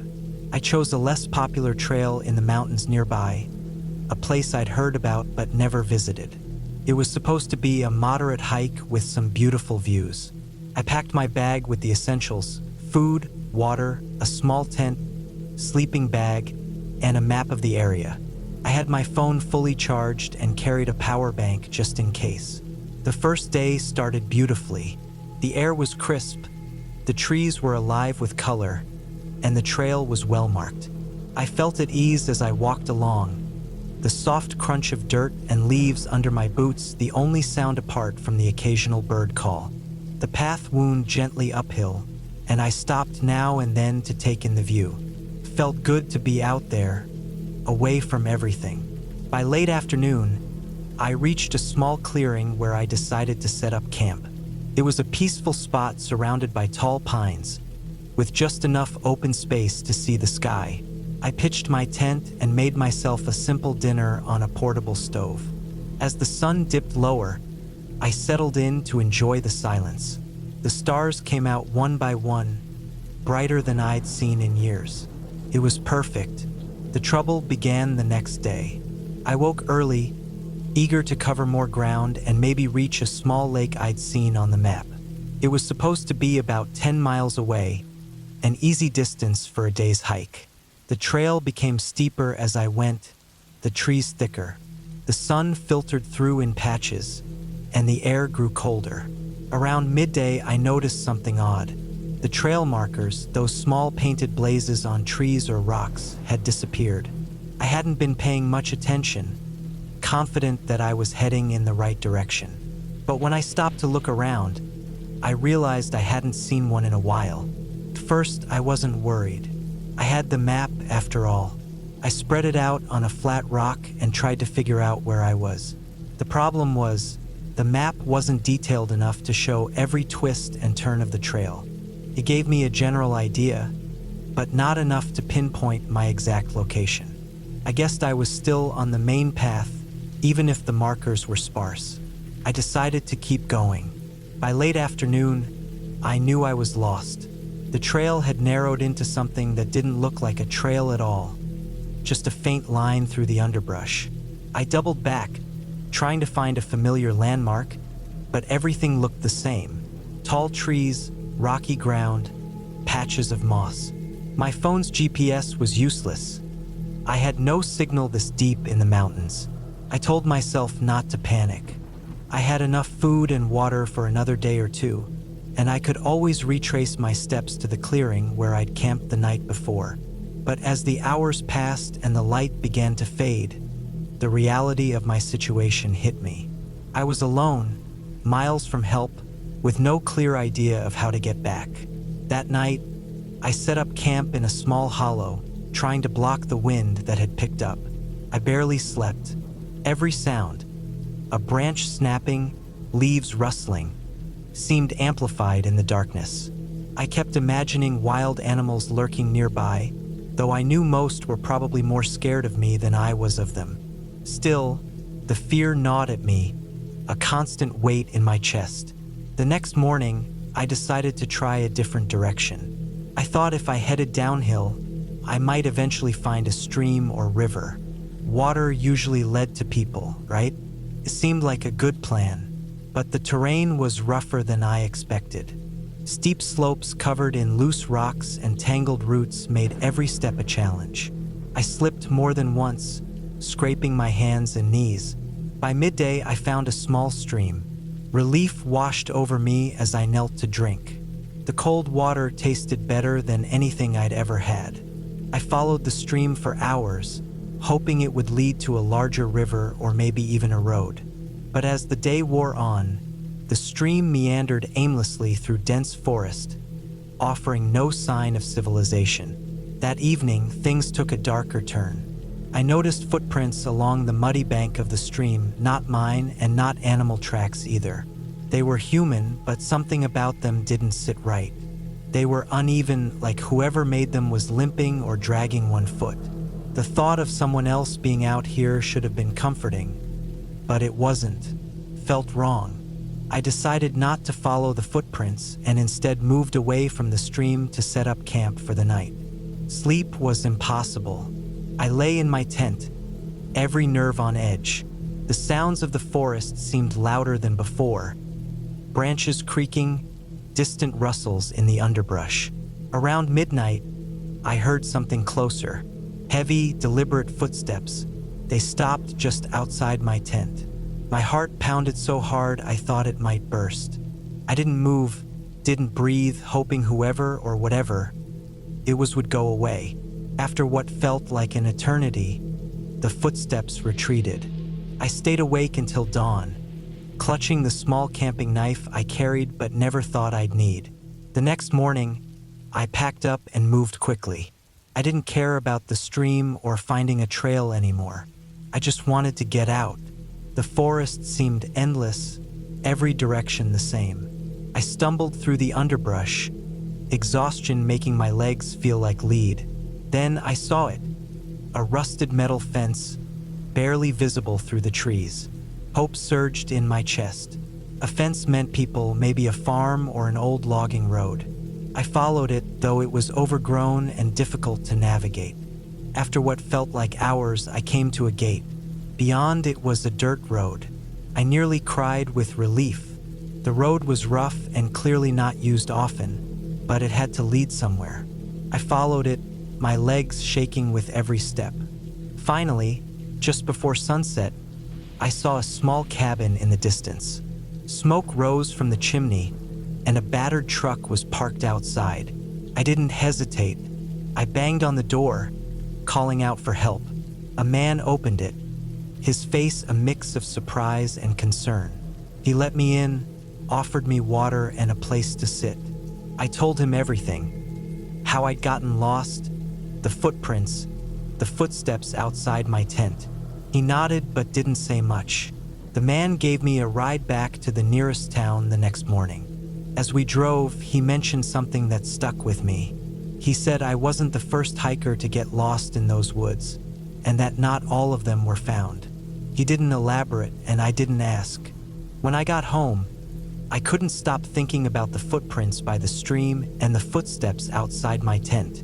I don't know who or what was out there with me, but I know I'll never go hiking alone again. Some places aren't meant to be explored.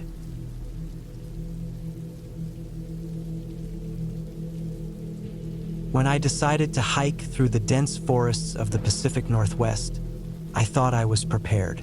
My pack was loaded with everything I could think of: a sturdy tent, a sleeping bag rated for freezing temperatures, a week's worth of dehydrated meals, a water filter, a first aid kit, and a detailed topographic map. I'd been on plenty of hikes before, but this was going to be my first multi-day solo trek. I wanted to push myself and test my limits. What I didn't realize was just how quickly the wilderness can turn on you. The first day started out exactly as I had planned. I parked my car at a small trailhead just outside a town I'd never even heard of before finding it on a map. The air was crisp and cool, perfect for hiking.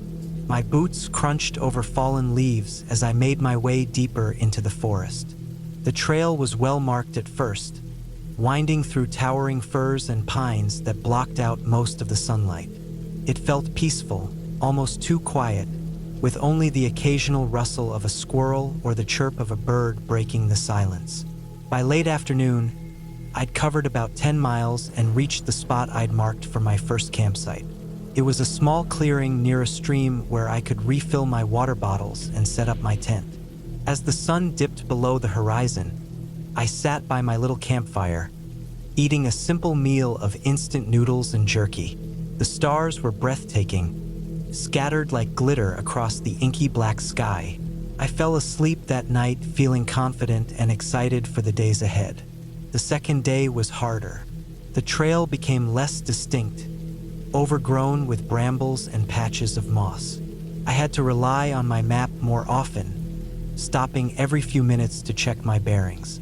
The forest seemed denser, the trees pressing in on me from all sides. I noticed fewer signs of wildlife, which struck me as odd. By midday, I'd realized I wasn't making as much progress as I'd hoped. The terrain was more rugged than I'd anticipated, with steep inclines and rocky outcrops that slowed me down. Around mid-afternoon, I came across a fork in the trail that wasn't on my map. One path looked well-trodden, while the other was barely visible, overgrown with bushes and weeds. I debated for a long time, studying my map and compass, but I couldn't find any reference to the fork. Against my better judgment, I chose the overgrown path. I figured it might be a shortcut or an older section of the trail that wasn't marked. That decision was the first of many mistakes. The further I went, the harder it became to follow the path. It twisted and turned unpredictably, and before long, I wasn't even sure if I was on a trail anymore. I told myself it was fine, that I'd just backtrack if it led nowhere. But as the hours passed and the sun began to set, I realized I had no idea where I was. My map was useless, and the landmarks I saw didn't match anything I'd studied. Panic started to creep in, but I pushed it down. I found a small clearing and set up camp for the night, trying to convince myself that I'd figure it out in the morning. But sleep didn't come easily. Every rustle of leaves or snap of a twig outside my tent had me on edge. I felt exposed, vulnerable in a way I'd never experienced before. The next morning, I woke up to find the forest shrouded in a thick fog. Visibility was barely a few feet, and everything looked unfamiliar.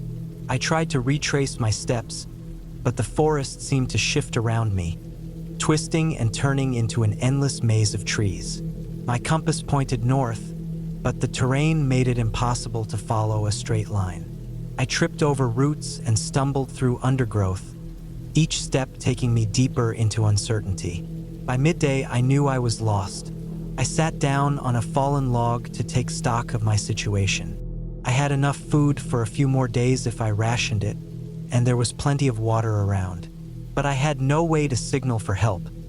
My phone had lost reception the moment I entered the forest. The only option was to keep moving and hope I stumbled onto a recognizable trail or a clearing where I could be spotted by a search party. As the hours dragged on, I began to feel the weight of isolation. The forest was silent, unnaturally so, as if it were holding its breath. I couldn't shake the feeling that I was being watched, though I never saw anyone or anything. That night, I barely slept. My small fire did little to keep the cold at bay, and every sound outside my tent made my heart race. At one point, I thought I heard footsteps, slow and deliberate, crunching through the underbrush. I grabbed my flashlight and shone it into the darkness, but there was nothing there. On the fourth day, I hit my breaking point. Exhaustion and hunger were taking their toll, and my legs felt like lead as I trudged through the forest. My thoughts were a jumbled mess of regret and fear. I cursed myself for coming out here alone, for taking that unmarked path, for not telling anyone exactly where I was going. Then, I found something that sent a chill down my spine: an old campsite.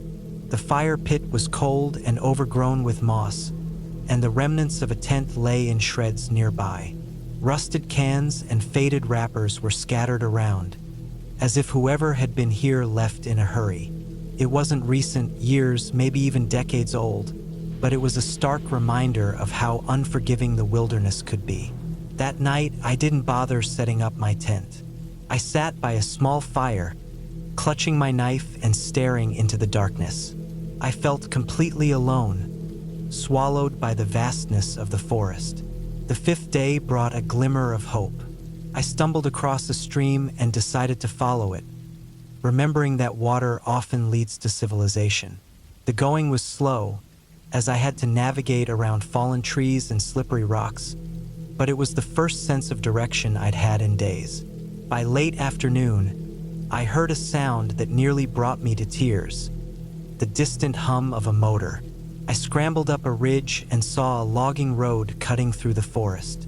It wasn't much, but it was a lifeline. I followed the road for hours, my legs aching with every step. Just as the sun was setting, I saw the faint glow of headlights in the distance. I waved my arms and shouted until the truck came to a stop. The driver, a grizzled old man, looked at me like I was a ghost. He gave me a ride back to the nearest town, where I learned that a search party had been organized after I failed to return on time. I was dehydrated, hungry, and covered in scratches, but I was alive. The experience changed me. I still love hiking, but I've never gone out alone again. The forest is beautiful, but it's also unforgiving, and it doesn't care about your plans or your confidence. I learned that the hard way, and I'll carry that lesson with me for the rest of my life.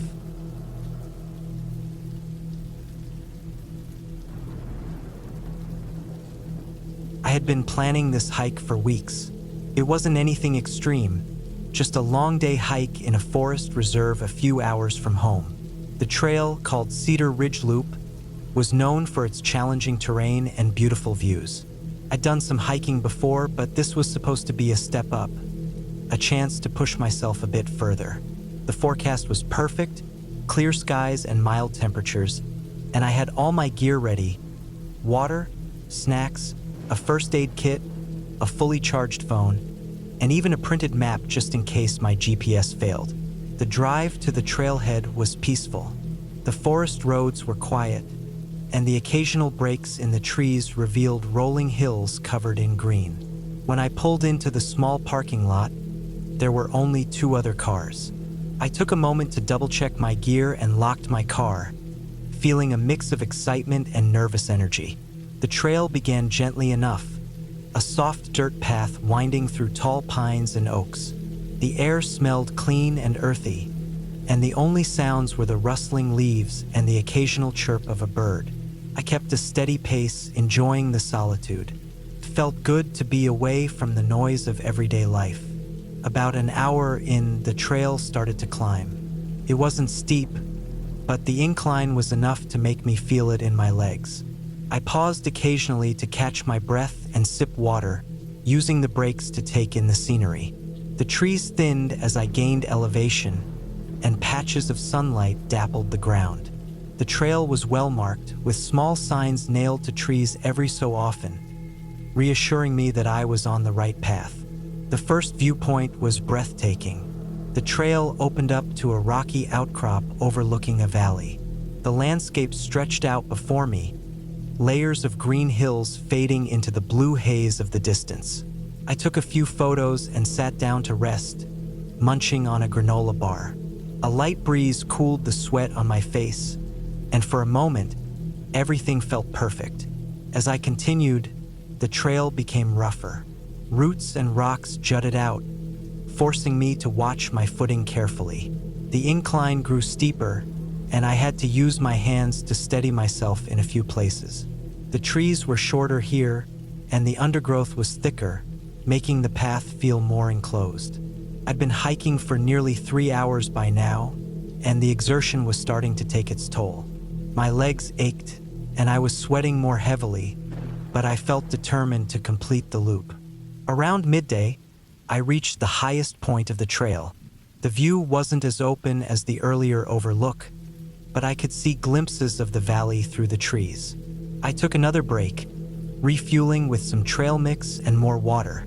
This was the halfway point, and from here, the trail was supposed to descend gradually back to the parking lot. That's when things started to feel off.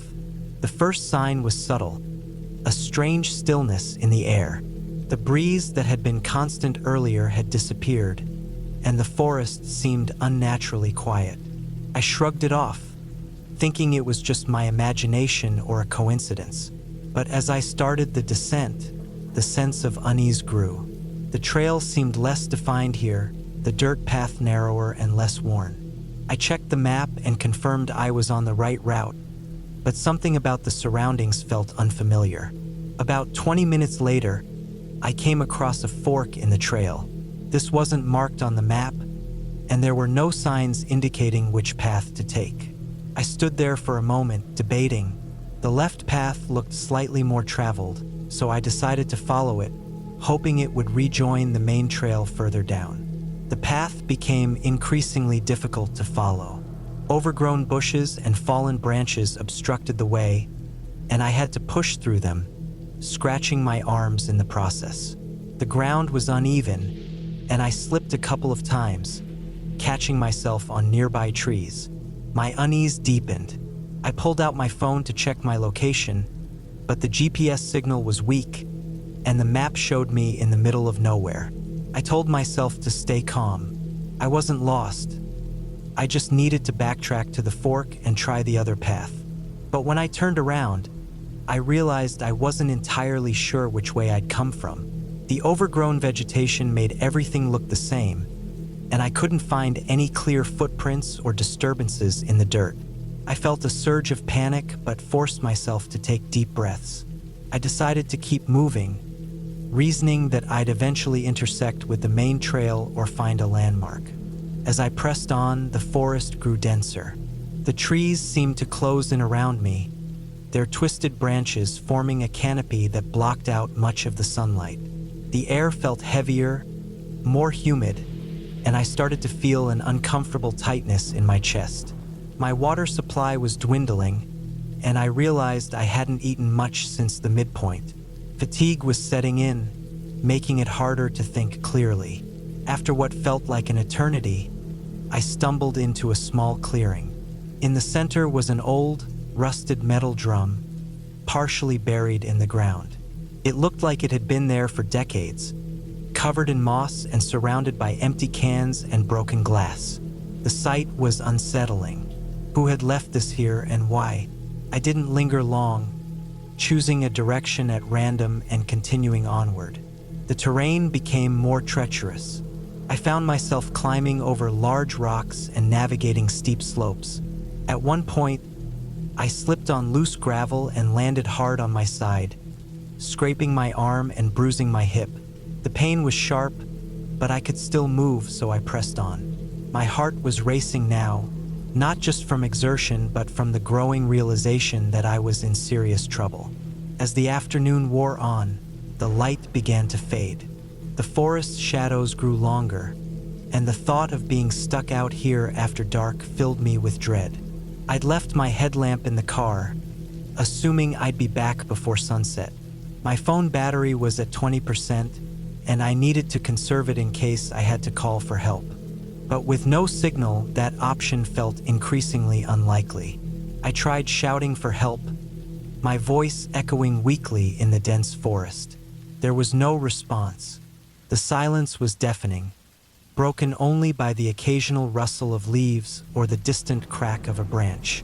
Each sound made my heart jump, but I never saw anything. The isolation was overwhelming. Eventually, I found a small stream trickling through the rocks. Relief washed over me as I knelt to refill my water bottle, using a portable filter I'd brought along. The cold water revived me slightly, and I decided to follow the stream downhill, hoping it would lead to a larger water source or, ideally, civilization. The stream's path was rough, filled with slippery rocks and thick undergrowth. I slipped several times, soaking my shoes and socks. My feet were blistered, and every step became a struggle. But I kept moving, driven by the faint hope that I'd find a way out. As the last light of day faded, I came across something that made my stomach drop. A tattered piece of fabric caught on a branch. It looked like it had been part of a backpack or jacket, faded and weathered by the elements. Nearby, I spotted an old boot, its sole peeling away. The sight filled me with a sickening mix of fear and determination. Someone else had been here, and they hadn't made it out. I refused to let that be my fate. Night fell quickly, and I was plunged into darkness. The moonlight barely penetrated the thick canopy, and I had to use my phone's flashlight sparingly. Every shadow seemed to move, and every sound set my nerves on edge. My progress slowed to a crawl as I tried to avoid tripping or walking into low-hanging branches. I was exhausted, hungry, and on the verge of despair. Just when I thought I couldn't go on, I heard it, the faint hum of a motor.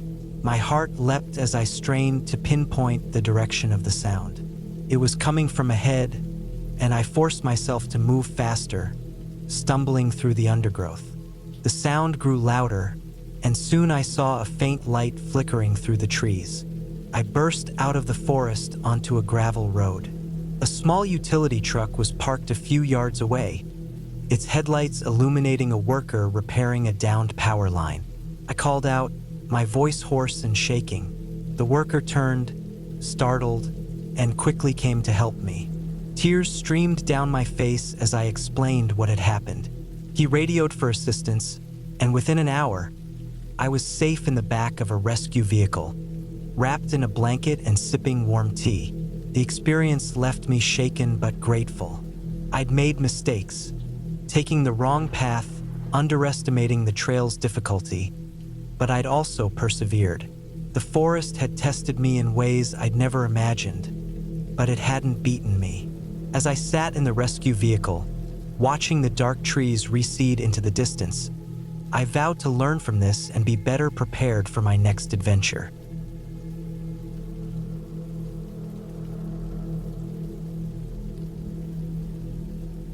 The trail stretched out in front of me, twisting and turning like a ribbon through the dense forest. I had been planning this solo hike for weeks. The thought of escaping the endless hum of the city and immersing myself in nature, just me and the wilderness, was too tempting to pass up. It was early fall, and the leaves were painted in fiery reds and golden yellows. The air was crisp, carrying that earthy scent of decaying leaves, damp wood, and the faint musk of pine. The hike wasn't supposed to be too challenging. It was about 10 miles round trip to a remote overlook I'd read about online. The reviews called it breathtaking, secluded, and worth every step. That was exactly what I wanted. I double-checked my gear: water, a packed lunch, a map and compass, my phone, a small first aid kit, a flashlight, and a knife. I felt prepared. The first few miles were peaceful. The crunch of my boots on the dirt trail, the occasional rustle of a squirrel darting through the underbrush, and the distant chirping of birds were the only sounds. Felt good to be alone with my thoughts. I hadn't seen anyone else on the trail, which didn't surprise me. It was a weekday, and this wasn't a popular tourist spot. About halfway in, the forest started to change. The trail grew narrower, the trees seemed closer together, and the sunlight struggled to penetrate the thick canopy. The air felt colder, though I hadn't climbed much higher. The silence was what struck me most. It was as if the forest had swallowed all sound. No birds, no squirrels, not even the whisper of wind through the leaves. just the steady rhythm of my breathing and the thud of my boots. I pushed on, brushing off the unease as nerves. It's just your mind playing tricks on you, I told myself. You're alone in the woods, and it's quiet. That's all. But I couldn't shake the feeling that something was watching me. Every so often, I'd catch a flicker of movement out of the corner of my eye, but when I turned to look, there was nothing there, just trees and shadows. I stopped for a break around mile 4. The trail had started to climb more steeply, and I was sweating despite the chill.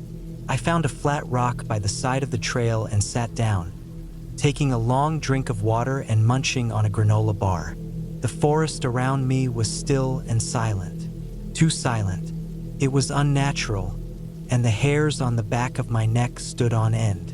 As I sat there, I thought I heard a sound, faint, almost imperceptible, a rhythmic crunching, like footsteps on leaves.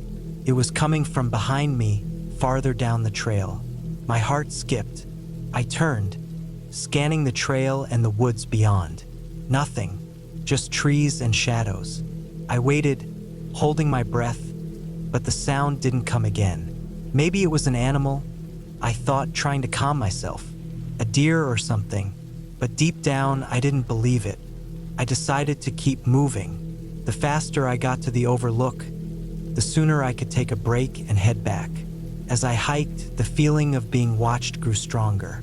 I'd never felt anything like it before. It wasn't just paranoia. It was a primal, gut-deep sensation, like an alarm going off in the back of my mind. Something's wrong. Something's not right. About a mile from the overlook, the trail started to level out. The trees thinned slightly, letting more light through. I felt a small wave of relief. The forest didn't feel as oppressive here, but that's when I saw it. A shoe. It was lying just off the trail, half hidden under a pile of leaves. A single hiking boot, scuffed and dirty. My first thought was that someone had lost it, but as I stepped closer, I saw that it wasn't just a shoe. There was a sock inside it, and the sock was stained dark red. I froze. My brain tried to make sense of what I was seeing. Maybe it's a prank, I thought, or maybe someone got hurt and lost their shoe. But the logical part of me knew better. The shoe didn't look like it had been there long. The leaves around it were undisturbed, and the blood on the sock hadn't dried completely. I looked around, scanning the forest. The shadows between the trees seemed darker now, and every rustle of leaves made me jump. My instincts screamed at me to turn back, to get out of there, but I hesitated. What if someone was hurt? What if they needed help? I took a deep breath and stepped off the trail, moving cautiously toward the shoe. The ground was uneven, covered in roots and fallen branches.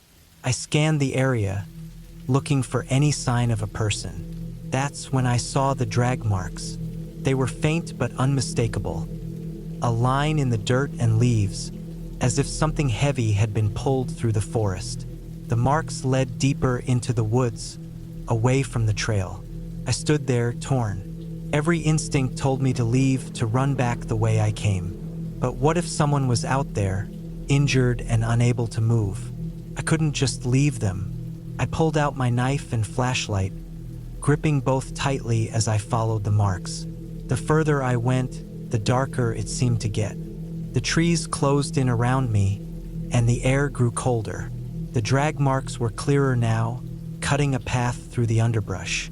My heart pounded in my chest, every nerve on edge. The forest was silent, but the silence was oppressive, heavy, felt alive.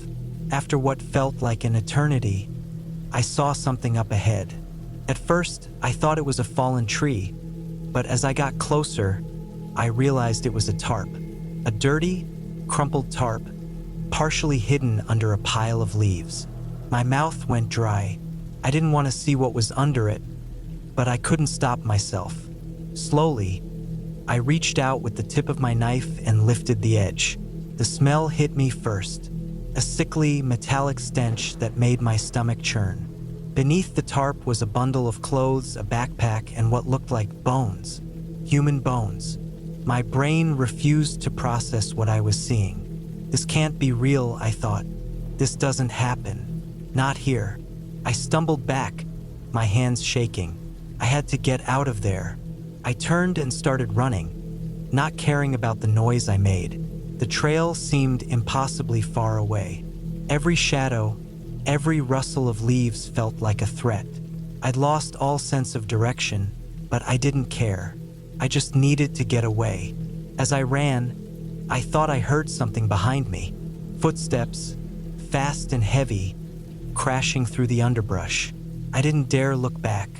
My lungs burned, and my legs felt like jelly, but I kept going. The trail had to be close. It had to be. Finally, I burst out onto the trail. Relief flooded through me, but it was short-lived. The footsteps were still behind me, closer now. I ran as fast as I could, my mind racing. Who was it? What did they want? My only thought was to get back to my car. The parking lot came into view, and I've never felt such overwhelming relief. I sprinted to my car, fumbling with my keys. My hands were shaking so badly that I dropped them. I could hear the footsteps behind me, closer and closer.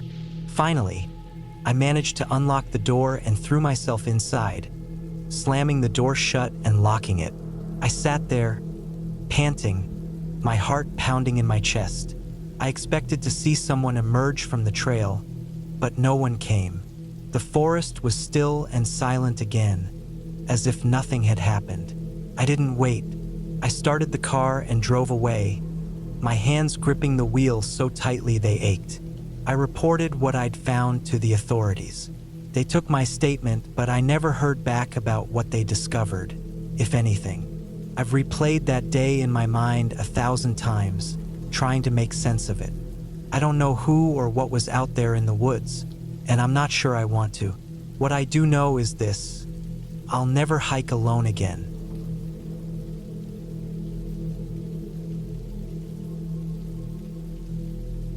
The trail stretched out in front of me, twisting and turning like a ribbon through the dense forest. I had been planning this solo hike for weeks. The thought of escaping the endless hum of the city and immersing myself in nature, just me and the wilderness, was too tempting to pass up. It was early fall, and the leaves were painted in fiery reds and golden yellows. The air was crisp, carrying that earthy scent of decaying leaves, damp wood, and the faint musk of pine. The hike wasn't supposed to be too challenging. It was about 10 miles round trip to a remote overlook I'd read about online. The reviews called it breathtaking, secluded, and worth every step. That was exactly what I wanted. I double-checked my gear: water, a packed lunch, a map and compass, my phone, a small first aid kit, a flashlight, and a knife. I felt prepared. The first few miles were peaceful. The crunch of my boots on the dirt trail, the occasional rustle of a squirrel darting through the underbrush, and the distant chirping of birds were the only sounds. Felt good to be alone with my thoughts. I hadn't seen anyone else on the trail, which didn't surprise me. It was a weekday, and this wasn't a popular tourist spot. About halfway in, the forest started to change. The trail grew narrower, the trees seemed closer together, and the sunlight struggled to penetrate the thick canopy. The air felt colder, though I hadn't climbed much higher. The silence was what struck me most. It was as if the forest had swallowed all sound. No birds, no squirrels, not even the whisper of wind through the leaves. Just the steady rhythm of my breathing and the thud of my boots. I pushed on, brushing off the unease as nerves. It's just your mind playing tricks on you, I told myself. You're alone in the woods, and it's quiet. That's all. But I couldn't shake the feeling that something was watching me. Every so often, I'd catch a flicker of movement out of the corner of my eye, but when I turned to look, there was nothing there, just trees and shadows. I stopped for a break around mile 4. The trail had started to climb more steeply, and I was sweating despite the chill. I found a flat rock by the side of the trail and sat down, taking a long drink of water and munching on a granola bar. The forest around me was still and silent. Too silent. It was unnatural, and the hairs on the back of my neck stood on end.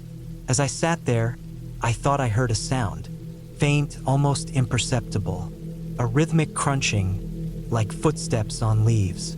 It was coming from behind me, farther down the trail. My heart skipped. I turned, scanning the trail and the woods beyond. Nothing, just trees and shadows.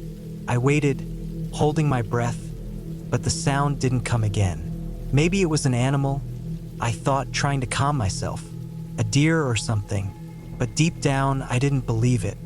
I decided to keep moving. The faster I got to the overlook, the sooner I could take a break and head back. As I hiked, the feeling of being watched grew stronger. I'd never felt anything like it before. It wasn't just paranoia. It was a primal, gut-deep sensation, like an alarm going off in the back of my mind. Something's wrong. Something's not right. About a mile from the overlook, the trail started to level out. The trees thinned slightly, letting more light through. I felt a small wave of relief. The forest didn't feel as oppressive here. But that's when I saw it. A shoe. It was lying just off the trail, half hidden under a pile of leaves. A single hiking boot, scuffed and dirty. My first thought was that someone had lost it, but as I stepped closer, I saw that it wasn't just a shoe. There was a sock inside it, and the sock was stained dark red. I froze. My brain tried to make sense of what I was seeing. Maybe it's a prank, I thought, or maybe someone got hurt and lost their shoe. But the logical part of me knew better. The shoe didn't look like it had been there long. The leaves around it were undisturbed, and the blood on the sock hadn't dried completely. I looked around, scanning the forest. The shadows between the trees seemed darker now, and every rustle of leaves made me jump. My instincts screamed at me to turn back, to get out of there, but I hesitated. What if someone was hurt? What if they needed help? I took a deep breath and stepped off the trail, moving cautiously toward the shoe. The ground was uneven, covered in roots and fallen branches. I scanned the area, looking for any sign of a person. That's when I saw the drag marks. They were faint but unmistakable. A line in the dirt and leaves, as if something heavy had been pulled through the forest. The marks led deeper into the woods, away from the trail. I stood there, torn. Every instinct told me to leave, to run back the way I came. But what if someone was out there, injured and unable to move? I couldn't just leave them. I pulled out my knife and flashlight, gripping both tightly as I followed the marks. The further I went, the darker it seemed to get. The trees closed in around me, and the air grew colder. The drag marks were clearer now, cutting a path through the underbrush. My heart pounded in my chest, every nerve on edge. The forest was silent, but the silence was oppressive, heavy, felt alive. After what felt like an eternity, I saw something up ahead. At first, I thought it was a fallen tree, but as I got closer, I realized it was a tarp. A dirty, crumpled tarp, partially hidden under a pile of leaves. My mouth went dry. I didn't want to see what was under it, but I couldn't stop myself. Slowly, I reached out with the tip of my knife and lifted the edge. The smell hit me first, a sickly, metallic stench that made my stomach churn. Beneath the tarp was a bundle of clothes, a backpack, and what looked like bones. Human bones. My brain refused to process what I was seeing. This can't be real, I thought. This doesn't happen. Not here. I stumbled back, my hands shaking. I had to get out of there. I turned and started running, not caring about the noise I made. The trail seemed impossibly far away. Every shadow, every rustle of leaves felt like a threat. I'd lost all sense of direction, but I didn't care. I just needed to get away. As I ran, I thought I heard something behind me. Footsteps, fast and heavy, crashing through the underbrush. I didn't dare look back. My lungs burned, and my legs felt like jelly, but I kept going. The trail had to be close. It had to be. Finally, I burst out onto the trail. Relief flooded through me, but it was short-lived. The footsteps were still behind me, closer now. I ran as fast as I could, my mind racing. Who was it? What did they want? My only thought was to get back to my car.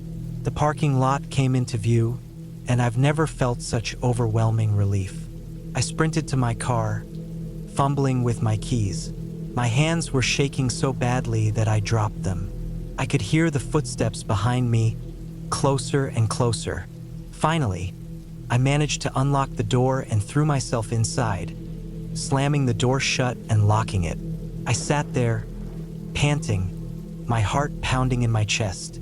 I expected to see someone emerge from the trail, but no one came. The forest was still and silent again, as if nothing had happened. I didn't wait. I started the car and drove away, my hands gripping the wheel so tightly they ached. I reported what I'd found to the authorities. They took my statement, but I never heard back about what they discovered, if anything. I've replayed that day in my mind 1,000 times, trying to make sense of it. I don't know who or what was out there in the woods, and I'm not sure I want to. What I do know is this: I'll never hike alone again.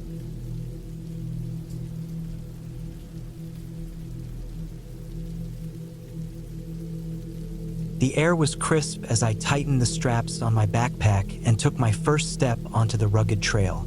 The morning sun was just beginning to crest over the mountains, casting long shadows across the dense forest that surrounded me. I'd planned this solo hike for weeks, mapping out a remote route through the national forest. It wasn't my first hike alone, but it was certainly the most ambitious.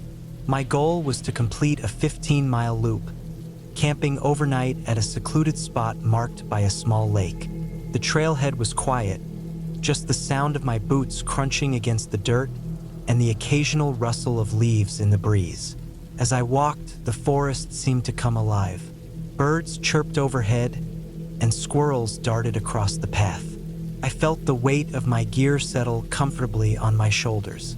It was one of those moments where everything seemed right, where the worries of everyday life melted away. The first few miles were uneventful. The trail wound through thick stands of pine and fir, the air filled with their sharp, resinous scent. I passed a few other hikers, exchanging brief nods and smiles but keeping to myself. By midday, the sun was high and the temperature had risen. I stopped near a small creek to refill my water bottle and eat a quick lunch. The cool, clear water tasted like heaven after the steady uphill climb. After lunch, the trail became steeper and less defined. The forest grew denser, the trees taller and more imposing. I noticed fewer signs of human activity. No footprints, no discarded wrappers, not even the faintest trace of a trail marker. But I wasn't concerned. I had my map, compass, and GPS, and I'd studied the route extensively. Still, there was a sense of isolation that began to creep in, a subtle reminder that I was miles away from the nearest road or town. By late afternoon, I reached the ridge that marked the halfway point of the loop. The view was breathtaking. Rolling hills stretched out as far as the eye could see, blanketed in a sea of green. I paused to take it all in, snapping a few photos with my phone. The wind was stronger up here, carrying a slight chill despite the warm day. I pulled on my jacket and began the descent toward the lake where I planned to camp. The trail down was rougher than I'd anticipated. Loose rocks and exposed roots made footing treacherous. At one point, I slipped and landed hard on my side, scraping my hand on the jagged ground. I cursed under my breath, brushing the dirt off and checking my gear for damage. My water bottle had taken the brunt of the fall, its surface scuffed but still intact. Shaking it off, I pressed on, more cautious now with each step.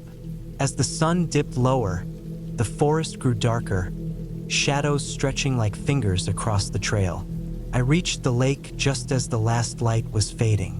It was smaller than I'd imagined, more of a large pond than a true lake, but it was beautiful in its solitude. The water was still, reflecting the darkening sky like a mirror. I set up my tent a few yards from the shore, gathering some fallen branches to build a small fire. The fire crackled softly as I cooked a simple dinner of instant noodles and jerky. The warmth was comforting against the encroaching cold. I sat there for a while, staring into the flames, listening to the sounds of the night. The occasional hoot of an owl or the distant snap of a twig reminded me I wasn't entirely alone out here, though I hadn't seen another person since midday. I crawled into my tent, zipping myself into my sleeping bag. The ground was hard and uneven, but exhaustion quickly overtook me. I drifted off to sleep, lulled by the rhythmic chirping of crickets. Sometime in the middle of the night, I woke up. At first, I wasn't sure what had roused me. The fire had long since burned out, leaving the campsite in near total darkness. I lay still, listening. The forest was quiet, too quiet. The usual nighttime symphony of insects and frogs was absent. I felt a prickle of unease, but told myself it was nothing. Maybe a predator was nearby, scaring off the smaller animals. It wasn't uncommon in these parts. I tried to go back to sleep, but a faint noise caught my attention. A soft, rhythmic crunching, like footsteps on dry leaves. My heart began to race. Could be a deer or some other animal, I reasoned. But the sound was deliberate, steady, and unmistakably human. I held my breath, straining to hear more. The footsteps stopped, then started again, closer this time. I'd never felt so vulnerable. My mind raced with possibilities.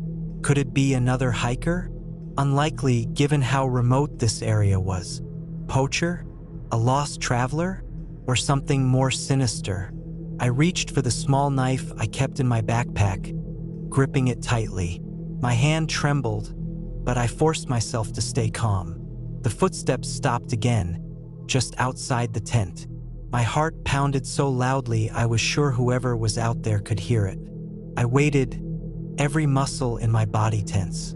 Then, as suddenly as they'd started, the footsteps retreated, fading into the distance. I stayed awake the rest of the night, clutching the knife and listening for any sign of the intruder. When dawn finally broke, I emerged from the tent, my eyes scanning the area. There were no signs of anyone, no footprints, no discarded items, nothing. It was as if I'd imagined the whole thing, but I knew what I'd heard. Unease settled deep in my gut, and I decided to cut my trip short. The remaining miles of the loop didn't seem so appealing anymore. Packing up my gear, I kept glancing over my shoulder, half expecting to see someone watching me. The hike back to the trailhead was grueling. Every sound, a snapping branch, a rustling bush, set my nerves on edge. I moved as quickly as I could, barely stopping to catch my breath.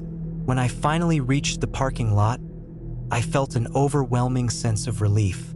My car was right where I'd left it, and there were no signs of tampering. I threw my backpack into the trunk and climbed into the driver's seat, locking the doors immediately. My hands shook as I started the engine. As I drove away, the forest seemed to close in behind me, swallowing the trail and its secrets. I've thought about that night countless times since. I've tried to rationalize it, to come up with a plausible explanation. But the truth is, I don't know who or what was out there.